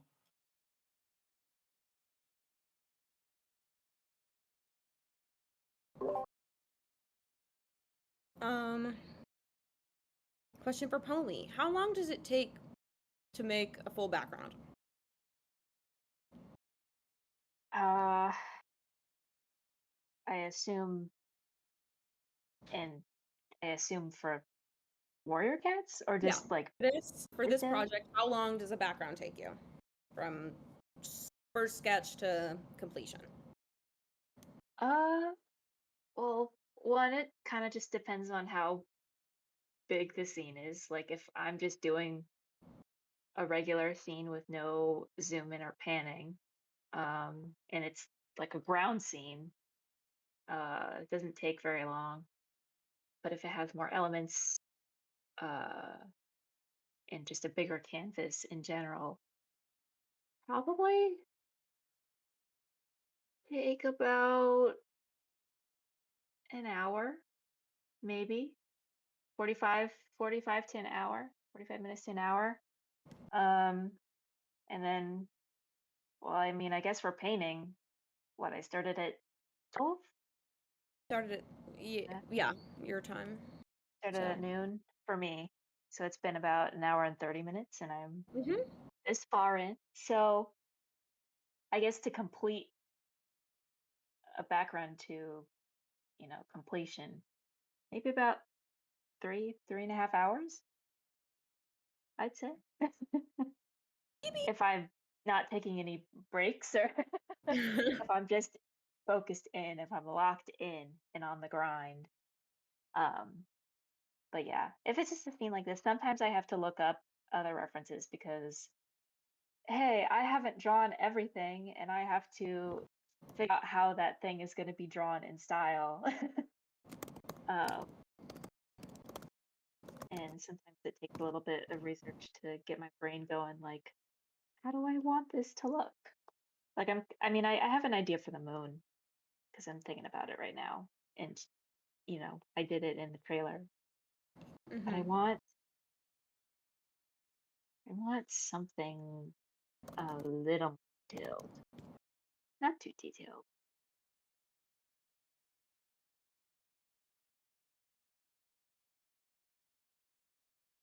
It should not be full. Remember that.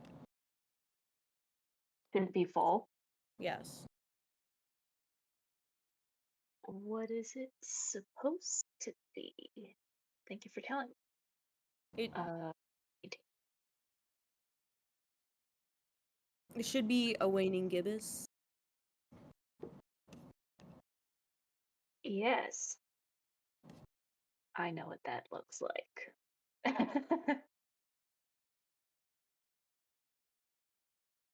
Question for the director. Have you added your own original lore to the clans that wasn't already established in the books? Yes, we have done that.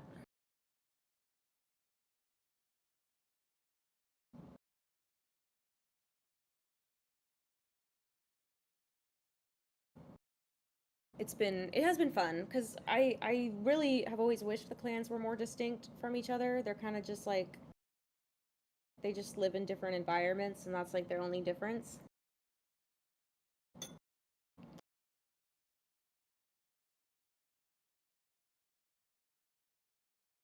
If it's okay, there was a question that I noticed in the chat for me that that got skipped a little because I was talking so much, and I'd love to answer it. Go ahead. So it was a question about how my voice for Blue Star is different from my own voice. It's a little deeper. I decided that I think for a lot of women to be leaders and to be heard, they have to deepen their voice. They kind of in order to make it clearer. And I feel like that's something that she modified as she developed into her role. It's easier to hear a deeper voice when speaking from far away. So I consciously did that. I added a little bit of huskiness for a more maternal sound. And then obviously there's the British accent.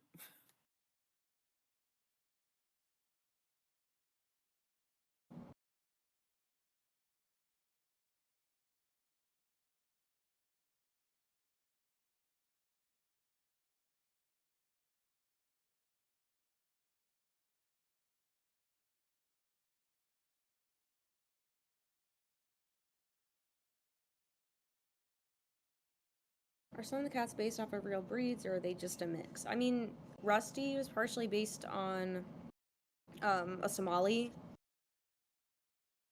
but other than that, I mean, it's just obviously no clan cats are pure breeds, so kind of just going with different features from whatever.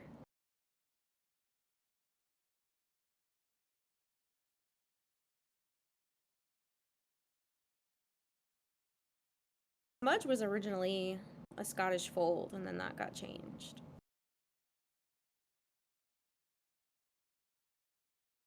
Gray Stripe is a cat. The clan cats, they're just cats. They're cats who live in the woods. They're not based on specific breeds.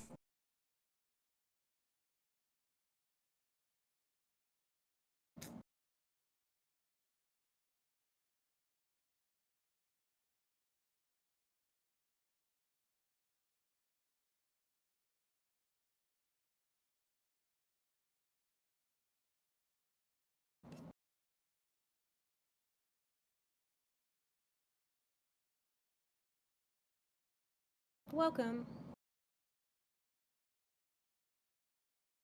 Yeah, Yellowfang and Broken are having, well, I think Yellowfang specifically having the flat face is, like, described a lot, so.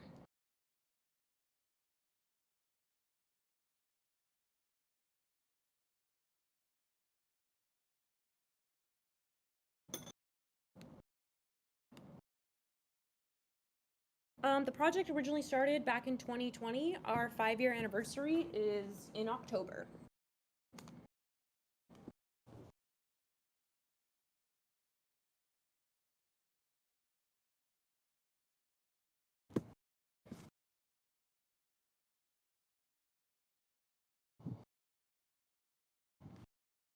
So yeah, the Wind Clan page is fun, isn't it?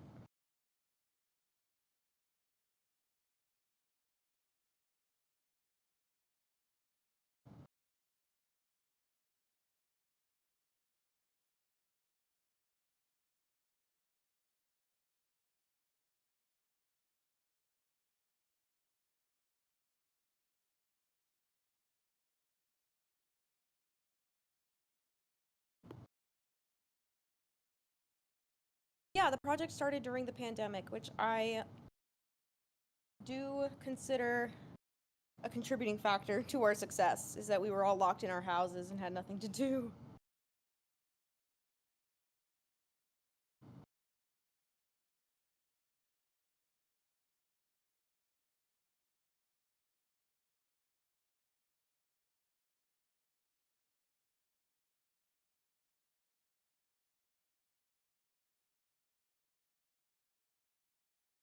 Oh, Diana.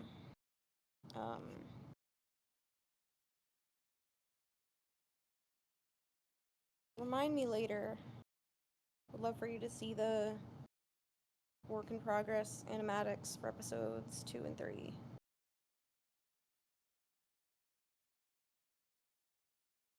Yay.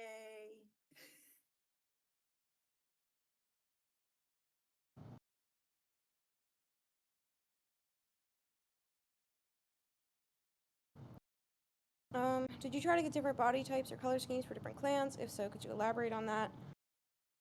That was something I generally wanted to avoid, just because I didn't want, certain traits to be limited to certain clans. I mean, there are some traits that are more common, I guess, in some clans over others, like, but everything I could say about,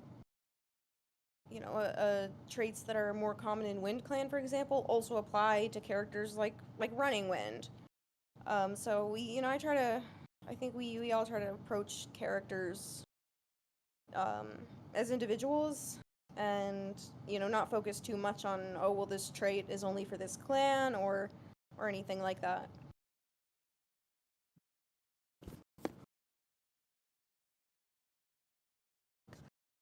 Pomi, do you have a favorite element of backgrounds to draw? I really like drawing the ferns. Favorite. I would say bushes, but I'm really tired of drawing bushes and painting them. So they are not my favorite anymore. No. There's I'm so many bushes. sorry. It's okay. You I got did like it to myself. 200 more to go. You can power through.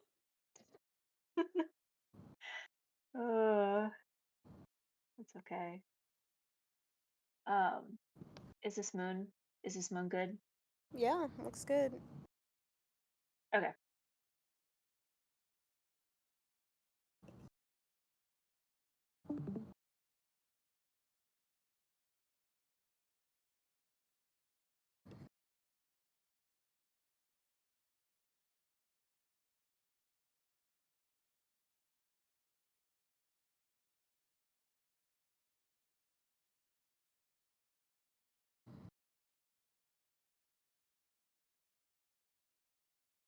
Actually, you can fill the moon in a little bit more than that, if possible.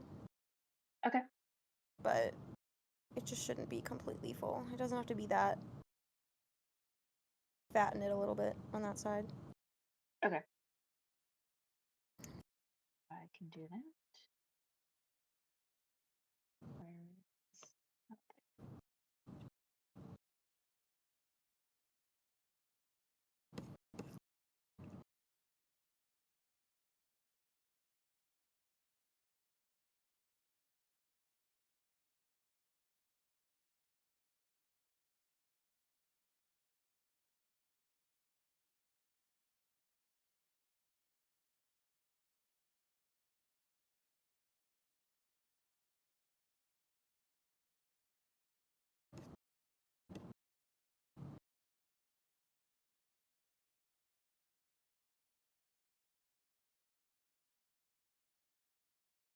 Like, the moon was probably full just 1 or 2 nights ago, in theory. I know that I don't know if on Discord it's delayed, but on the stream it's like really delayed. Did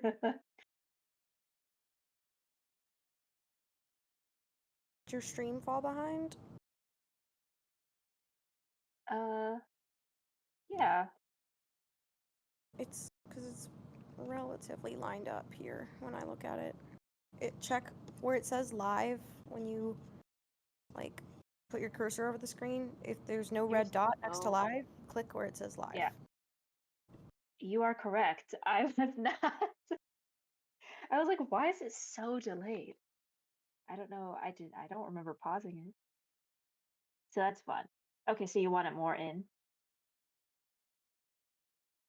Yeah. Okay. Well, no, more out. It's closer to full, but it's not full, you know? Yes. I get you.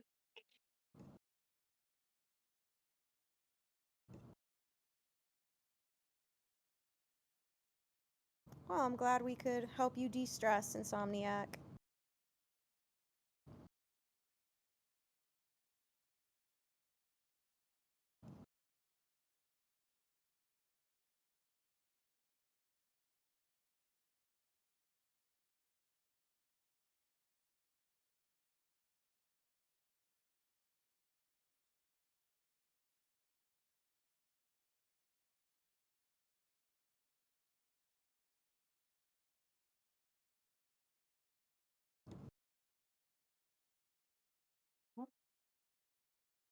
Homie, who is your favorite warrior cat? I really remember liking Brambleclaw, and not from the recent books, but from the second series. Yeah. I really liked him. I don't like what they did with him, and it really pisses me off. But you know, that's okay. But I also liked Squirrel Flight. Yeah. I really connected with her as a character.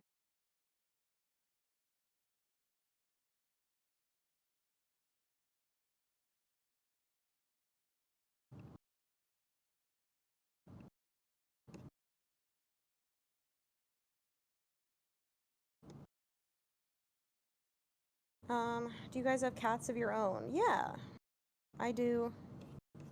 I know a lot of us do.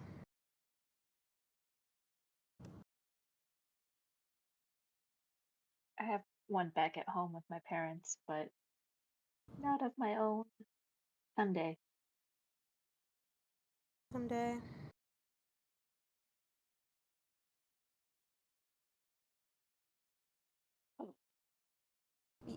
One day yearly, we'll get you.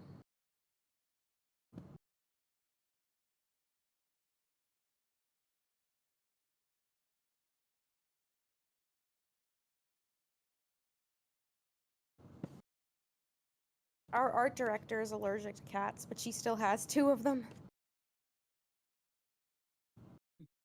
I'm actually allergic to cats, but I love them. How could you not?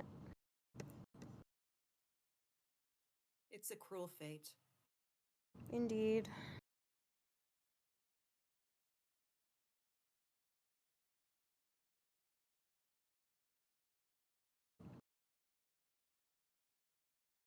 Oh, I like Dovewing too.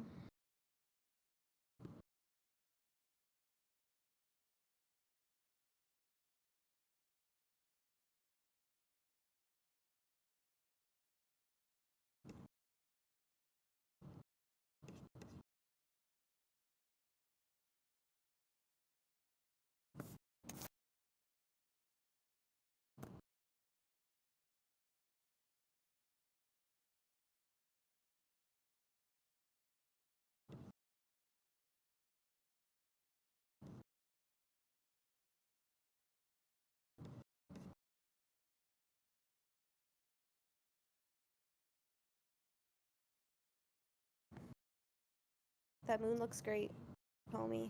Yeah. I know I wanted to add some texture. I think it looks pretty good.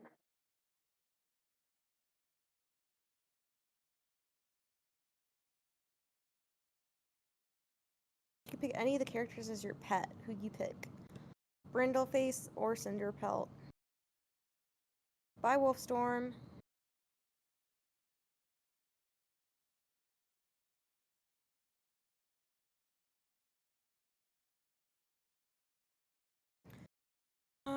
What's your favorite part of being director?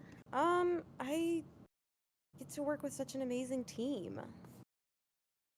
I love working with everybody, and I know that's like not a good answer, but I just have a lot of fun seeing everyone's work and problem solving.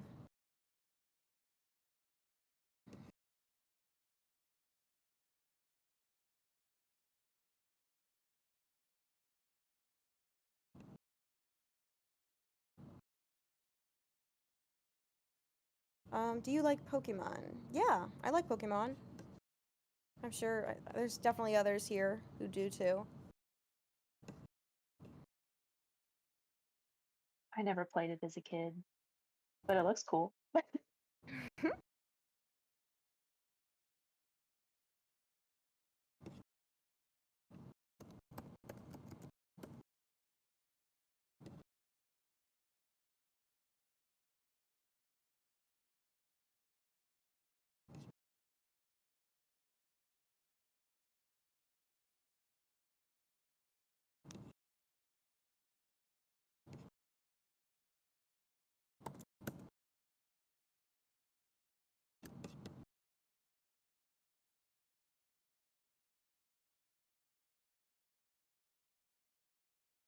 Barley would be a great pet. I love Barley. He's so cute.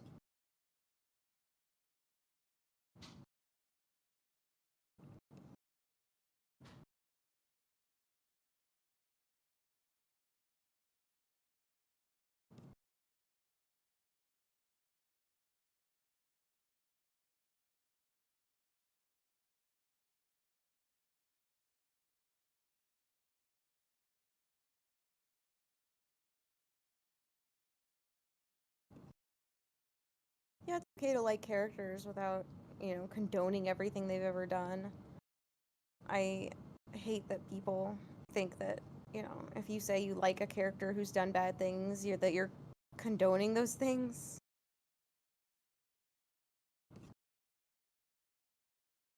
It's always fun to like messy characters. See?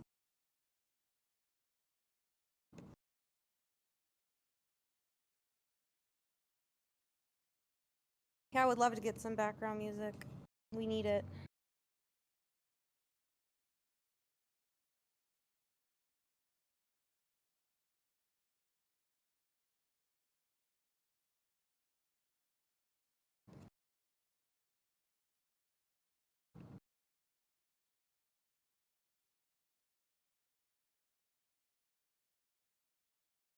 Bye, Dawn. Oh.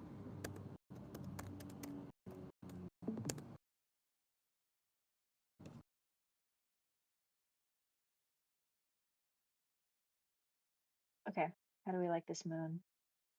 Looks good.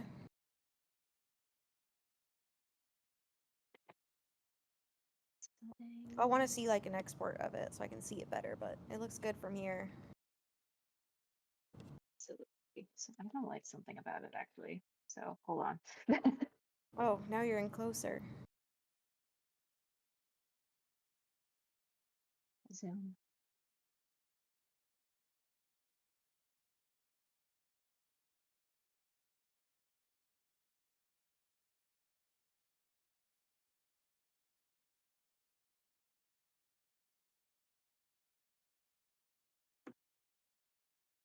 I'll wait. Well, thanks for sticking with us.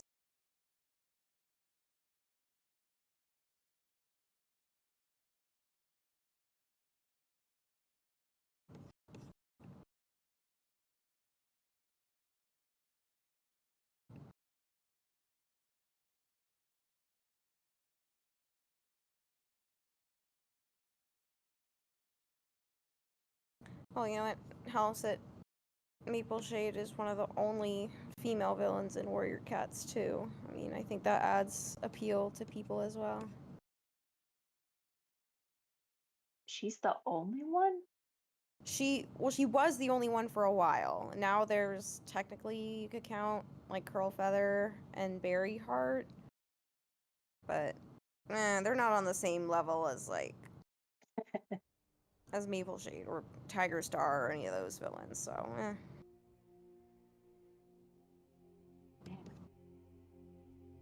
They gotta write more female villains. I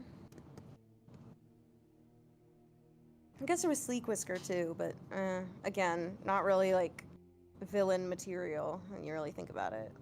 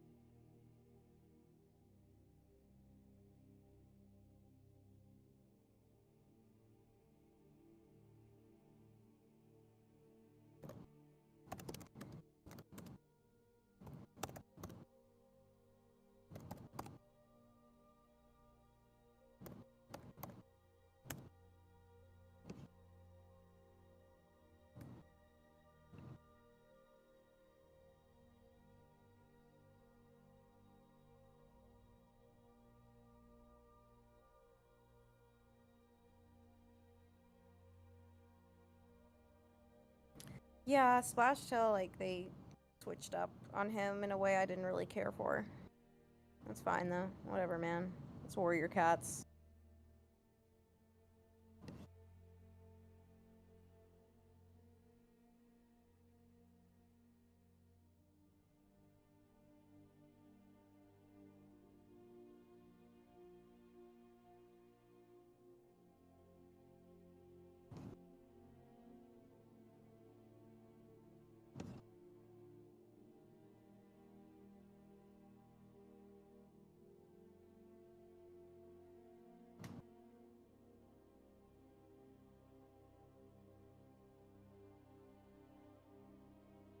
Yeah, I like Frost Dawn, even if I don't really like her name.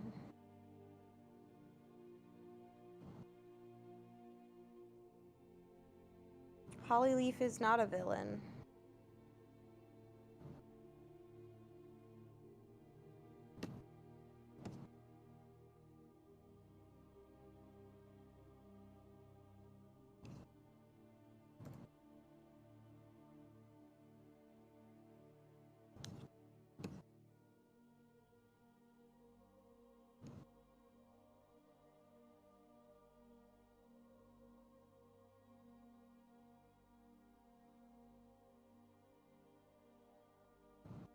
I agree, Callie.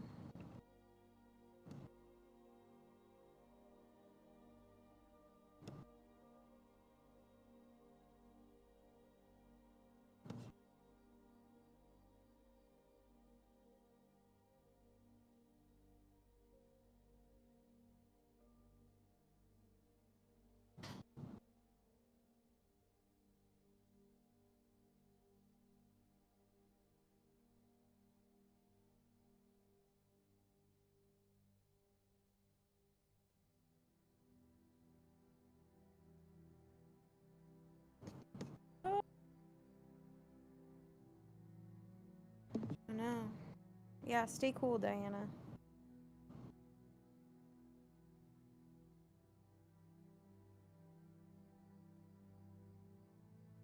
So hard, so heavy to hold, my boy. Oh my god. Huge. I cannot fit him in camera. My professor.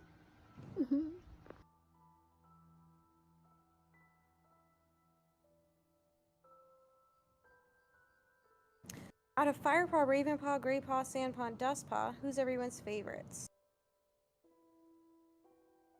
Anyone? Anyone? I like Sandpaw.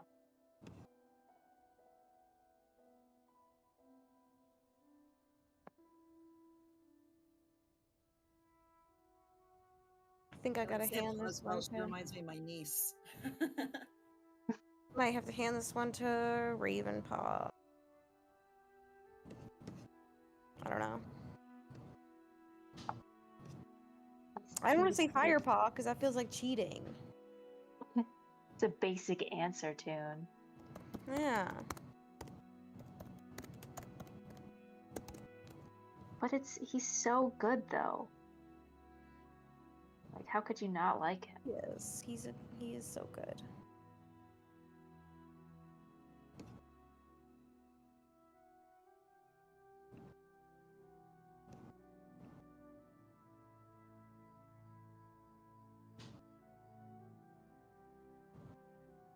Well, welcome to the stream. Thank you for coming.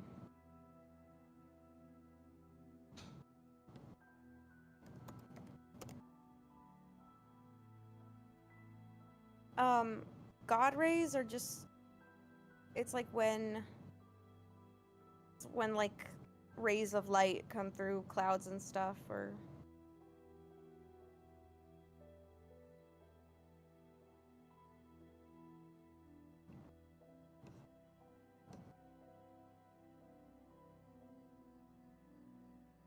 so this ray of light in what Pomy's working on is a God ray.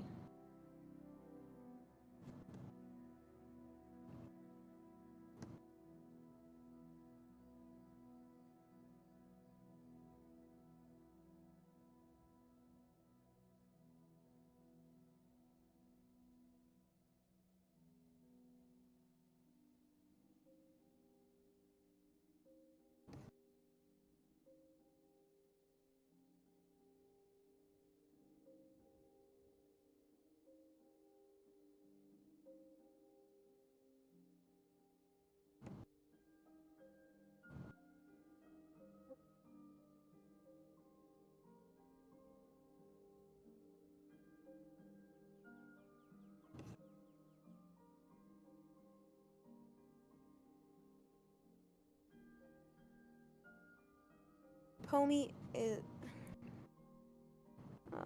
yeah, Pomy. That's who's streaming right now. Though, I do love Pomy. Pomy is my homie.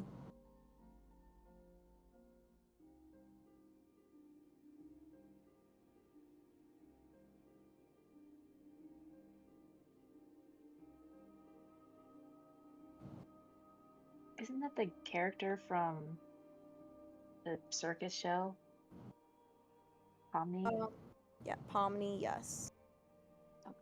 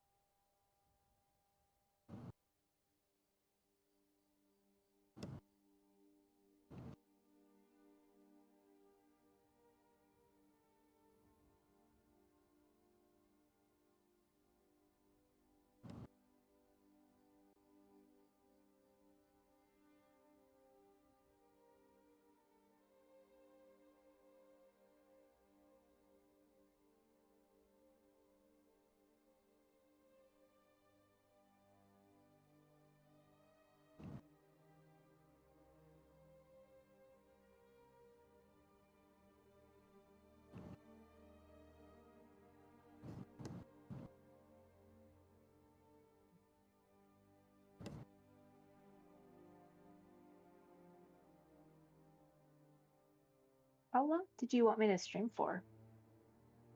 Are you feeling done streaming? No, no. I didn't know if we had any other people who were gonna. I didn't want to. Hold on. Let me check.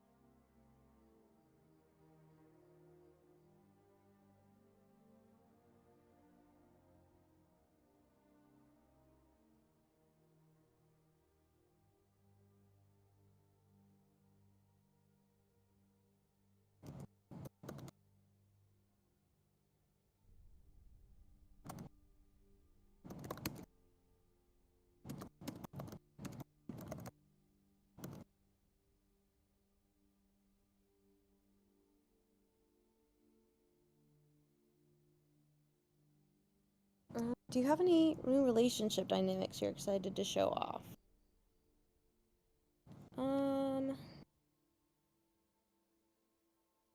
I really like Blue Star and Spotted Leaf's dynamic. And I just love everything with Yellowfang, so her dynamics with everyone.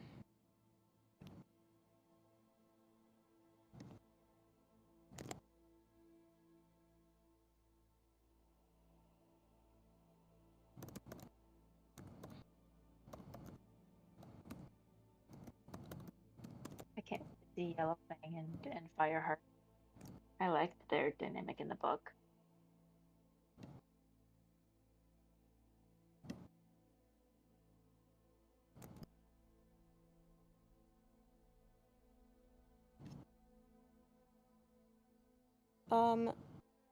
Pomi, what is your favorite character design? Well, I feel like I have to choose one of my own. But no, I don't have to.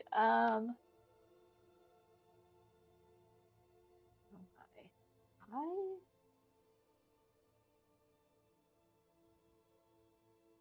I'm like forgetting done so far.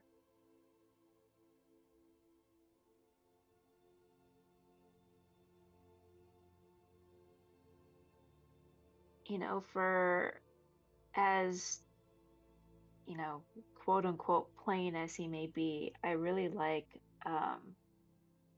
White Storm. It's like perfectly how I imagined him being when I was reading the books. But out of my own designs, I'd have to say Crooked Star. I Yeah, really liked him.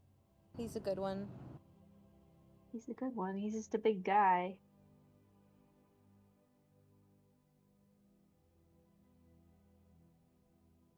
So different from Oakheart.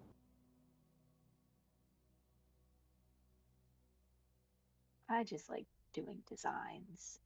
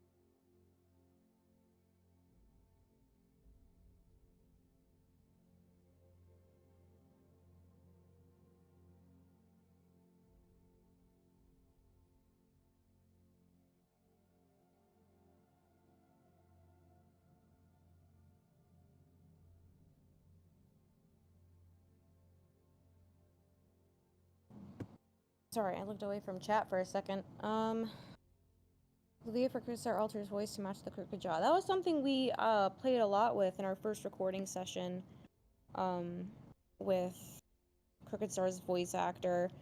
We actually even got McLeod Andrews in call, and I was asking him what he did when he was doing Crooked Star for the audiobooks.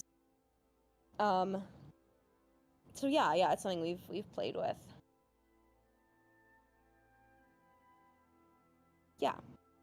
Yeah, you mentioned McLeod. We had him helping us out.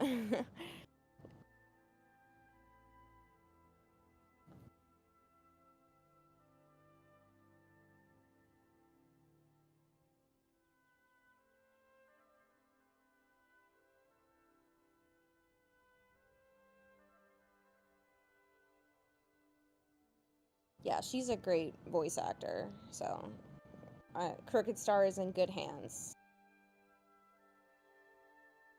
Homie is using Clip Studio Paint.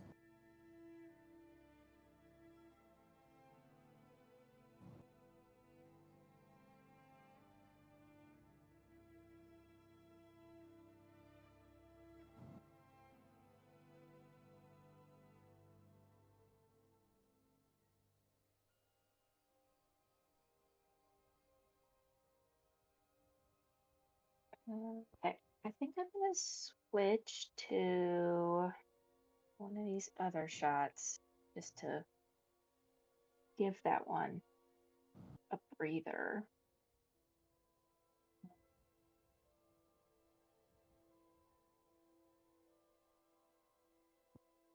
What to do?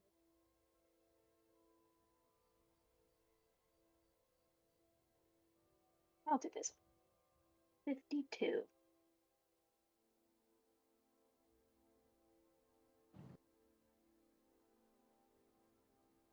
Who has joined us? Oh, hi, King. Hey, How's it going? good. Thought I'd catch a little bit of the stream. Yeah. How's your Sunday been? Good. Hard at work on some freelance, so it's been busy. But I just took a break to watch K-pop Demon Hunters. Yeah. How's the stream been? Good.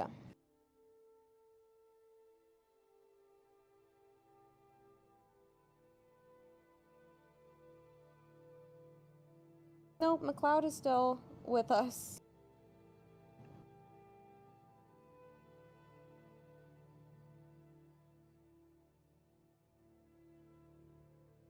I freaking love our backgrounds so much, Pomi. You do such a great I job. know. They look so good.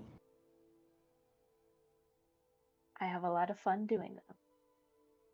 Why does my YouTube keep not putting me on live?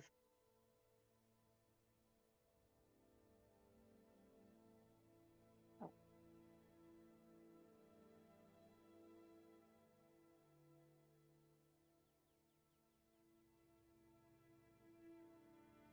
The people are saying hi, King. Hello, everybody. For anyone who doesn't know, King is our animation director. She is the best.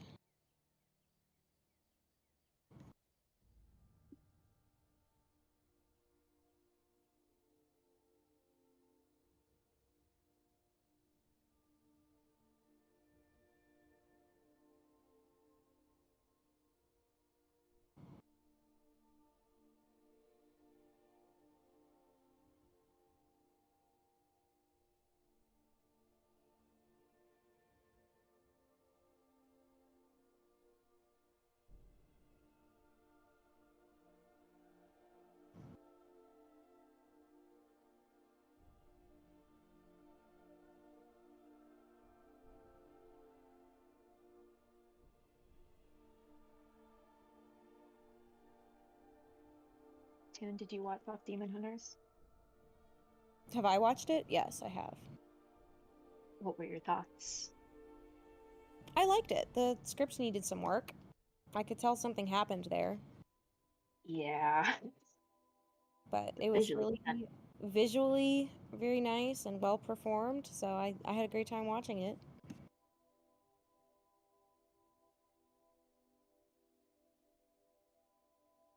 But yeah, really fun.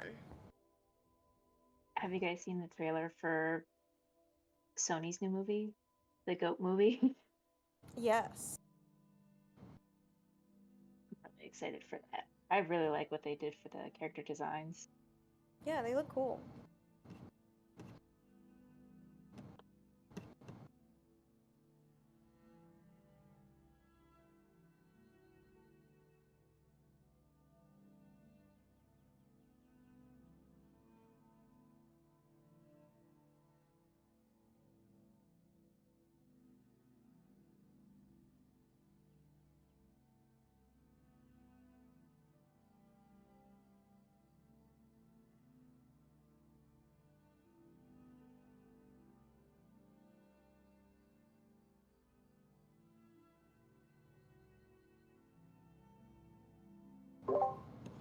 Yes, Redtail is trans in WCA.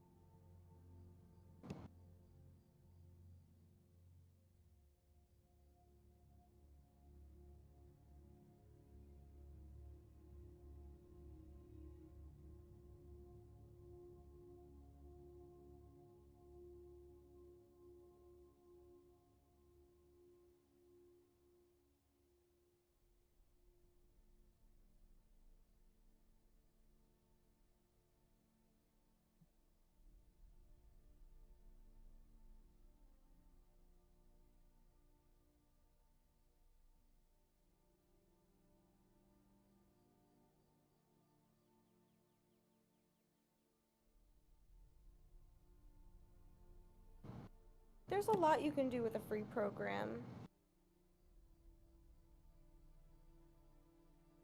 What's this? Free programs? I was gonna say, our animation director uses Krita, which is a free program. Yeah, I actually, years ago, I tried to animate in Photoshop and it was a disaster. It is not friendly for that. So then I downloaded Clip Studio. I actually bought a copy of the pro version. It was on sale at the time. I think I paid like $90. And I started using it and found it to be fairly confusing, but I was like, well, this is my only option. And then not long after that, I found Krita, and it was exactly what I wanted for like traditional hand-drawn animation. So I've never looked back.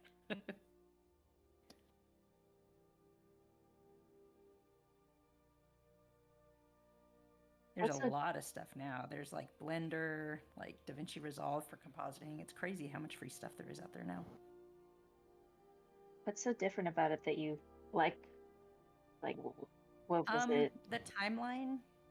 So the timeline, it's just makes more sense than the way Clip organizes things. Clip organizes things into like sort of a timeline, but it's set up more like the original traditional animation where you're looking at like an X sheet and there's folders, and I just found it all to be a little bit confusing. I'm sure if I'd done it more and gotten used to it, I probably would have like gotten used to it, but I feel like I opened Krita and was almost immediately just able to start animating, so I just sort of gravitated towards that. That's fair. Which character would you like to see designed in the WCA style that won't be featured in the series? Like all the clan founders and also Dovewing, I would say. Oh. Because I like her a lot. Her and Ivy Pool both. I would like to see them.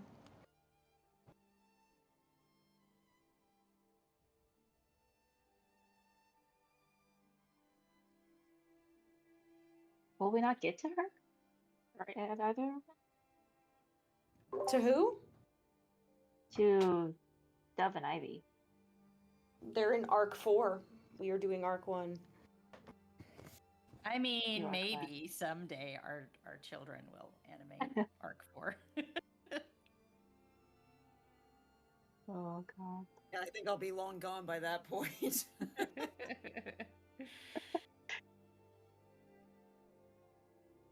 okay, we'll find another character for you.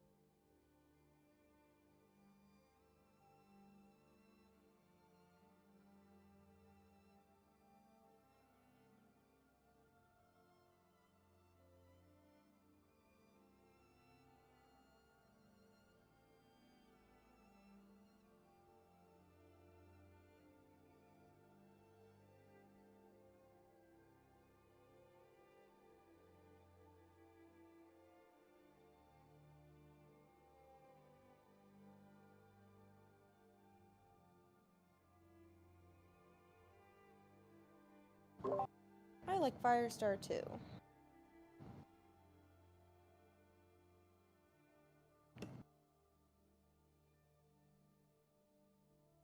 What is everyone else up to?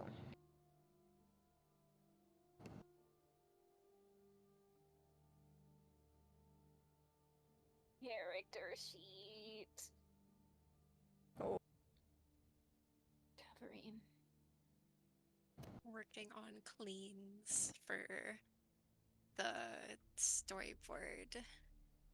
Godspeed.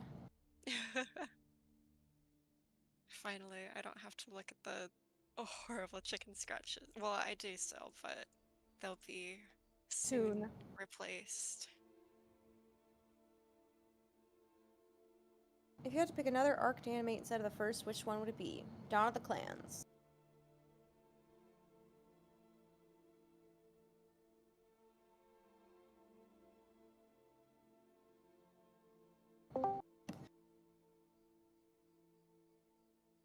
Oh, hi Grant. Guys, Grey Paw is here. Hello. Yes. Hello, everyone. Yay. It's me, Grant. Grandpa.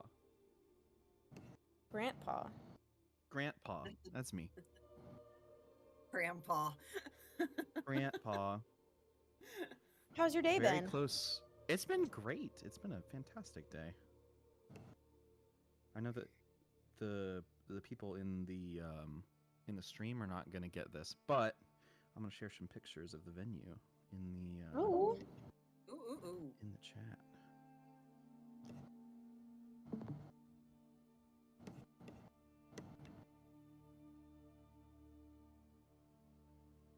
Oh, that's stunning. Oh, wow. Isn't it nice? I'm so excited. Ooh, big. Oh wow, that's Is beautiful. this it? Is this the one? I would say we're probably leaning towards this one more than Okay. anything else. Okay. That's great. There was This actually is similar two. to the one that my cousin picked. The rustic look and stuff like that. It was a good venue. Yeah, we're doing a fantasy kind of like Renaissance theme Oh, Is it, that'll to be it. so amazing. It's not a winter one, is it? It is going to be in November. It is going to be. Okay. I remember it being like deathly cold outside. But I We'll think see. They had theirs in December. Yeah, it's in Texas, so Oh, you I was gonna know, say, it could be I've been- very cold. I was gonna say There I'm are in some Georgia, and I November. just went to a summer Renaissance one and a wedding, and it was a lot. It was very hot. Yeah. I'm glad we went inside later for the reception. I was like, oh, good. Yeah, 'Cause we're all in, that like, is our also garb. going to be. It is going to be outdoor ceremony, indoor reception too. So. Okay, good. Hopefully, you know, we're gonna cross our fingers for good weather. We're like 14 months out or something like that, so we've got a hot minute. Can't exactly predict weather that far out, but yeah, well, you know, there's sometimes in Texas whenever it's November and it's still like, you know, 85, 90 degrees. So Yep. who knows? We might. I've experienced that too here. Yeah. It was 80 on Christmas one year, like on Christmas Day. I was like, you've got to be kidding me. I was so mad. Yeah. Grant, the chat wants to know, do you like waffles? Yeah, I would say I like waffles. Waffles or pancakes? What's the meme? I know I've seen this meme. I was gonna say, I'm before. trying to figure out what this. I know the meme, but it's been. Firestar doesn't it's like been waffles. At least, oh, Firestar doesn't like pancakes. That's right.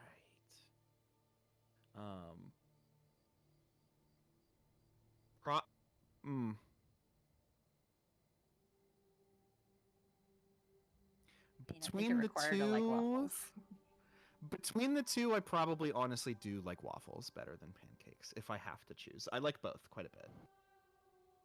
I also like French toast. I have friends over a lot of the time. I have friends over. Thank you.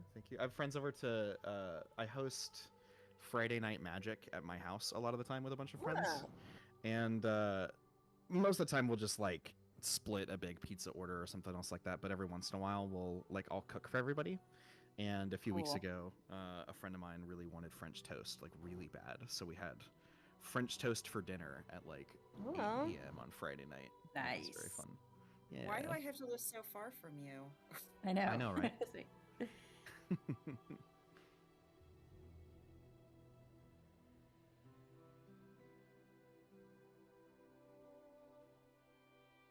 Oh, Yeah, I do know the reference, but I don't know it like I haven't watched it in a very long time.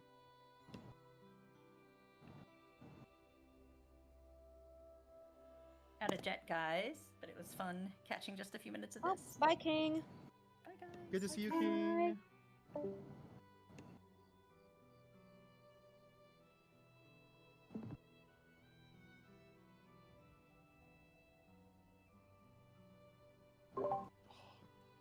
I just watched this video. You just pinged me in.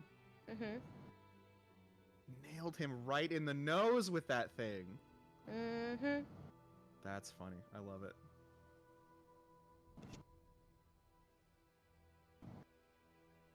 Well done. Greypaw has exceptional aim. Grant, can you do the Greypaw voice? Well, I would hope so. Otherwise, this would be a really hard episode to put together.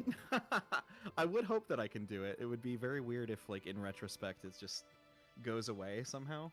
You're like, it's gone. It's gone. Greypaw is just pretty... he's honestly pretty close to my natural voice, just kind of pitched up a little bit and more, like, excited than my normal kind of speaking voice, I think. What's one of the lines?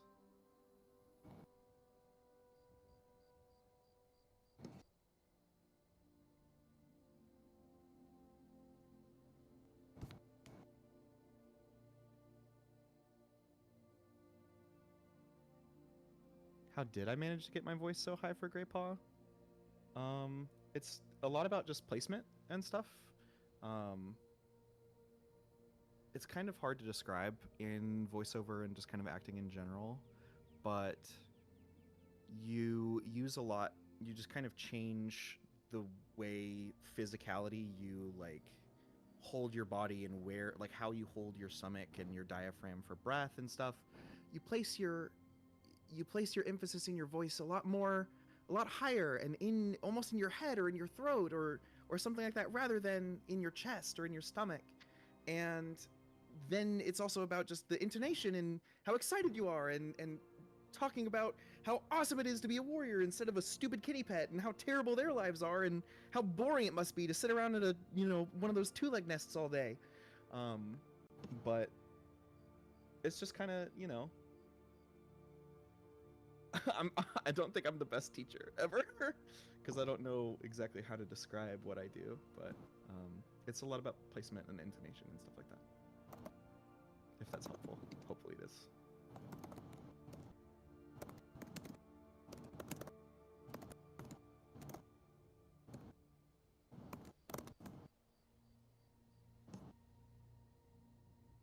What was your reaction to getting the role for Greypaw? So that's actually a really, like, it's a really interesting story, the whole thing of it.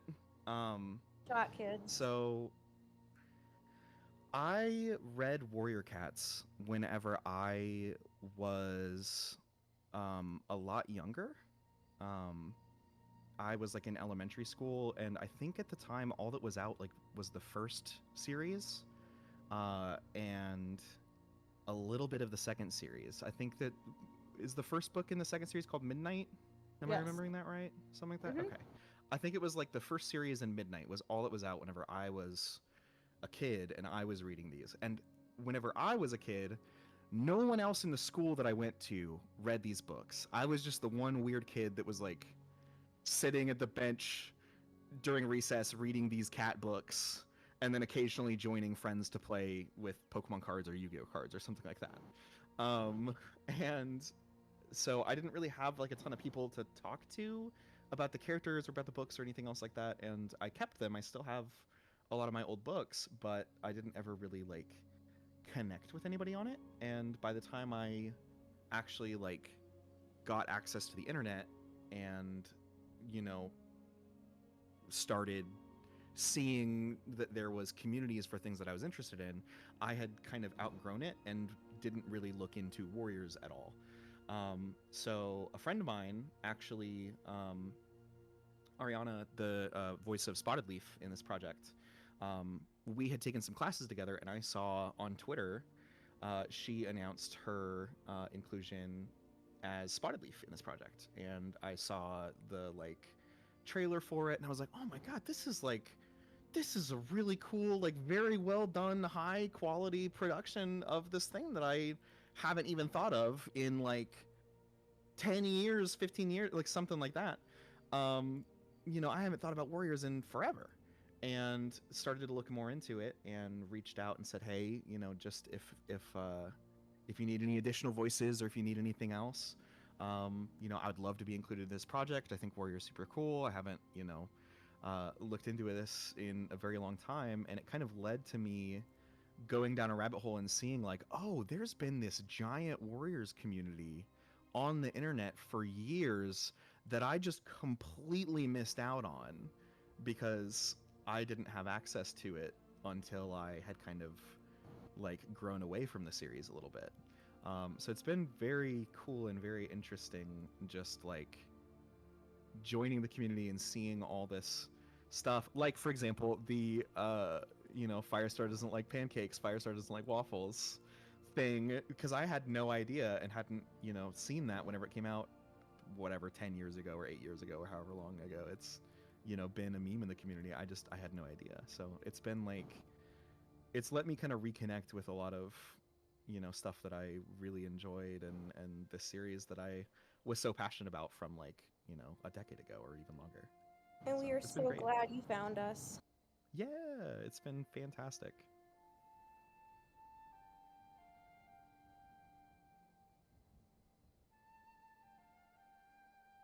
For Noted, it's exactly the same for doing deep voice stuff as it is for raising your voice. It's all about placement and intonation and stuff like that.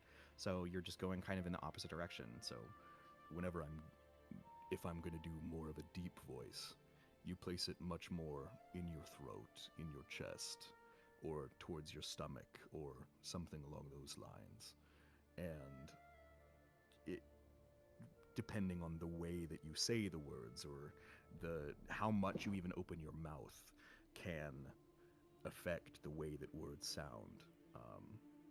So it just kind of, you just kind of change where you place your voice and roll with it. I took vocal lessons for quite a long time while I was in college. So that definitely helped me expand my range quite a bit, both higher and lower.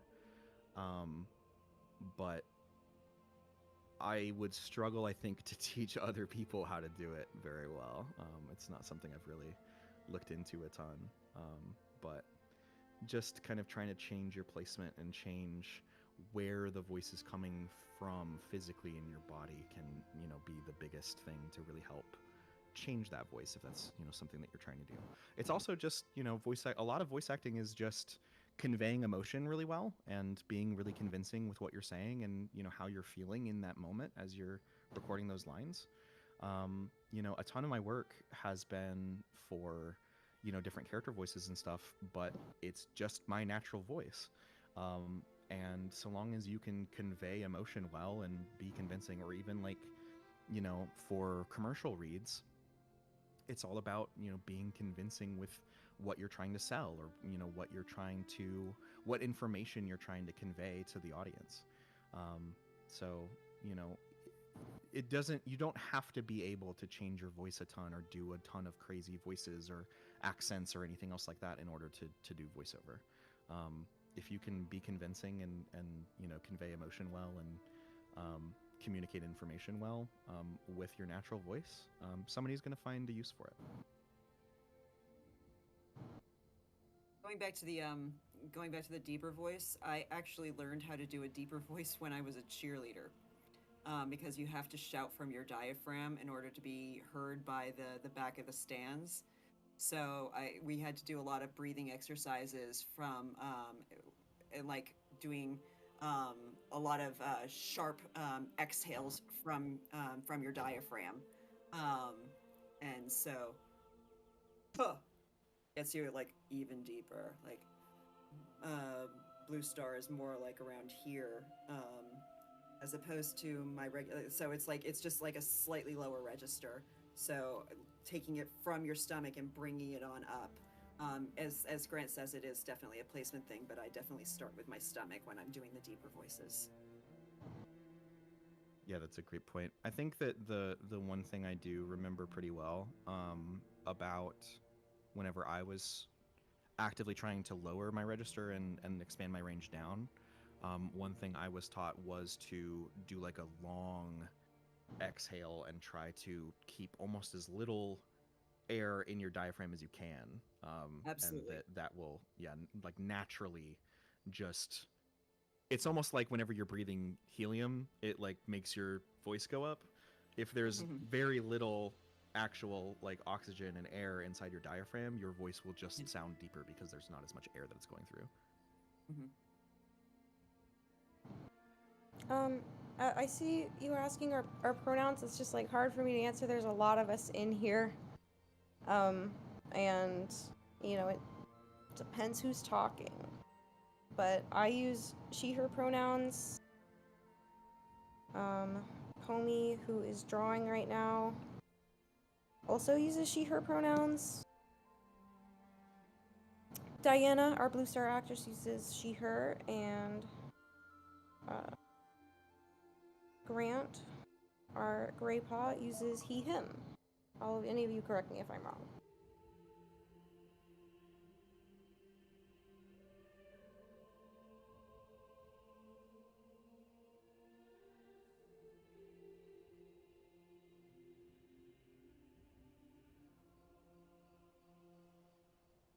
Is it easier for you guys to do lower voices or higher voices, or are they both kind of both extremes? You want to go first? Sure, I'll go. Sure. I think for me, it's easier to do higher, but I honestly just think that that's more of a I have more practice with that kind of thing. I think I have been getting better at doing deeper register just because I've been practicing it more lately. But I got into doing voiceover in the first place back in like, God, it's like 2013, 2014, something like that. Whenever Undertale originally came out is whenever I first started doing like voice acting stuff at all. Because I really liked Asriel and I really wanted to do voices for that little, goat dude. So he, as a younger character, kind of had a naturally higher voice. So I practiced that a lot whenever I was first doing voiceover. So it's very, it's very comfortable for me to raise my voice up to where it needs to be for like Great Paw and other characters like that with a higher voice. For me, it's the opposite. I just settle into a deeper voice more easily. I've done higher voices. I have certain voices that go a little higher, a little more helium-like, but I don't do those. I don't get booked for those as often either, to be fair. It's either my natural voice or usually lower. Yeah. Oh, wow.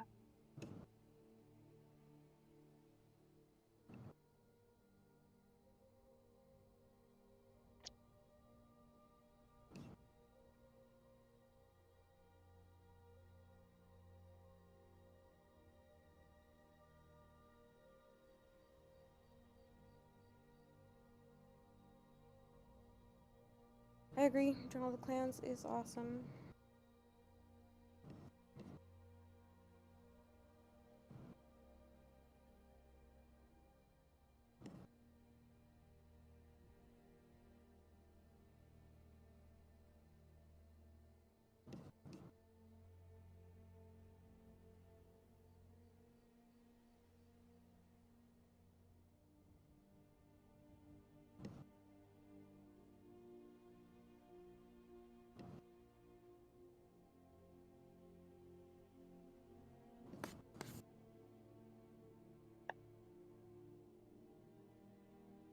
Ugh, these colors are so nice.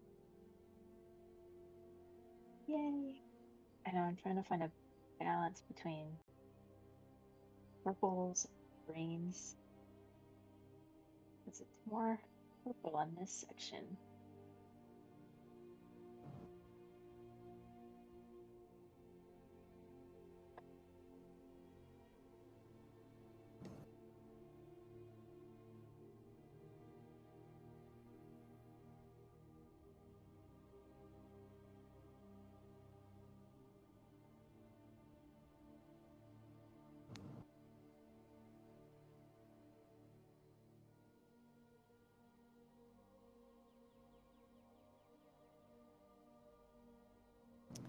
How long has everyone been a fan of the Warrior series? Almost 20 years.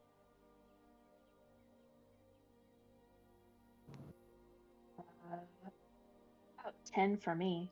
What I started reading them in 5th grade. I'm 22.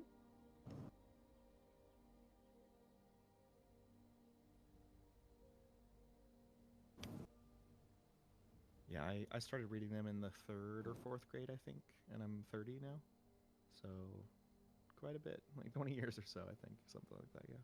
Yeah. Yeah. I got the part in 2022. I started reading them all, and I did love the series. Yay. Yeah, I mean, the first arc for sure holds up, even after all these years.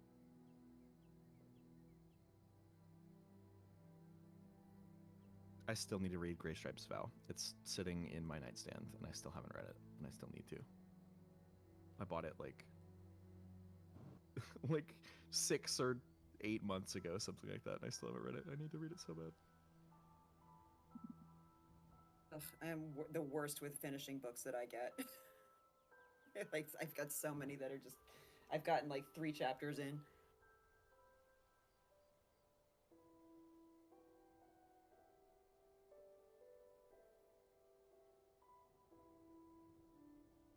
Homie, do you have a favorite character to draw? Favorite character to draw? Oh god, it's really hard.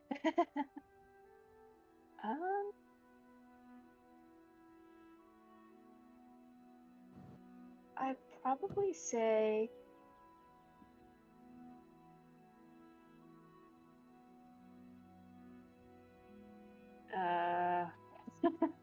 I don't want to say Crooked Star again, but I just really like him. That's fair. It's a good answer. He has a great design. I feel like I haven't. Well, I also really like drawing Princess. But the few times I've done her. Oh, I love Princess too. She's so cute. So cute. And the little her fur is, or more her skin is just so loose, so that it makes it really fun.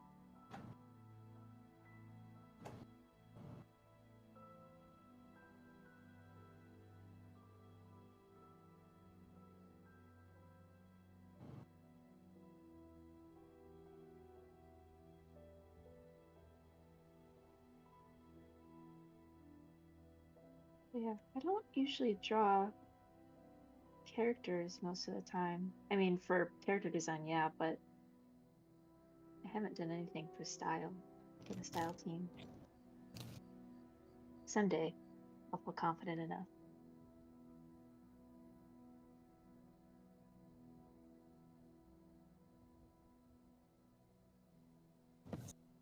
Join the style grind.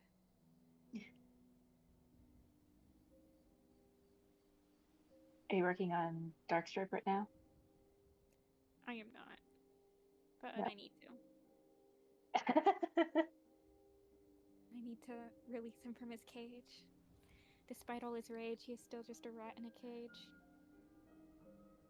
I thought you were pretty much done with him. Or I thought, Yeah, I just need to work on the head angles and then just clean up a couple of the sketches that I already have and put them on model. Nice. But other than that, I mean, probably would only Well, his head angles haven't even been put in for a first pass.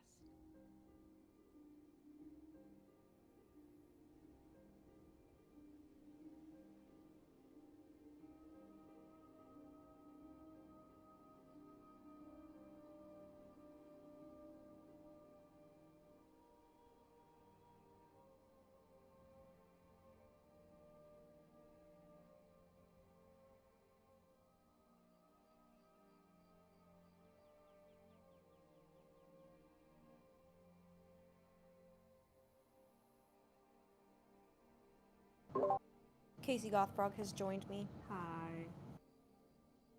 Hi, Casey.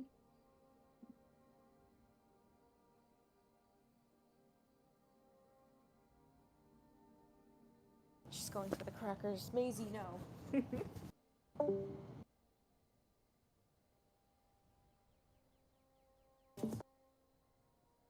That sounded so dramatic. I love it. She's going for the crackers.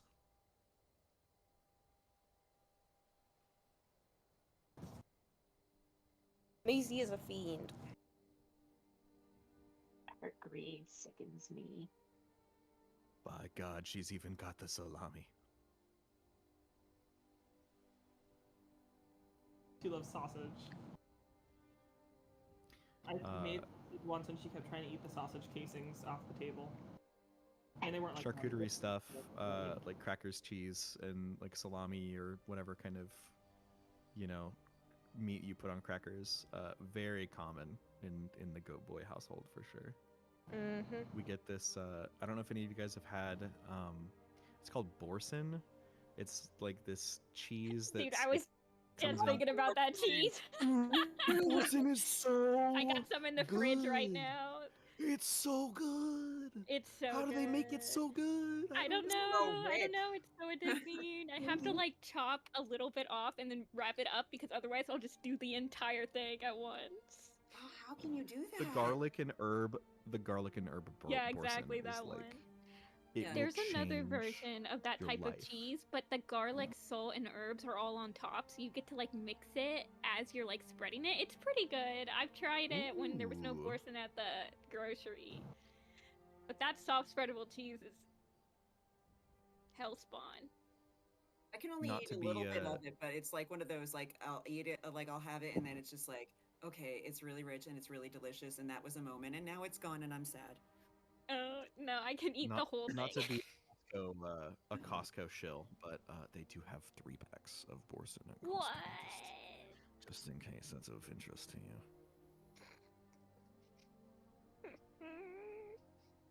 Dangerous. If anybody is out there cheese maxing, Yeah. Although, like, and then the other end of the spectrum, I really love Havarti.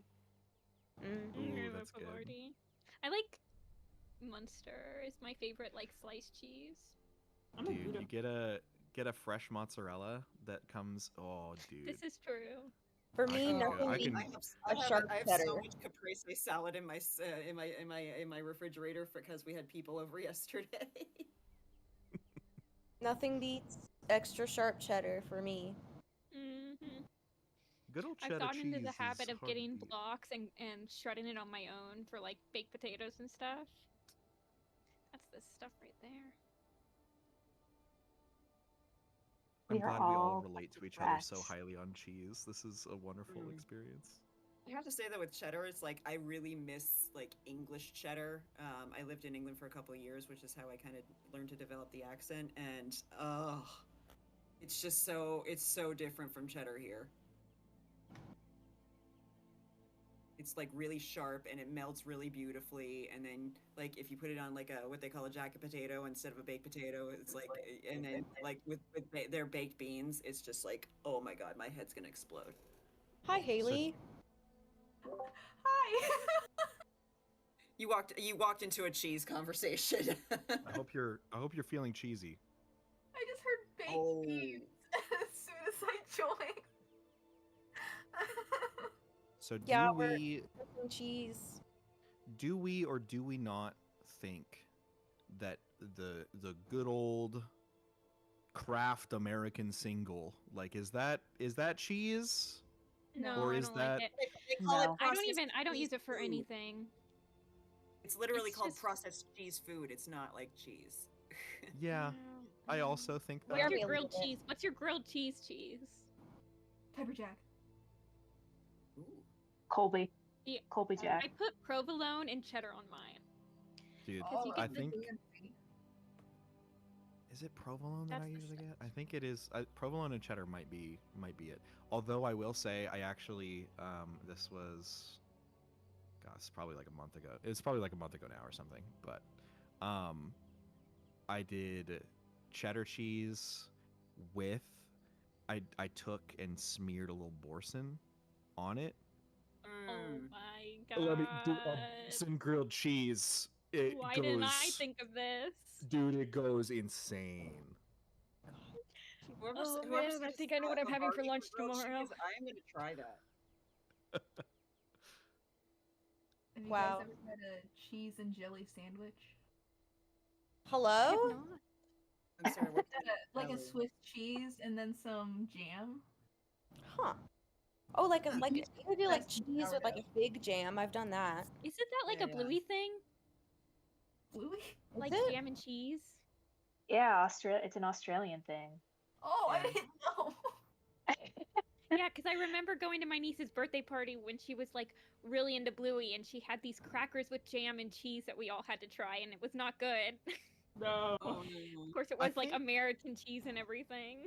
Oh. Well, I mean, if you're gonna have like American cheese with like, you know, Welch's grape jelly, like that's probably not gonna be too great. But Yeah, I it know was that not that it's a lot great. more common, I think, outside the United States to do like On Wonder sweet Bread. and savory together on that kind of. I mean, like a like, there's thing. definitely jam and cheese because you get it for like charcuterie boards. Yeah. Yeah, absolutely. But this was not it. Do you guys like Swiss cheese with guava? Or like any I've no never white had that. white Never cheddar tried it. white cheddar with guava. Oh, okay. I don't know if that's a like my Hispanic family or not. It's very this good. is the most animated conversation that we've had. It's just like crackers and cheese. Weird stuff that we eat. Yeah, I've been talking to myself for 5 hours, and suddenly everyone's feeling talkative. This is important conversation. Have you guys ever seen or been to a Portos? The bakery? Yes. Okay, Portos has cheese guava pastries. I highly recommend tasting those. It's cheese with guava, and it's Those kind of are like so good. Yeah. Oh it's my god, very I love those. Guava is amazing. I had a especially- guava cheese croissant the other day. Yeah. So good. So like when you get that, I'm pretty sure it's white cheddar or Swiss. I forget. It's one of the white cheeses. I think it's white cheddar. You get the those canned things of guava. You cut them into squares. So you have the square cheese and then the square guava on top, and then you put a toothpick through it, and then you have like a tray of them, and then you can't stop eating them, and then you feel bad because you ate them all. I hate charcuterie boards because I always feel like I'm eating it all. Whenever people have charcuterie boards for parties, I'm like, I'm just gonna sit there and eat the whole Charcuterie thing. boards make me feel big and greedy. I love They charcuterie boards. Do we not I do deserve- too. That's my problem is I love them too much. I was thinking it was meant to be a bear because like you could just live off of like berries and salmon. Oh wait, water crackers with cream cheese and lox. You know, like the Lox, and then put a little caviar on top. Oh. Yeah. Now you guys are getting fancy. Yeah, you just get that was a holiday tradition in my household. You get some Romanov Caviar caviar. is it's a little rich for my blood. It's Romanov caviar. It's not the expensive stuff. I didn't know we had non-expensive caviar. Actually, the #1 place that they get caviar in America, I think, is in the Mississippi River. What? Yeah. The more you know. That tracks. I'm sorry. It's not like the fancy or the fancy is caviar salmon roe? No. It's Well, I think it's yes, but no. it's it's what's it called? Sturgeon. Sturgeon. Sturgeon. Yeah, the Mississippi River has a bunch of sturgeon. Oh. I knew it wasn't salmon. You can get salmon caviar though, but it's the same as salmon roe. Yeah. I'm just thinking about Stardew. I'm like, which one do I use from Stardew to make the caviar? I remember a while back, a really long time ago, my sister and I were talking, and we had like cans of tuna versus cans of sardines, and I was like, oh yeah, I like sardines more. We were just talking about tuna, and my sister's like, but tuna's a small fish, and I looked at her, and I'm like, no, it's not. I think My poor there's sister tuna that are like the size when of we showed her the picture of a tuna. And how like big they a small Anybody who dog. plays Animal Crossing like a knows that large that's not dog. true. Yeah. She doesn't play Animal Crossing. I actually went to the tuna auctions at the Tsukiji Fish Market in Japan. That's crazy, man. They're huge. How do you how do you know that we we're a crew that's all talking about like cats and this cat animation? Because we're all sitting here like, oh, tuna, ooh, salmon, ooh, I like salmon, ooh, tuna good. River Clan unite! It's just like a bunch of cats at the cat meeting. All right, opinions on salmon. Everyone's like, yes, good. Yeah, good, salmon. Opinions on mahi mahi. Okay. Yes. Yes, Yeah. good. Yet. Opinions on tilapia. That is expensive. Trash fish.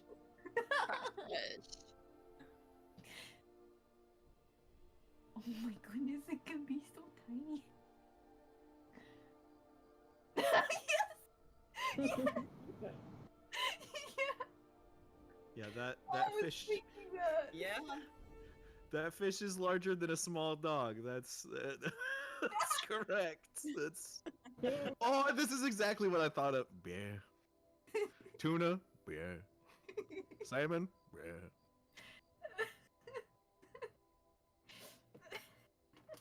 It's just a chorus of meows across the entire chat. Everybody give me a meow if you like. I need, guys, I need a clan that lives inside the Bass Pro Shops. No, the Bass Pro Shop pyramid. Yes. I was literally about to say Pyramid Clan. We all go to the Pyramid Clan.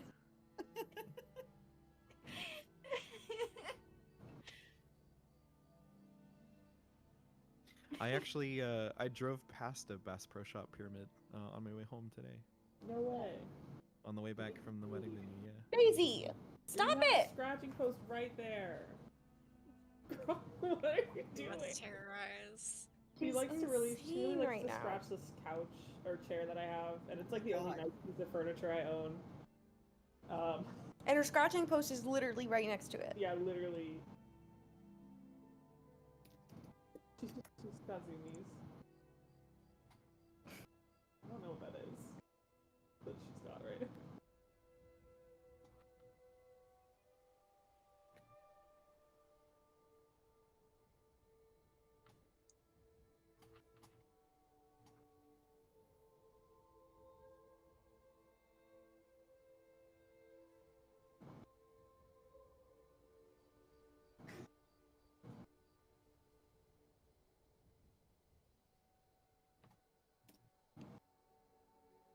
Looking good, Pommy. Thank you.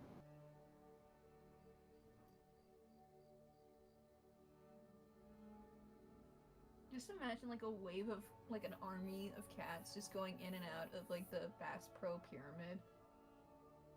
As nature intended.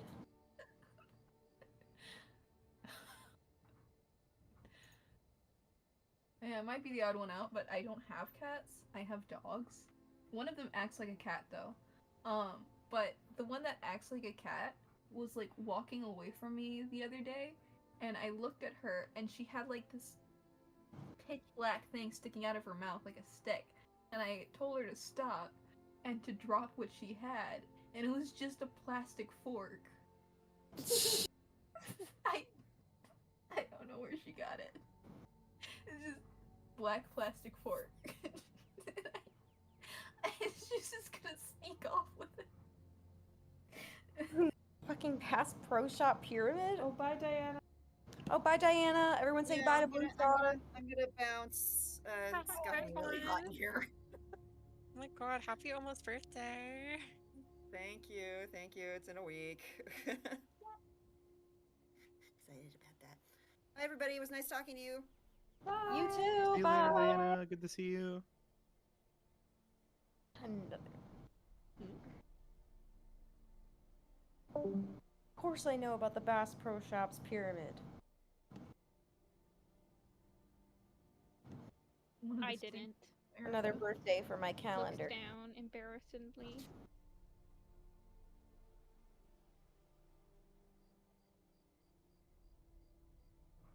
I don't think that there's a Bass Pro Shop that's that big around here. Is it just a one thing?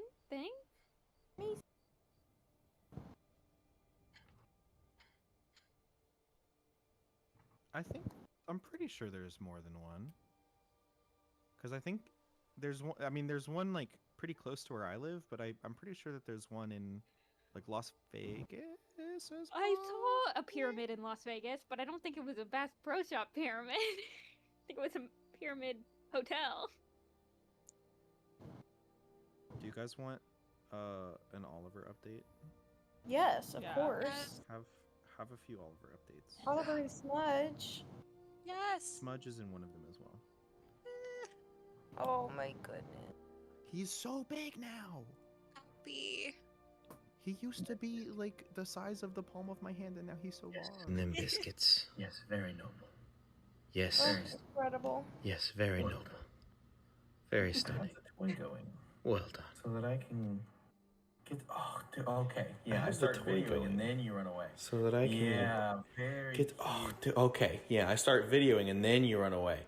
Yeah, Oh, I very love you, cute. Oliver and Smudge. He has been anytime that we go to like, you know, open the door to like grab a package or let somebody in the front door or something. He's been darting for the front door, so we have to like.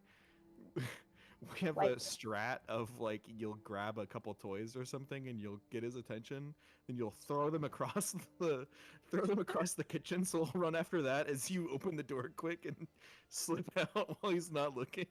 Oh my So god. he doesn't dart for the front door like a gremlin. And then of course I was gonna send my wife a video of him like refusing to play with this new toy that we got him, and the second that I turn on the video he's like, oh, I'm very good and very cute and certainly not causing any trouble at all. I was saying the other day, like, I don't know why I buy Maisie anything, because lately her bed has been a box containing Tupperware, and her favorite toy has been a Cocoa Puff that fell on the ground. Like, why am I buying her toys? I'll never be able to compete. Ungrateful. There is not. That might be a lie. There might be like 2 or 3 left in the entire house, but at the very least, the vast majority of the little like doorstop springs in the house have had the plastic end bit removed because Oliver really likes the plastic end bit of the doorstop springs. And he will take that, like, he'll just be walking around the kitchen with something in his mouth. I'm like, what do you have? Is that another one? Which one did this go to? His kill. If he likes those springs, there are like these little tiny spring toys they sell on Chewy. Oh, we have probably about 30 of those. Yeah, they come in like packs of 15 for like $4 or something. The little plastic springs. Yeah, dude. It's a very favorite common. toys are zip ties, which obviously she can't have for safety reasons. So, but I'm like, what kind of cat-safe toy can kind of emulate a zip tie? And that's like the closest thing I found, and she loves them. So. The reason why we got the springs initially is that there is a video on Tumblr of somebody that is like showing all of the stuff that they found behind the like laundry machine after somebody had to move it out for maintenance or something. And just part of the video is they're just one by one just going spring, another spring, another spring, and it's just like there's like 8 of them as they just keep one by one. It's so good. Yep. Oh. Okay. Cats are such funny little animals. I love having a cat. It's like being haunted by a sweater. Real. Oh, big yawn. Amazing. Hi, babies. It has very drastically improved our lives, I think, having the 2 of them, for sure. Yeah. Cats are healing.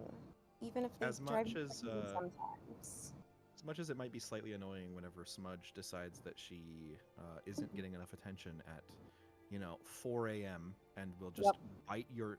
Yeah, she'll like get the zoomies at 2 a.m. or 3 a.m. or something, and she'll be like, you know what, you aren't paying enough attention to me. And she'll bite our toes, like through the blanket, to let us know that we're not giving her the attention that she deserves. Ankle biting phase. Oh, Ivy. Like you'd just be walking by and she'd wrap her paws around your ankle and start biting and let herself be dragged along. Yep. Spud doesn't really play. Spud is my dog. He doesn't really play with toys anymore because he's too old. He's like 16. But when he was younger, he really liked it when you would like put one of his toys under your foot and kind of like drag it around with your foot, and he would just like grab it and growl and like let himself be dragged around the house.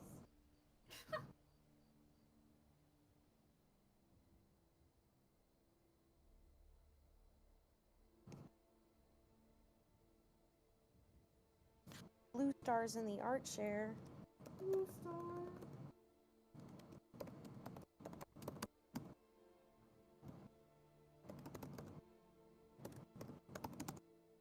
Oh yeah, speaking of cats being healing, in the opposite direction, did I show you the 2 gouges that Maisie left in my leg when she jumped on my lap earlier? No! She missed. And then tried to scrabble up. So now I have like 2, I mean they're not like that bad, but I've got 2 scratches on my leg. Oh no. Evil beast. Spotted leaf will fix it. Spotted beef. Unremorseful animal. Yo, is Connor in here? Connor's not in here. Was earlier. I'm just looking at this at the art share. I don't stray away from the performance chats too terribly frequently. Bro, Connor's on some cool shit. He's doing so good. God damn. He's been posting a lot of these, and they just keep getting better. Yeah. Dude's a mastermind.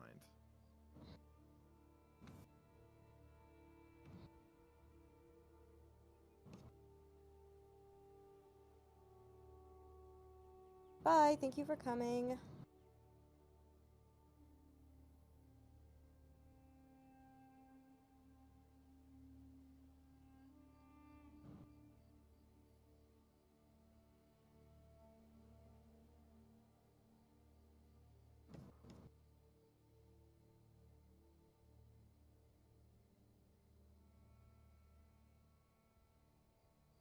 You guys should all draw Yellowfang and Cinderpaw to heal what ails me.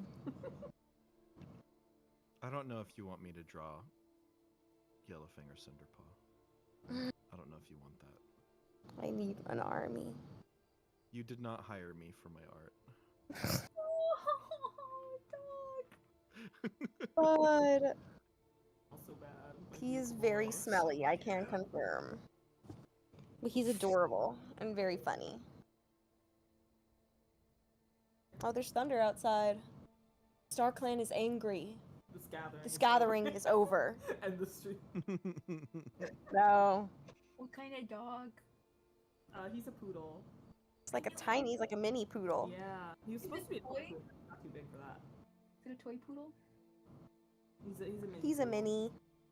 Aww. I have 2 toy poodles. Oh. One is a party poodle, so he's got spots. Yeah, just like Spud.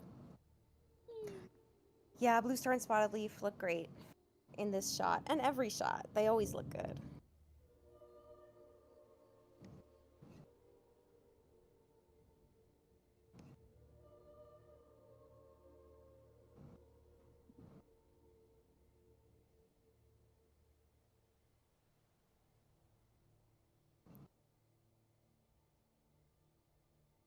switching between my spreadsheets constantly.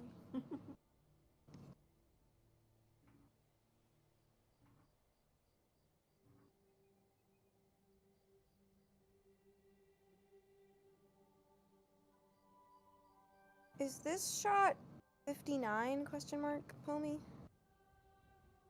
This is 52. Oh, 52, gotcha. Yeah. I'm just using this one as reference.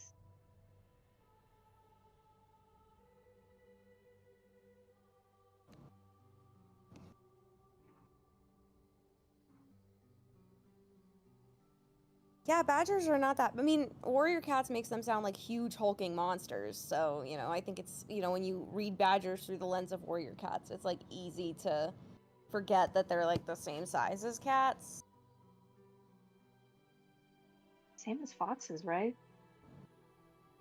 Foxes aren't that much bigger than cats either. Sometimes they're not even that bigger than cats at all. Ori! Ori!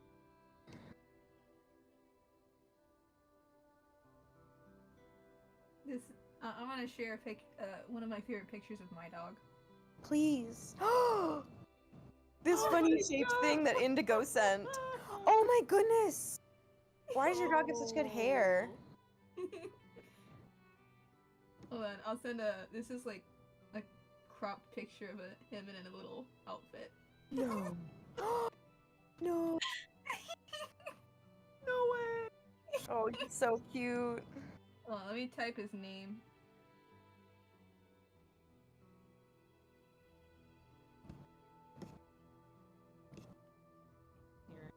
Okay, so he has a Spanish name, but we just call him Oz. Oh. Oh, I love him. him. Bear Bandit. Because he's got spots over each eye. Oh, he's so cute. They...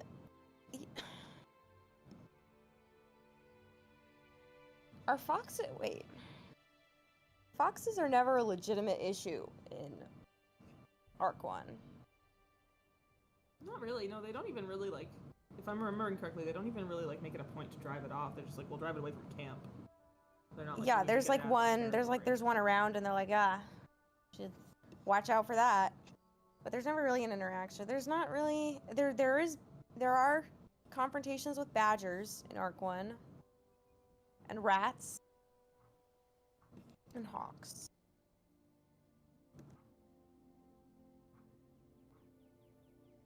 Okay.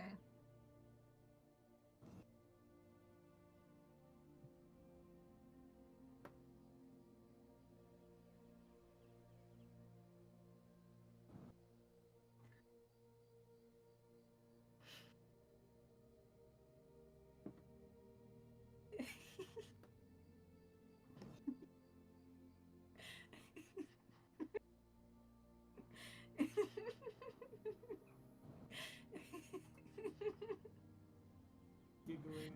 Haley, look. Oh my god. That's one of the funny pictures I have of the two of them. Oh, I love dogs. So he's turning 13 this year. And then the other one, her name is Riley. She's the new dog. So we've had her for a couple years. And they definitely match each other's energy. They're both crazy. I was looking for more slut pictures, so I looked up dog in my photos, and great. I'm scared of looking up dog because I love taking pictures of the poodles with funky haircuts. Well, give me a second. Why?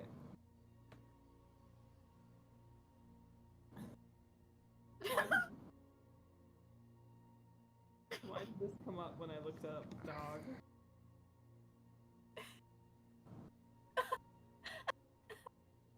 It also looks for text. So. Although, well, I will say that picture is from the dog park at Prospect Park. It's the dog beach. That's where we took it. Is that why? Yeah, maybe if it's using location. But I just think it's funny. Like, this is is a dog. This comes up when I search dog. It's a weird dog. What's wrong with that Why dog? did Bright Kit come up when I searched dog? How could they do her like that?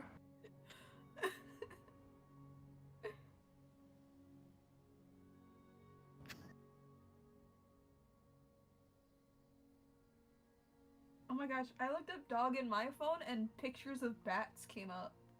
Way.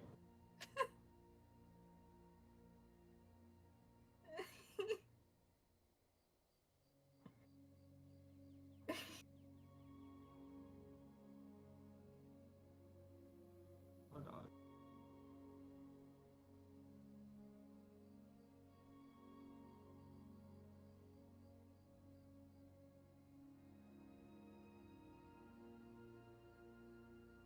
Out of all the memes I have, I think my dog Riley is probably the funniest animal I've seen on in my album. So I'm just gonna give one of her best pictures.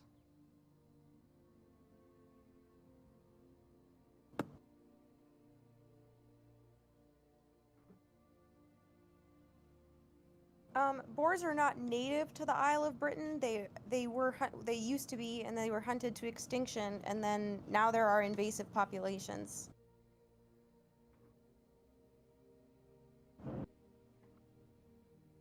Oh.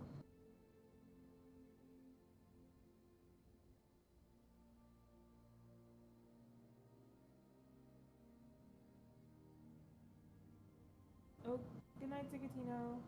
Bye, Zig. Bye. I need to ping you too later. Ugh. Gotta lock in.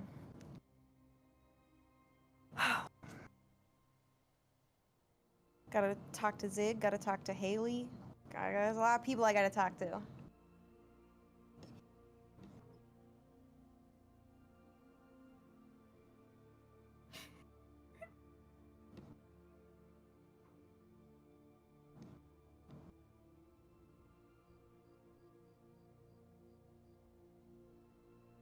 I don't deserve flavors.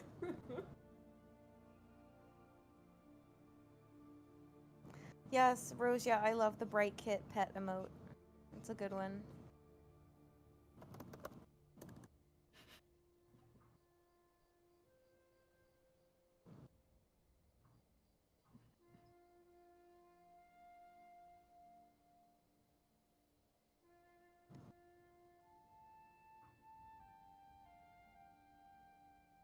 Favorite Warriors character? My favorite characters are Blue Star, Cinderpelt, Yellowfang, Leafpool, and Dovewing. Those are my top 5.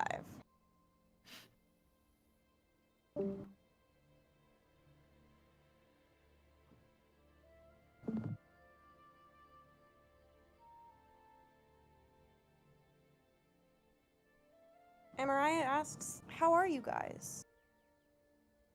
Maria? Sorry if I said that wrong. My goodness, the thunder. Yeah. Would you guys rather have 4 or 6 of Riley's best pictures? 6. Oh, Yeah. of course. These are the first 6 I saw in my phone that I thought would be fun to share. One shows her pretty side, the other is what she's normally like. Oh goodness. Oh my goodness. Oh goodness. You look zooted in the second picture. That's just because I was scratching her. But I got pictures that could compete. I'm gonna go look for them. Hi, Mocha. Thank you for coming. In the last picture, she looks so guilty, and I still don't know what she felt guilty of.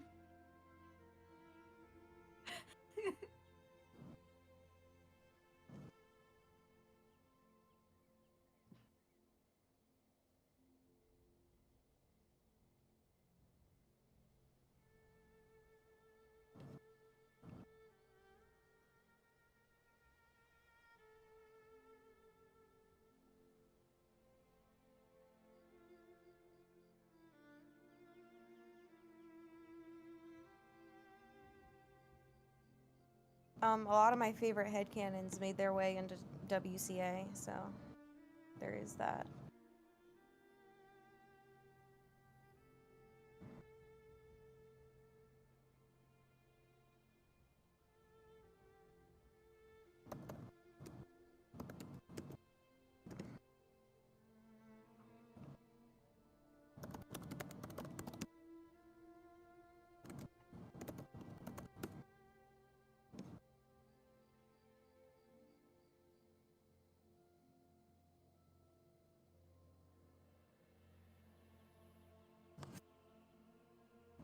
Do you mind your animation being used in edits, or do you not want them to be? I don't mind as long as you credit us. As long as you know, give credit, I don't mind.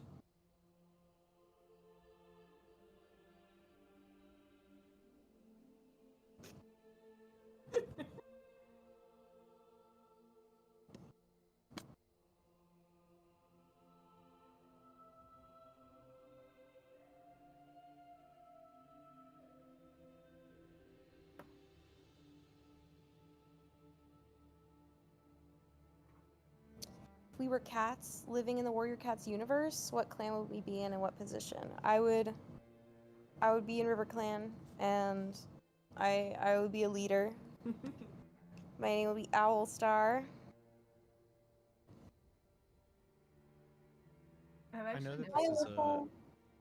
Go ahead. I know this is a more like recent thing. I think, if I understand correctly, I think it would be really cool to be a mediator. Actually, I think yeah. that's what I would want to be.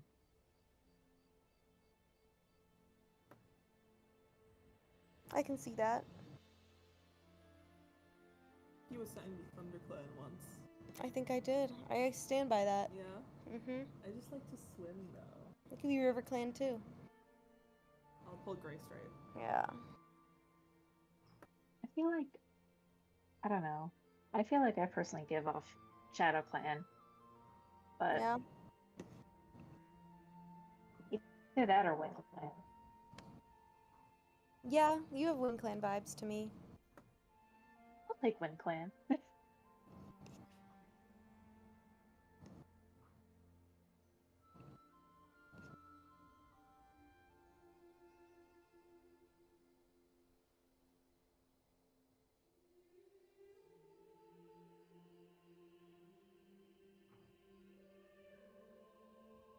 Haley, what about you? I've never thought about it. I don't think I have very good survival instinct, so... So, you're saying you'd be a kitty pet? Yes. That's an acceptable answer. I think that's the way to go in the Warrior Cats world. I don't think that they've... I think that they're a little too uppity about living in the woods and eating mice. Your cats should be inside. Yeah.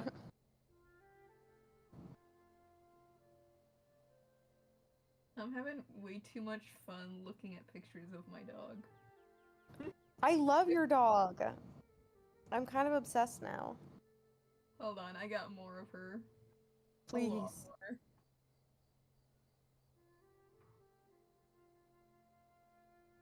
more. Homie, do you have any tips on drawing background? The age-old question. Write down into simple shapes. Work on values for coloring. And what I usually do, specifically for Warrior Cats or any background with layout, is I separate it into three or more groups. Like this would be the foreground, the closest objects to the camera, and then you have the mid-ground, which is this whole section. And then you have you can have multiple sections. Like this is another one. Could also be part of mid-ground. Mid-ground and then, too. Yeah. And then you have the background, which is just like the canvas the last thing. So usually I start from the background, then make my way to the front. If I'm just painting with no lines, but I think I usually just like to block out everything first and then go into detail with coloring. But definitely if you're going to start with backgrounds and doing layouts, separating it into foreground, midground, and background is really helpful. And then making sure you focus on the ground planes as well. Perspective. I always hated perspective until I learned about it, and I use it all the time. I never So strong for that. I never stopped thinking about it, or just like breaking down objects into simple shapes. Everything is a shape, three-dimensional, and that will help you make things look more organic and believable, even if it is in a simpler style. But hopefully that helps. That's some helpful information. Wise words, Pomi. I am no teacher, but I try. Because you're really good at what you do.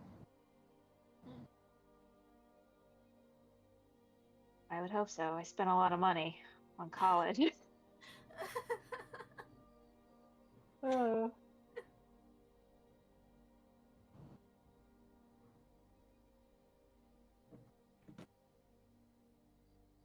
I mean, as it stands right now, to tell you the truth, I just don't really have much interest in doing the new prophecy, because I don't like it very much.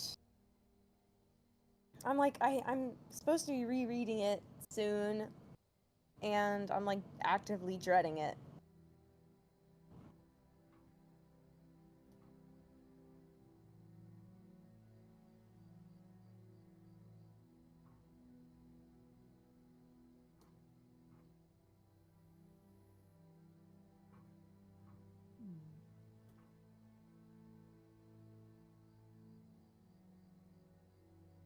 There are some moments that I like from the new prophecy, but for the most part, I just don't think it's very good.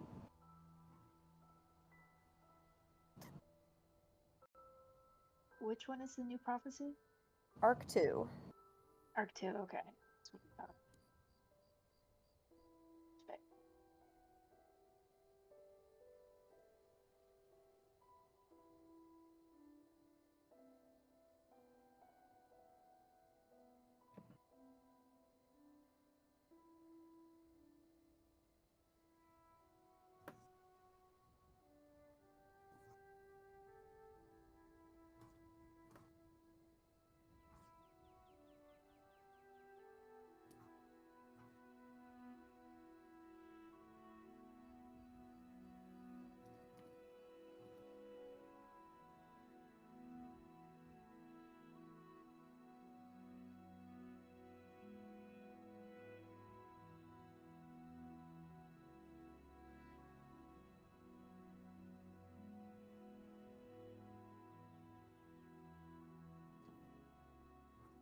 Yeah, Roja, it's a tough one, and I know so many people who stopped reading Warrior Cats after the first arc because they tried to read the new prophecy and could not get through it.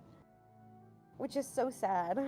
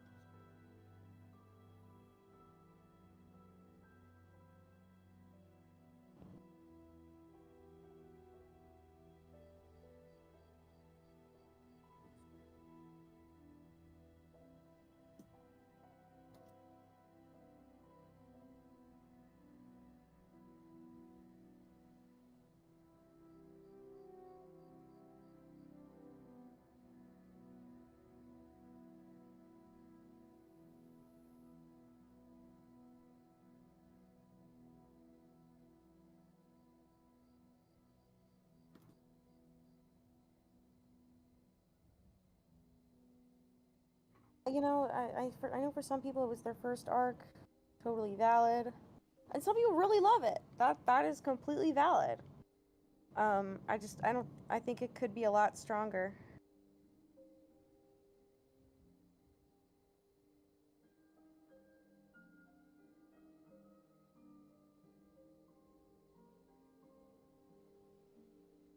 I think the New Prophecy mostly just suffers from structural issues. It should have been 3 books, not 6, because it's a lot of, like, standing around, and then walking, and more walking, and then walking some more. There's a lot of stuff that's clearly in there to fill space, not to move the story along, or to serve any, like, role for the characters, so it just has structural issues. The pacing is just not good.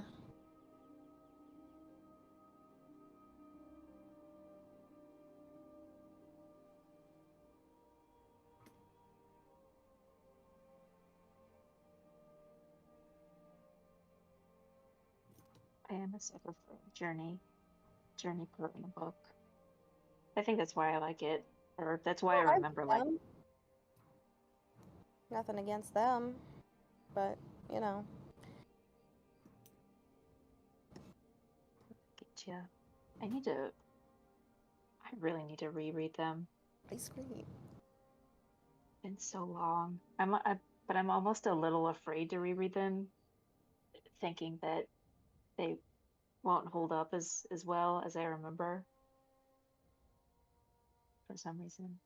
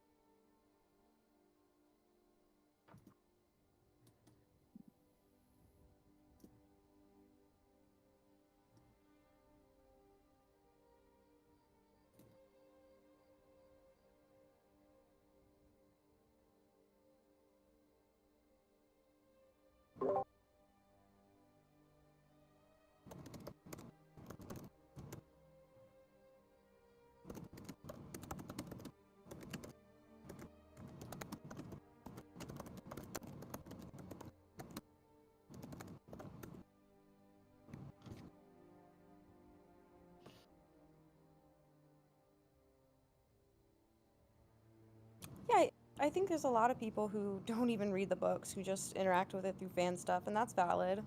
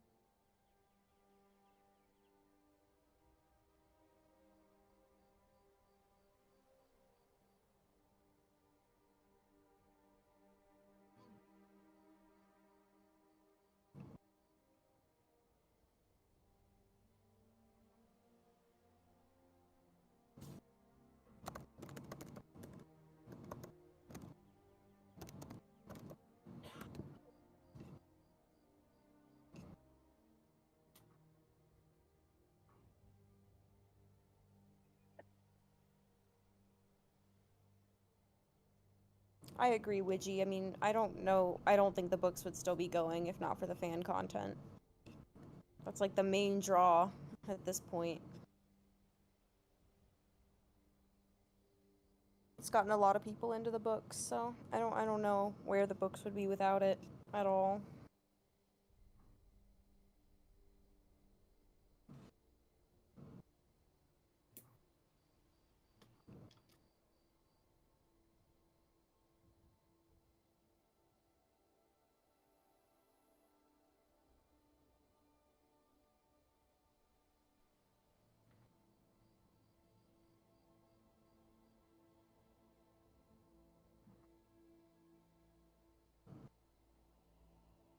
True, Rosa.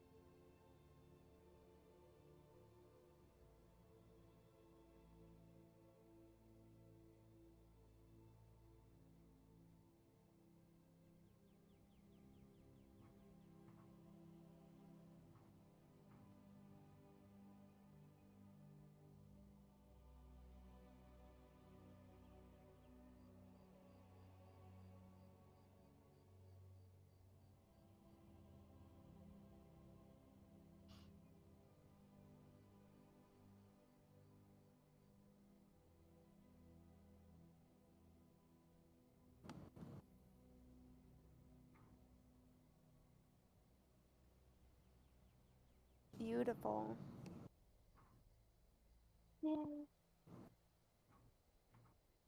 I don't know if it's too much.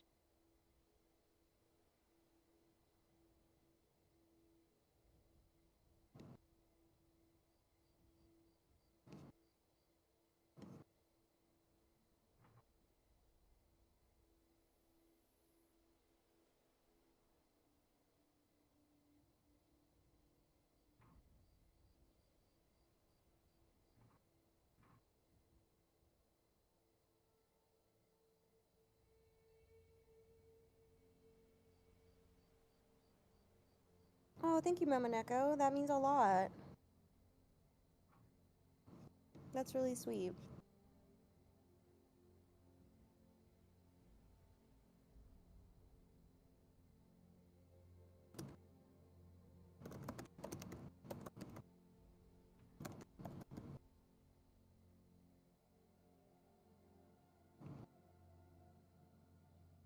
Thank you for stopping by.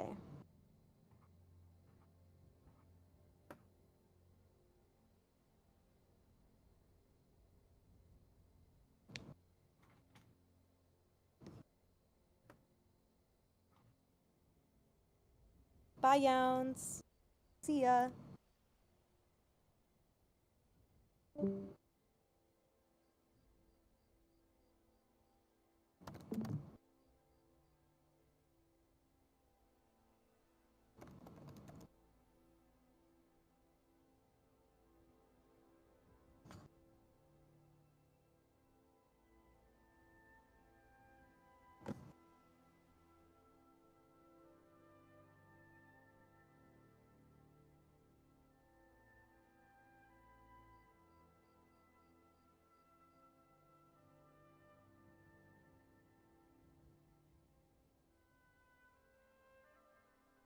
Yeah, oh, noted. I was rereading something in one of the books the other day, and there's a part where it's like soon ThunderClan will have more warriors than any other clan in the forest, Fireheart purred, and it's like, damn, that aged like milk, because now there's like 50 cats in ThunderClan.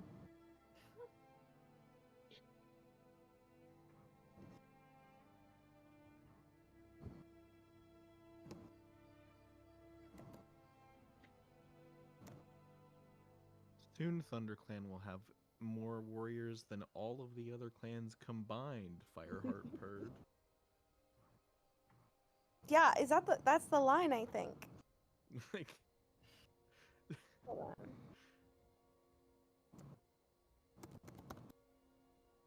on one side of the forest is ThunderClan, on the other side is everyone else. They might still not equal ThunderClan. It was Rising Storm. Let's...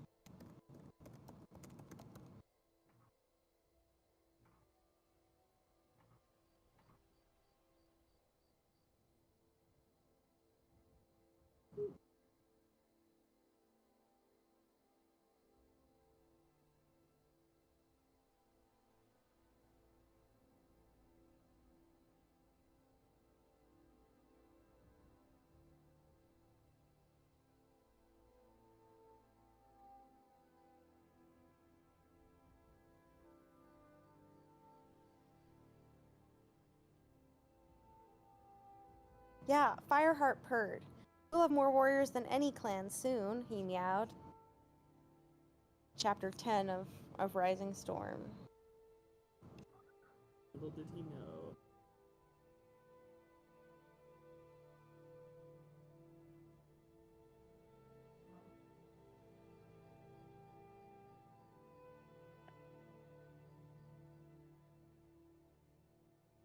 Yeah, the current books need like a mass extinction event. What? I do. There's like 50 cats in ThunderClan. Something needs to happen. They don't kill cats like they used to. Shaking my head, Erin Hunter.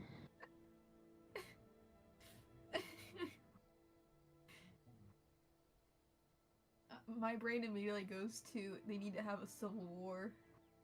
Yeah, I'd take that. a new clan emerges from the remnants.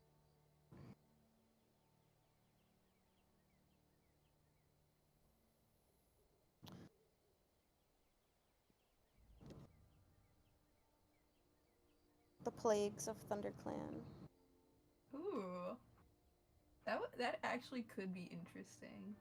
Like the Yeah. ThunderClan members who stay true to the clan remain, and then there's like a bunch that dies, and then the ones who have different ideals, they go form a new clan. Mm-hmm.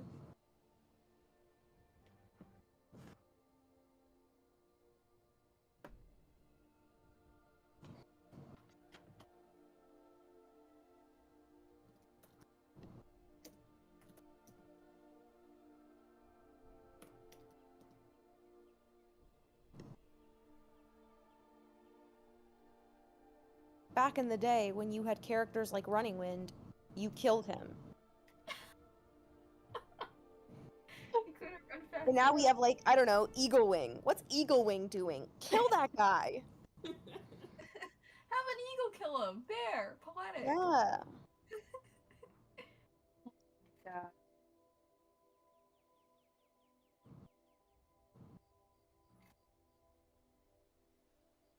It'd actually kind of be cute if there was, like, you know, a clan specifically for, like, house cats that was just comedic relief. Like, you know how you always have, like, plots in TV shows and it just cuts to the cats in the backyard? Like, we are Twig Clan. These are the twigs. We will collect the twigs. And that's I want it. more cats who just have no real concept of what a clan is, creating clans.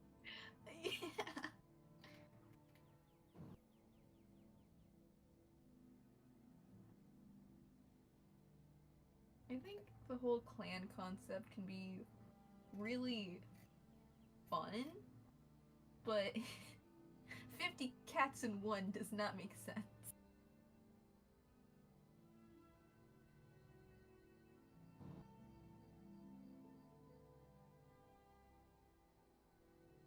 Yeah, they did. Warrior Clan is an example of that. But Warrior Clan is like 10,000 miles away.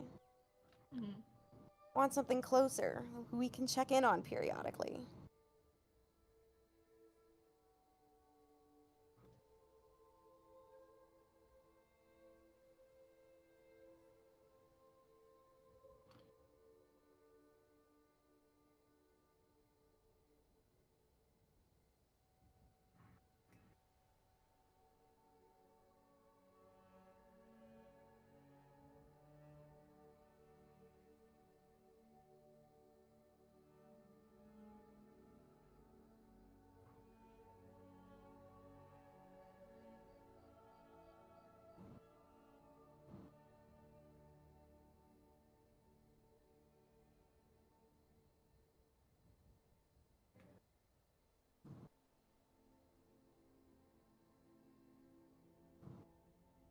Can't believe I'm working on my third background.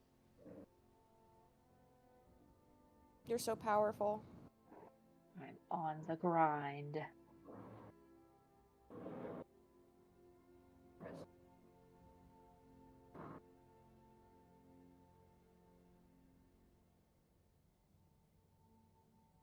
Yeah, I mean, I really do think that what Warrior Cats needs is a soft reboot. Better yet, a hard reboot. That would be even better. I don't think I know enough. I think I was a fan of all of the animation maps and stuff. That's how I got into Warrior Cats. And I think that the number of books is definitely, I guess, like, intimidating to newer fans.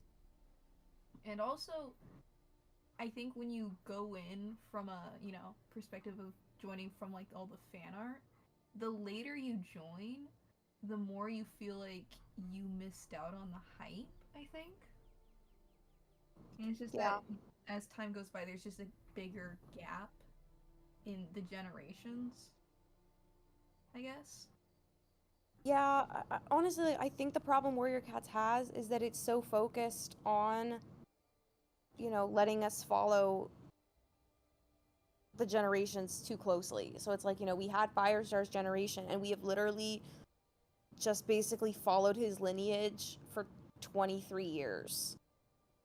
It's like, this might be a bad comparison, but I think of like Naruto and then follow-up series Boruto.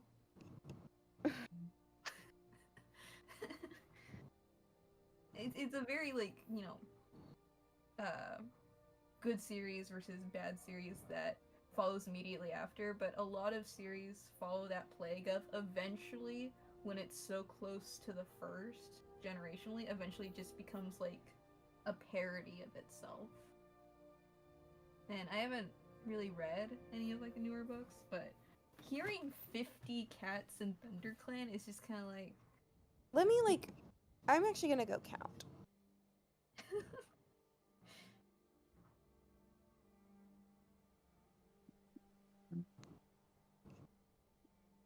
I don't know, it feels like that's a lot of cats to get attached to.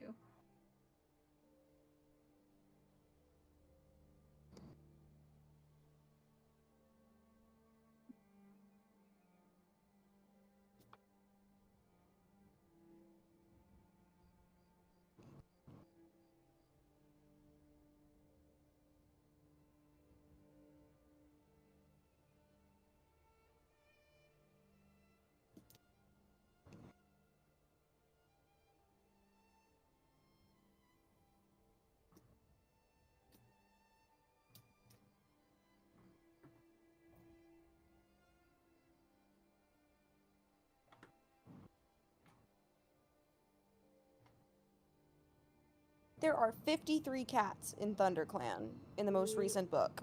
That is so... Whoa. How are you supposed to grow attached to any of those characters? Yep, That's like... Some of them need to get TNR'd. I got attached to, like, when I first started watching, like, animation maps, I got attached to the idea of, like, fan artists, you know, interpreting tragedies different ways. Not just designs, but how things play out based off of the book's descriptions. And I thought it was really cool. 53 cats feels like landslide, 13 cats died. Do we care about any of them? No. And some of those cats, I would like to point out, have been alive since the first arc.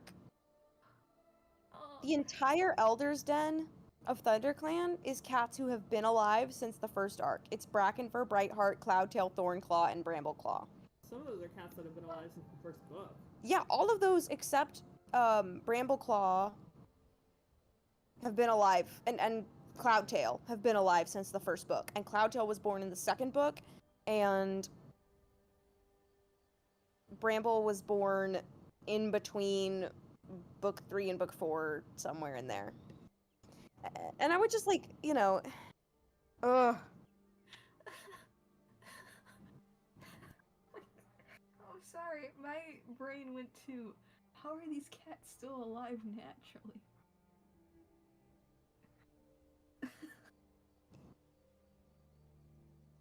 Is Misty Star like 20 years old or something?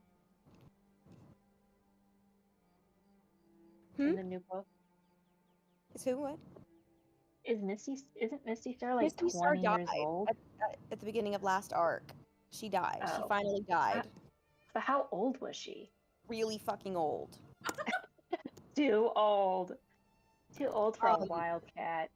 Because if you look at the allegiances of Into the Wild, ThunderClan had 25 cats total. That's including Redtail, who dies right at the start of the book, and Firepaw, who isn't part of the clan until a few chapters in. And then of those cats that are in ThunderClan, multiple of them die in book 1. 3 of them die in book 1.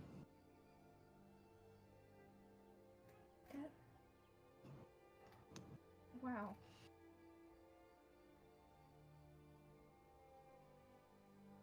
Also, Misty Star was 17 years old when she died.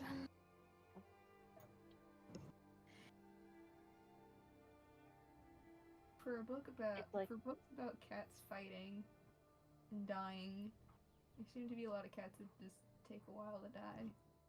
Yeah. No. There are 4 ThunderClan cats that die into the wild. Okay. Lionheart, Spotted Leaf, Rosetail, and Redtail. Okay.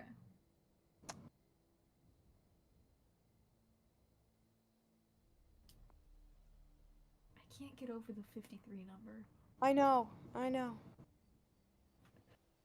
Yes, a cat can actually reach 17, if they're well taken care of. Outdoor cats do not live to be 17, that's for sure. Yeah. Outdoor cats have an average lifespan of 2 years. It's like, Keep your cats indoors, people. And, but, yeah, no, Missy Star's just built different. She, 17 years. You know what my brain goes to?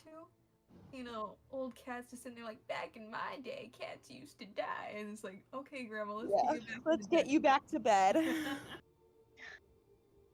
Get you back to the den. Yeah, let's get you back to the Elder's Den.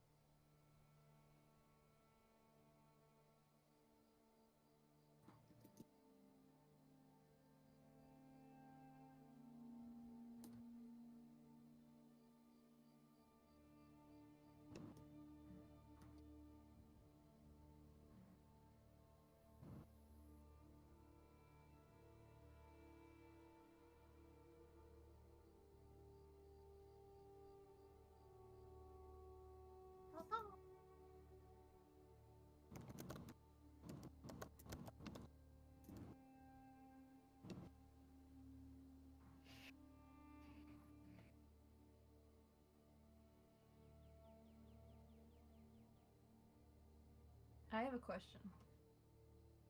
Shoot. Just like general artist opinion. If you saw a character transform from like having 5 fingers to technically 4, do you think about it or do you not think about it?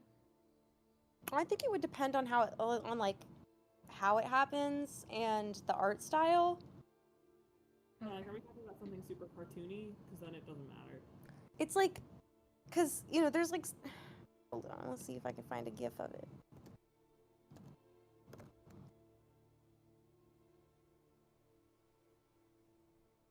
Like, an example I can think of is, like, Patrick from SpongeBob. He doesn't really have he doesn't have thumbs or anything. He kind of just has starfish nubs. But then, like, they give him hands sometimes. Sometimes they even, like, give him fingers. And it's fine. It totally works, and I don't question it because it works with the style. Okay. So, like, the character I have, okay, there's human character, and then also they have, like, a griffin form. But working with, like, the bird claws, those are, like, the limbs, they're supposed to work like hands, and I'm thinking, would it be too jarring for it to have a human character with 5 fingers to a bird, like, set of hands that have... Oh, I don't think so at all. This is, like, kind of a weird example, but, like, like, most people who have, like, furries who have fursuits, most of them have 4-fingered paws. So 2 of their fingers go into the same, like, finger on the paw, so they go from 5 to 4. So with that in mind, I think a human could reasonably make that transition, and because it's a different form, I don't think it would be too jarring to the audience at all. Yeah. Awesome. I think I was really overthinking it. That's why you gotta talk it out with people. I do that all the time. I'm a professional overthinker, personally. Thank you.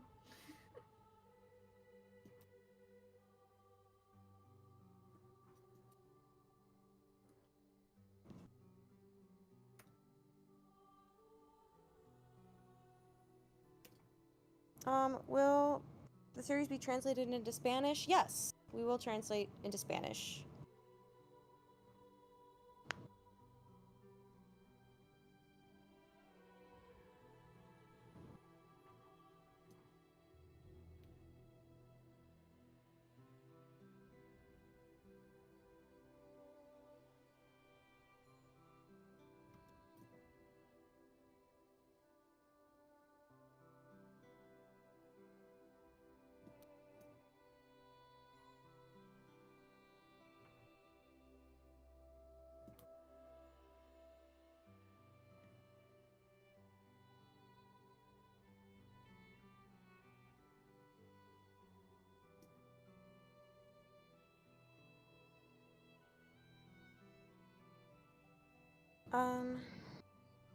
Besides Crooked Star, Pomey, besides Crooked Star, which was your favorite character to design? To design. I'm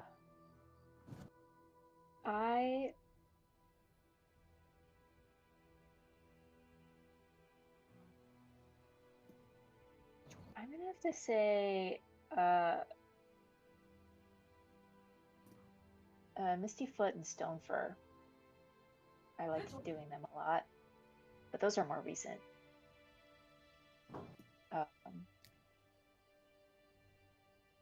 For one that's already been done, I liked working on Golden Flower. She was difficult. She was a challenge.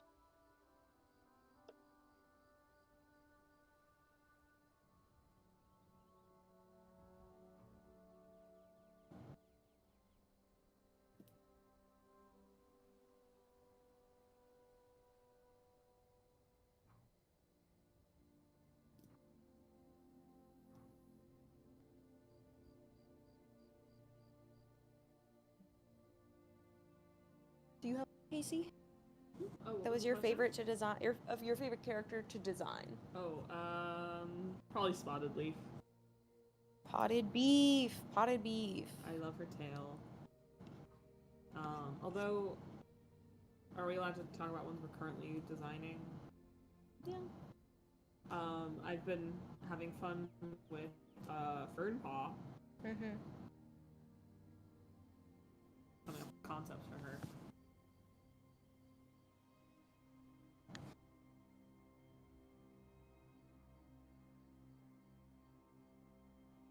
Oh, big yawn. Sorry. Sorry. Didn't like us pointing out how big her yawn was, I guess. Yeah, sorry, Maisie.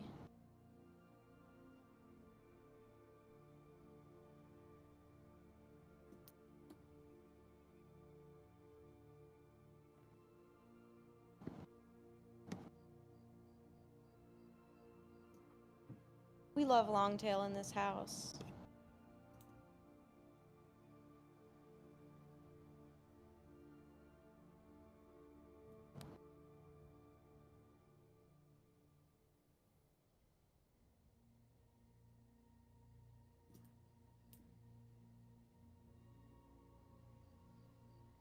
Who did Longtail's design? Sega. Kayla. Whatever you know her by. I really like that design. It's so good.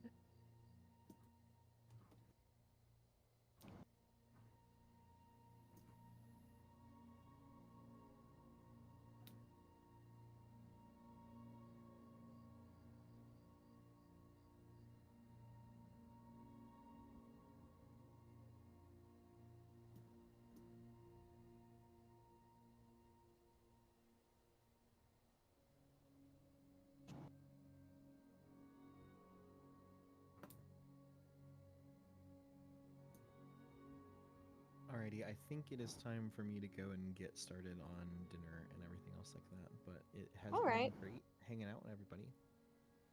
Bye, Grant. Bye, Grant. Y'all take it easy.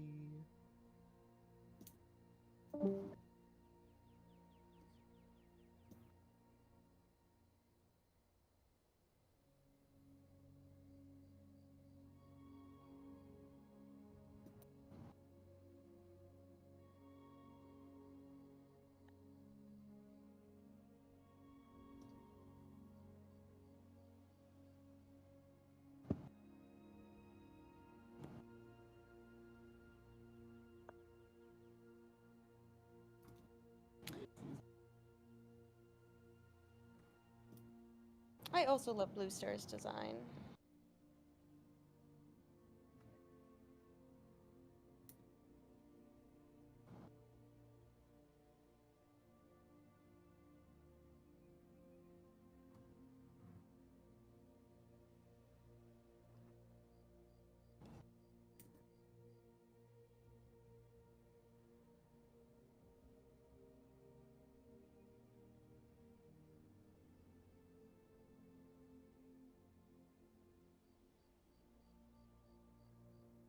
Yeah, Firestar does go to say goodbye to Princess. He takes Cloudtail with him.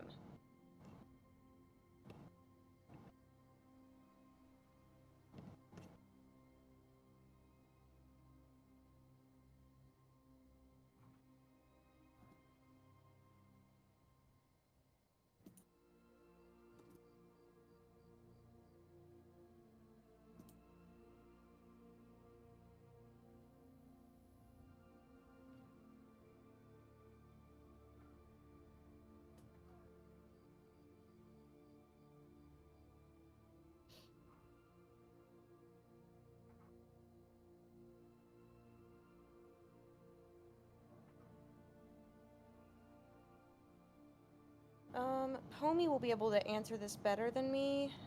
The question is, how do you understand and work with values and backgrounds? But, I know that one of the things is working in grayscale. Like, don't work with colors, just work in grayscale. That's, like, the best way to view values. Yeah, you know, a lot of people say it is better to work, like to paint the whole thing in grayscale and then add color. I, for some reason, can't do that well. So what I usually do is just have, like on a whole separate layer above anything else, I fill the screen with white, and I change the layer to saturation, and then it gives me the whole piece, like all the colors that I'm working in grayscale. So all I can do is just work on the color and then constantly switch back and forth to check my values. That's how I do it. And I find that a lot easier than working in grayscale and then trying to figure out how to use gradient maps to color it. That doesn't make sense to me. So, but yeah, that's always helpful. Widgie, you're gonna have to ask me, not in this stream, if you want my honest thoughts about the graphic novels.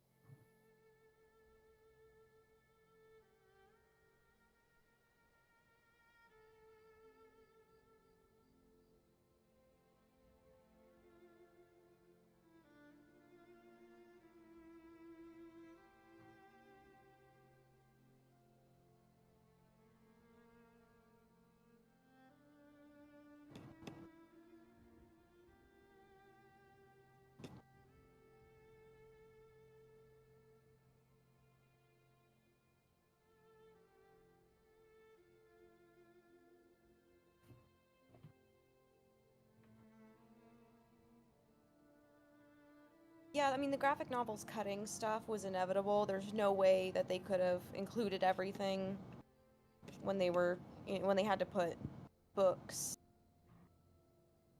in. They had to put 2 books into 1 graphic novel. There was just no way.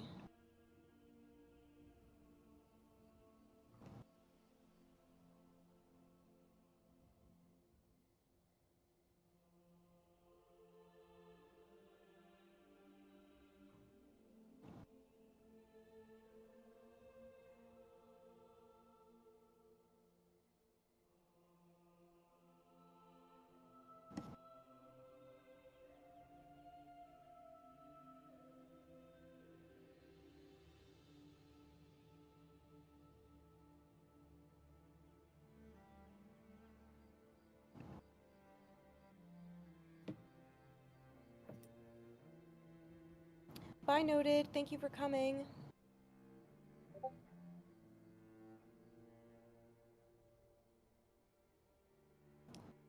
Bye, Amaria.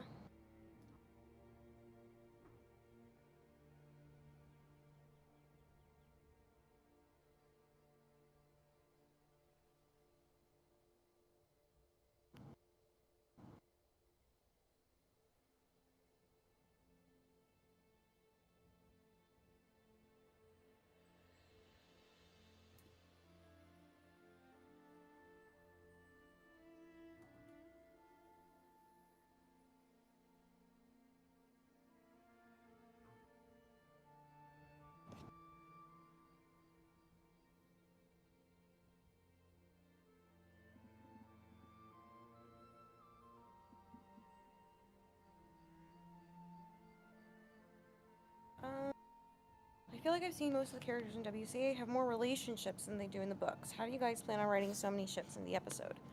Well, it goes a lot. It goes past just, like, ships, but, honestly, it really helps being a visual medium because, you know, you can have something going on, you know, with the main characters, and then you can be showing other stuff, like, in the background. You know, we're not limited to, you know, what's necessary to describe in a book. And, you know, you can convey a lot, about relationships, even based on, like, a couple lines. So, it's just, smart writing does a lot of the heavy lifting. Not to be too self-congratulatory to my team, but... I also think it helps that we are writing our version with, like, the hindsight of, like, because I don't think a lot of the relationships were necessarily, like, super thought out. Most of them were not. Yeah. So, you know, we're writing this with both how the modern sort of warrior cats, like, relationships, like, are more like an actual, you know, couple and less like they're just, you know, having kittens together. Bye, thank you for coming. Are you limited with gore? Is it targeted to a younger audience? No. I would say, like, if this was something that was going to air on TV and we had to be rated, legally, I would say our series is probably TV 14. Yeah. So 14 and up. There's definitely blood in it. It's warrior cats, there's blood. So, fortunately, like, you know, because we're not under the, watch of, you know, some larger company, we don't really have to worry about, you know, numbers and standards and practices and that kind of thing. So, I'm not that we're going, like, crazy nuts and, you know, blood and gore everywhere all the time, but, you know, it's warrior cats. There's some blood. You know, the cats are fighting and there's blood. So, no, fortunately, I don't think that's something we're gonna struggle with. Bye, thank you for coming.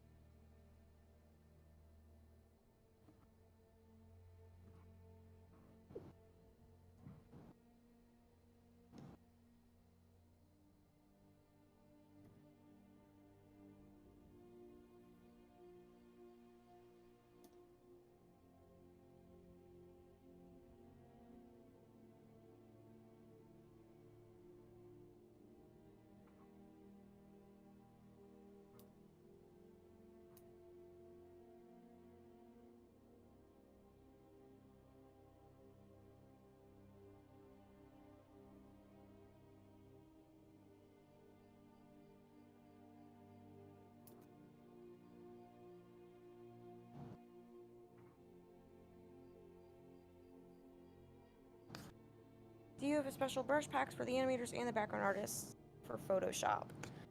There is a brush. There are brushes for background artists, and then we're not super strict about it with animation because we just use like a standard round brush. so that, you know, our animators can work across a bunch of different programs.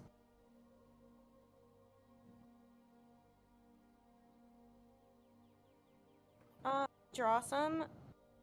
Applications will open up again for animators at some point. I don't know exactly when that'll be yet. Sorry, I wish I had like a date. It will happen. I just don't know exactly when.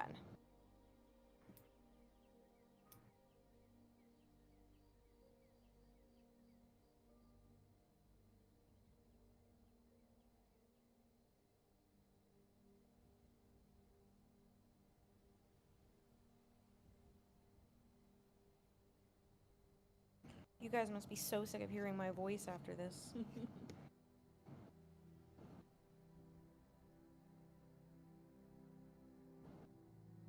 I don't know, I think they came here to hear you talk. I came here to watch people draw and animate.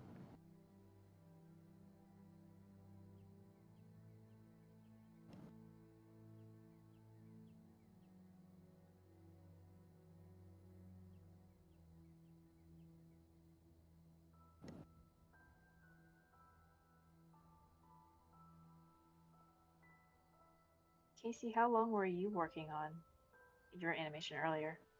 3 hours, I think, so you've surpassed me. Oh.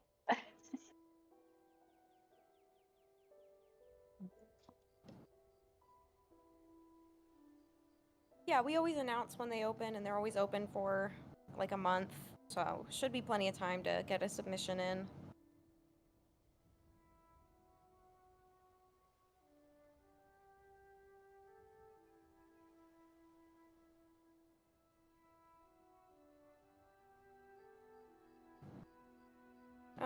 Get any more teasers or trailers before the first episode releases, if that is answerable. You'll definitely get some more looks at the episode.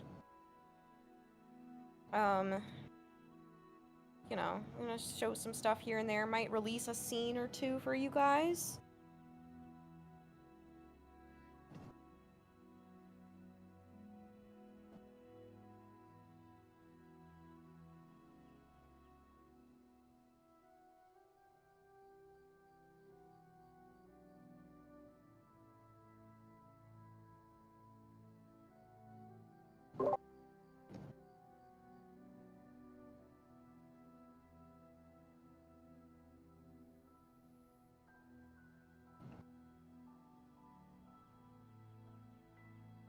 Yeah, Alex, you might see some of those in an episode.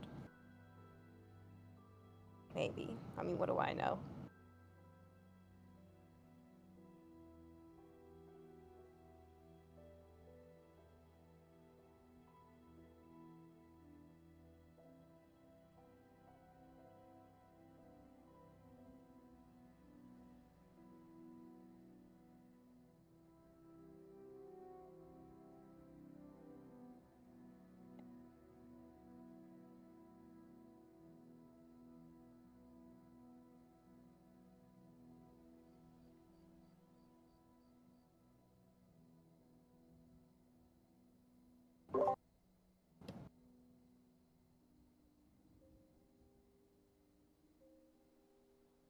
We have a 12 episode slate.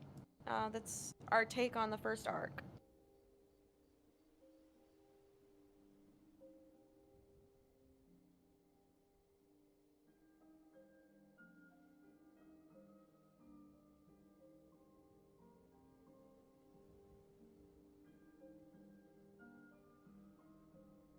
Do we ever see humans in the series?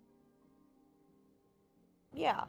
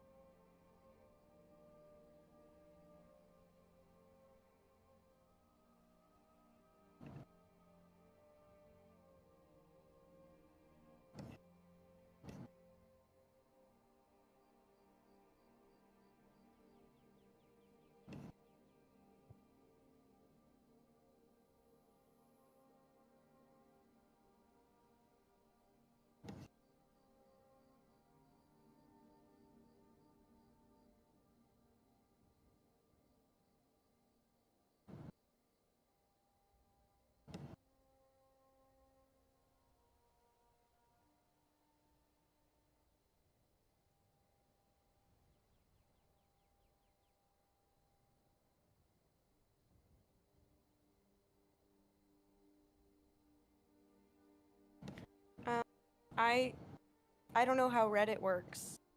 Does anyone just like make a subreddit? How does that work? I have no idea. Roja, you're gonna have to teach me.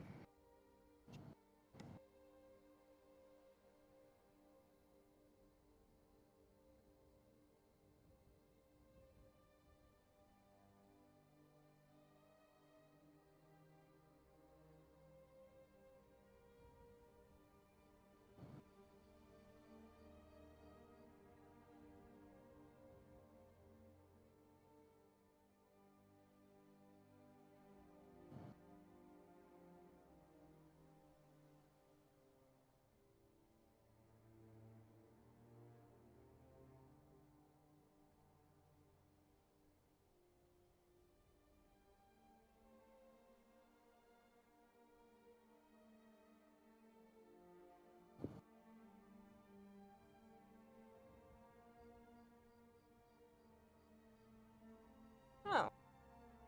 Interesting. We'll chat. I don't know how that works, so.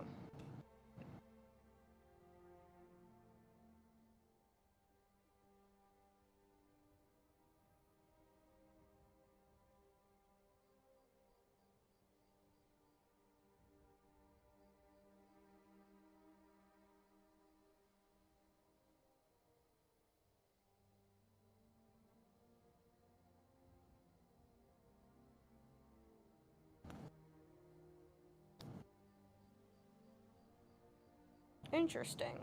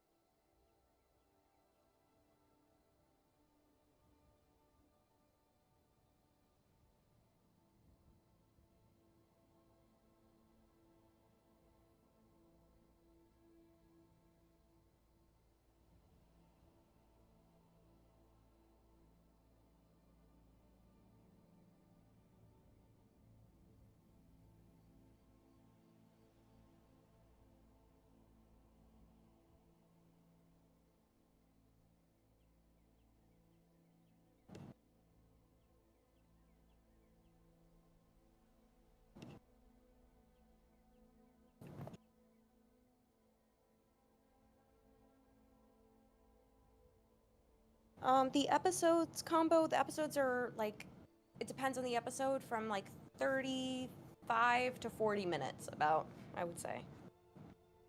Some of them are shorter than others, but they're all around that range.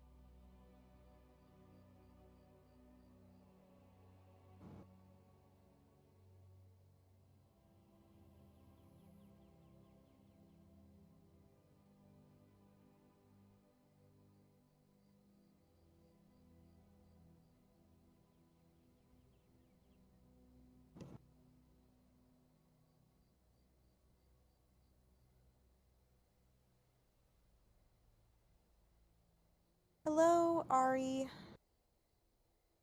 Welcome to the stream.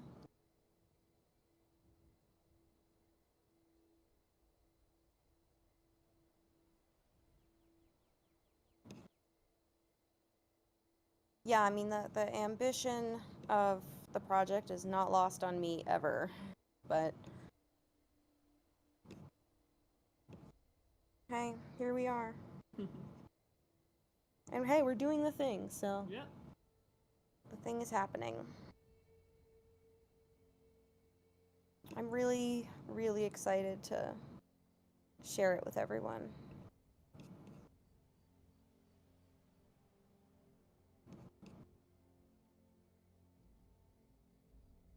We joke all the time, we're like, it's gonna like shift something, it's gonna change the world. That's the hope.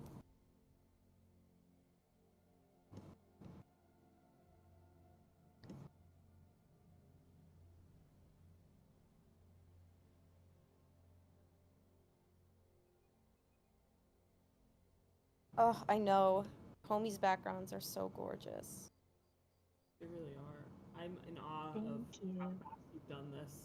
Isn't This your is the third one. background?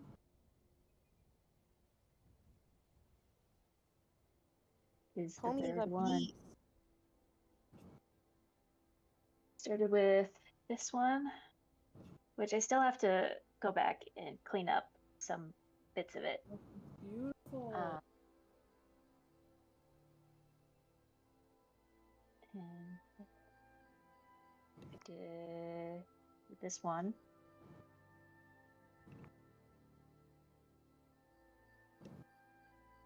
Also beautiful.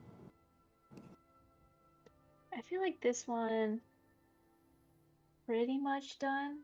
I just need to separate everything and clean up a few things. But it's pretty done. Yeah. And then working on this one.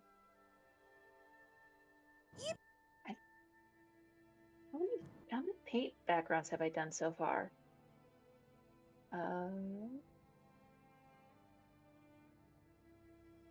There's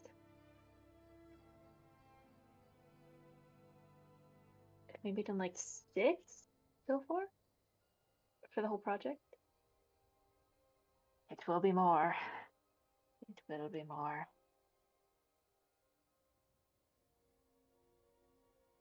Well, you're so strong. You're so Thank you.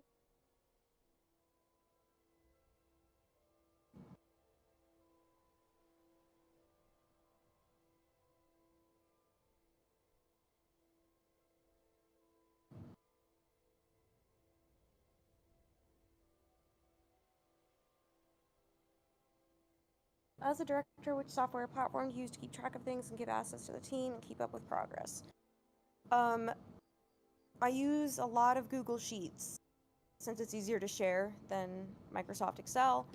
But yeah, lots of spreadsheets. And then for file hosting, we use a bit of Google Drive, but we mostly use CyberDuck to host all our files. And then, you know, we all work together on Discord, and we have a pretty good system with the structure of our server and everything, if I do say so myself, as far as keeping track of everyone. But mostly a whole lot of spreadsheets.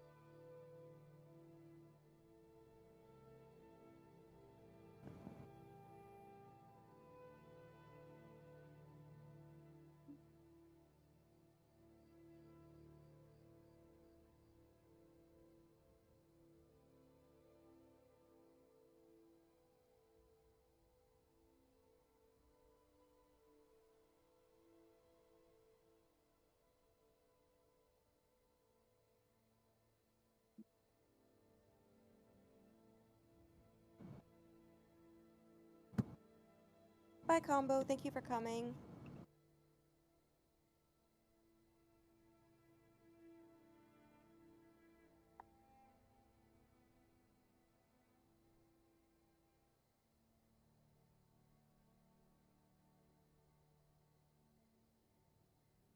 Pomi, our background director, is working on one of the backgrounds in the episode.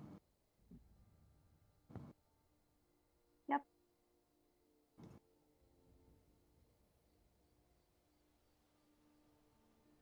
I'm only doing the painting part. The layout was done by Nifty.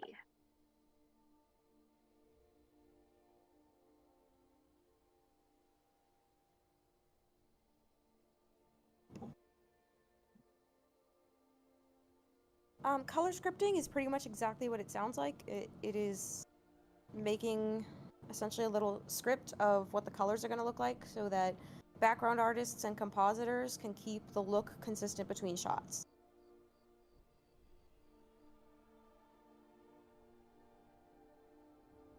Well, animation takes time. I don't know what to tell you, Lexiana. Don't make me tap the sign.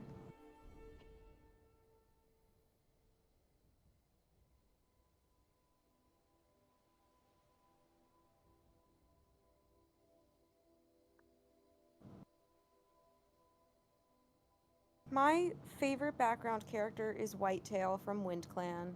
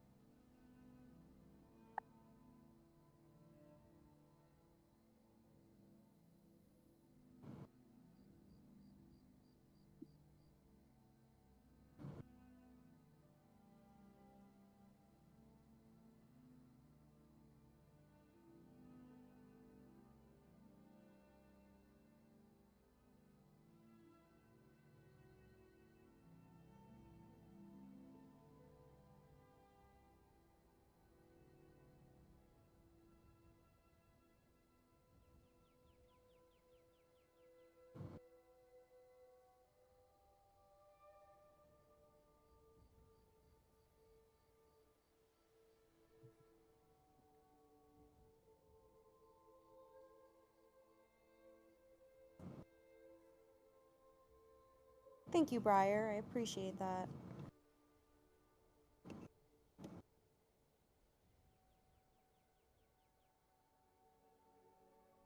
I know it sucks waiting, but it will be worth the wait, I promise.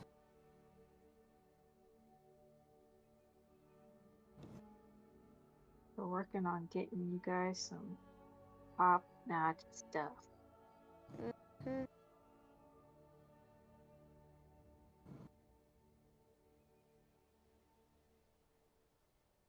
War World, if you mean like an anime type opening, no, not really the tone for our series, but we are big fans of the SSS Warrior Cats opening.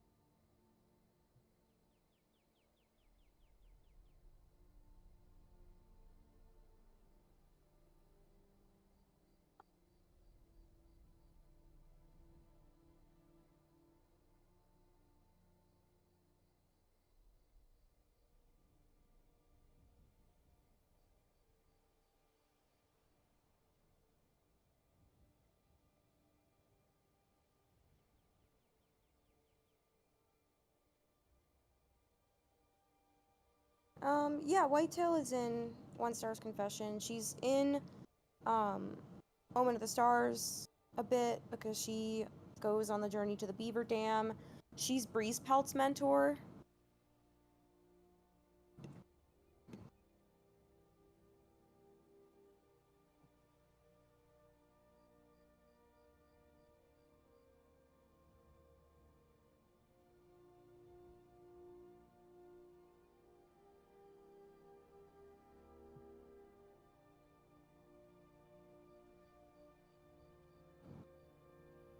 yeah, she, like I said, you know, she's a background character. I know she's like a nothing character. I just like her.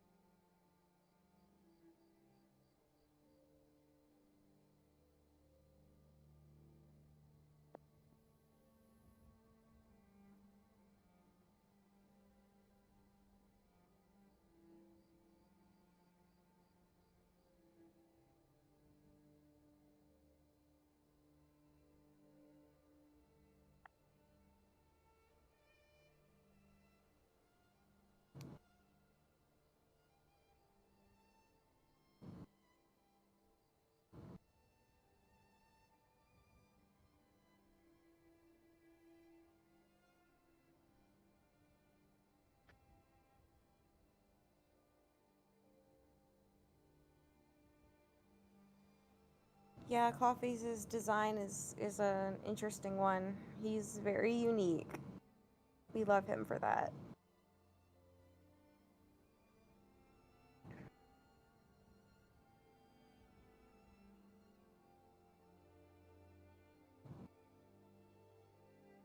My favorite kitty pet. My favorite kitty pet has to be Princess. I love her.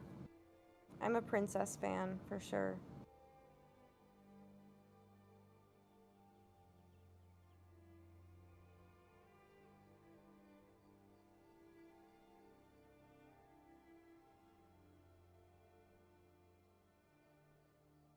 Oh yeah, Jake. Jake is good too.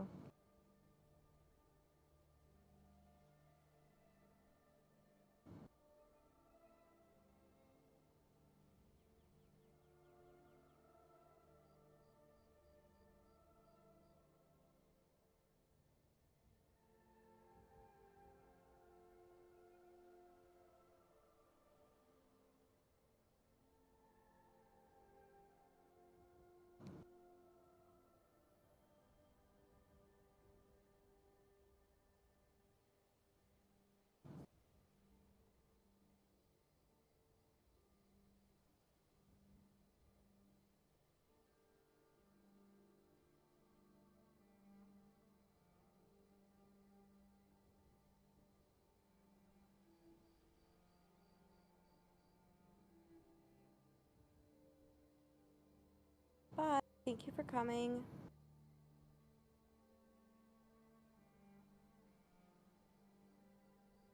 Job.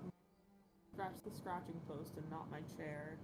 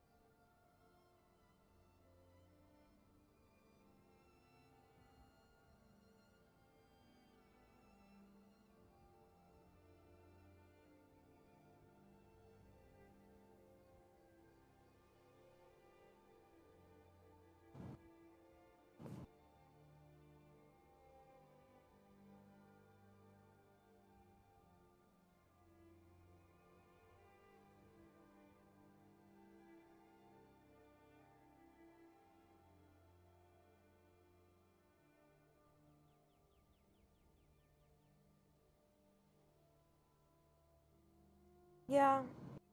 1 star is not my favorite guy, but I don't hate him. I mean, he's like a fictional cat. I don't really get I guess I'm not like invested enough in him to hate him. But I'm not like a fan of his or anything.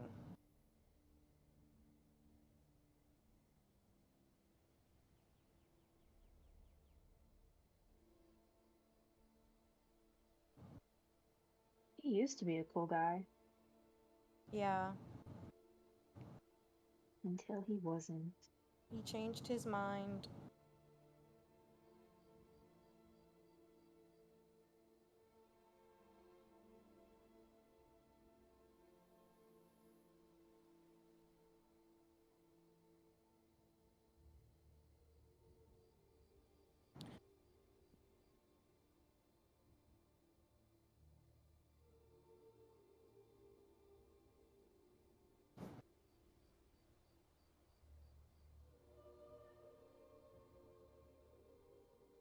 Sentient Strudel, thank you for coming.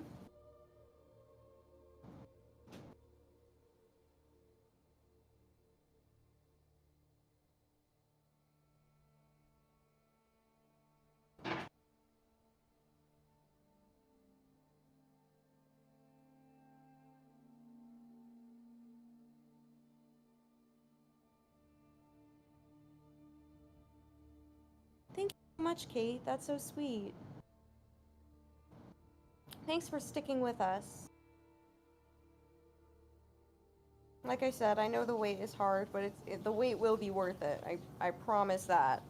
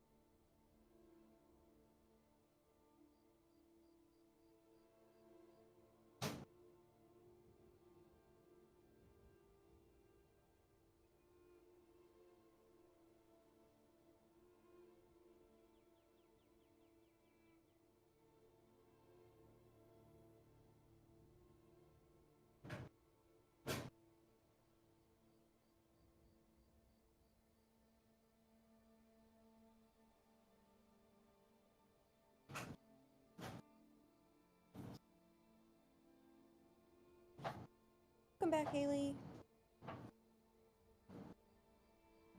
Thank you.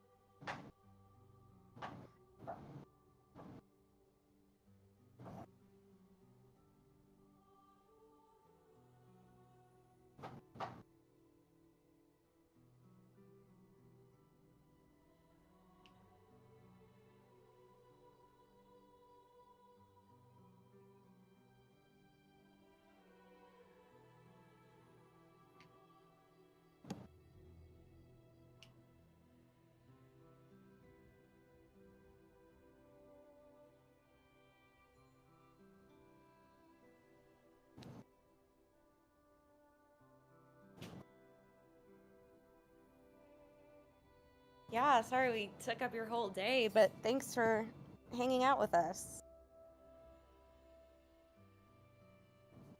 It's been nice to stream again. Ugh, the backgrounds are gorgeous, always.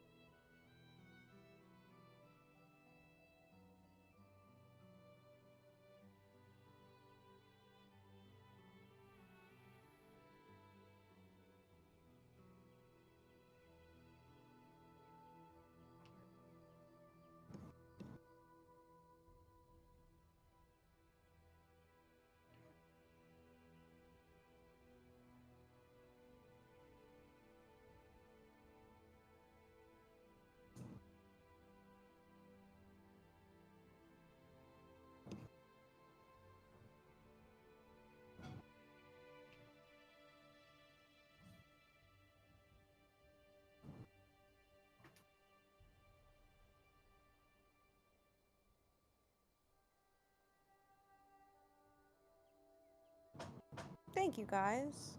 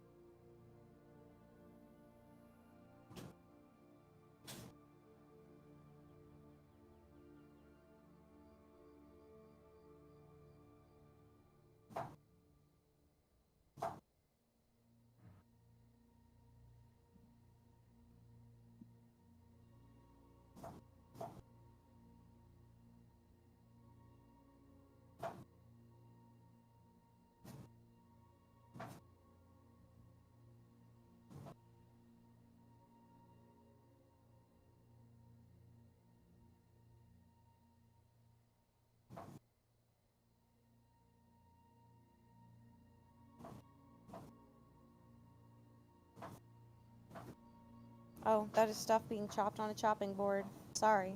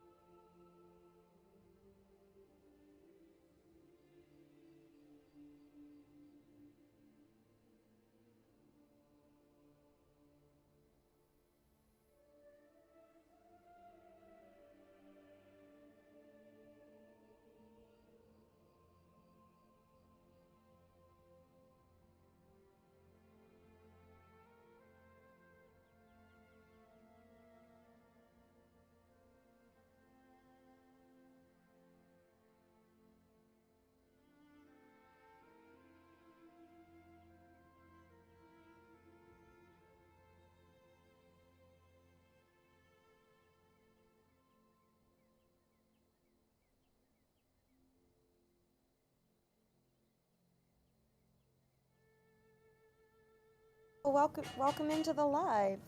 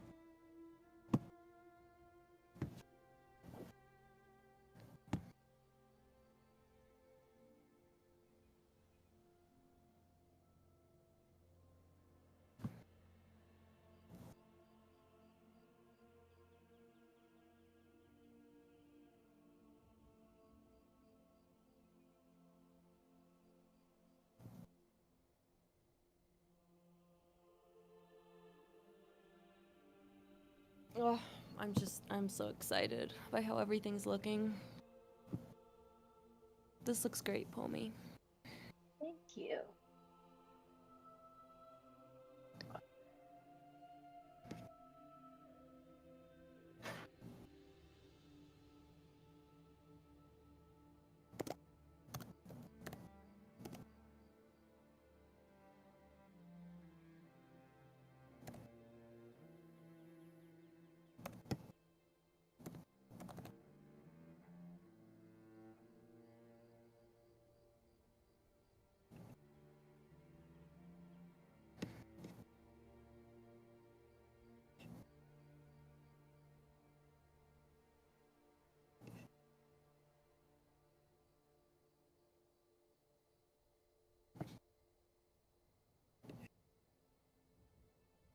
HarperCollins is not in charge of enforcing Warrior Cat's copyright. The company in charge of enforcing the Warrior Cat's copyright, who actually owns the IP, is called Coolaby. They're the parent company of Working Partners, and we have spoken with them before. You know, this is kind of my answer when people bring this up. It's like, you know, if they decide they want us to stop, they have every right to ask us to stop. They have not done that. You know, this is our own take on things. You know, we're making the story our own, and for now, all we can do is, you know, keep doing what we're doing, and that's what we are doing. It's what we'll keep doing.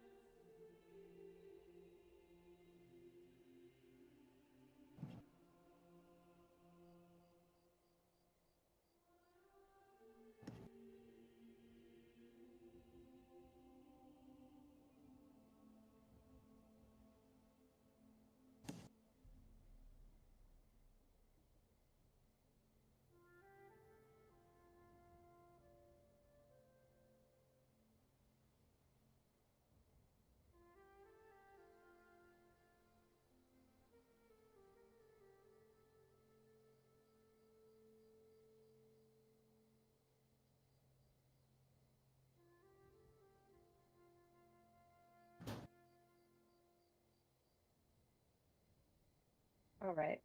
I think my hand is giving out. Yes. I think. Yeah, so we're gonna call it here. Thank you guys all so much for coming, and especially those of you stuck with us for the whole stream. I hope you guys enjoyed it, and we'll see you at the next one. Bye, everyone.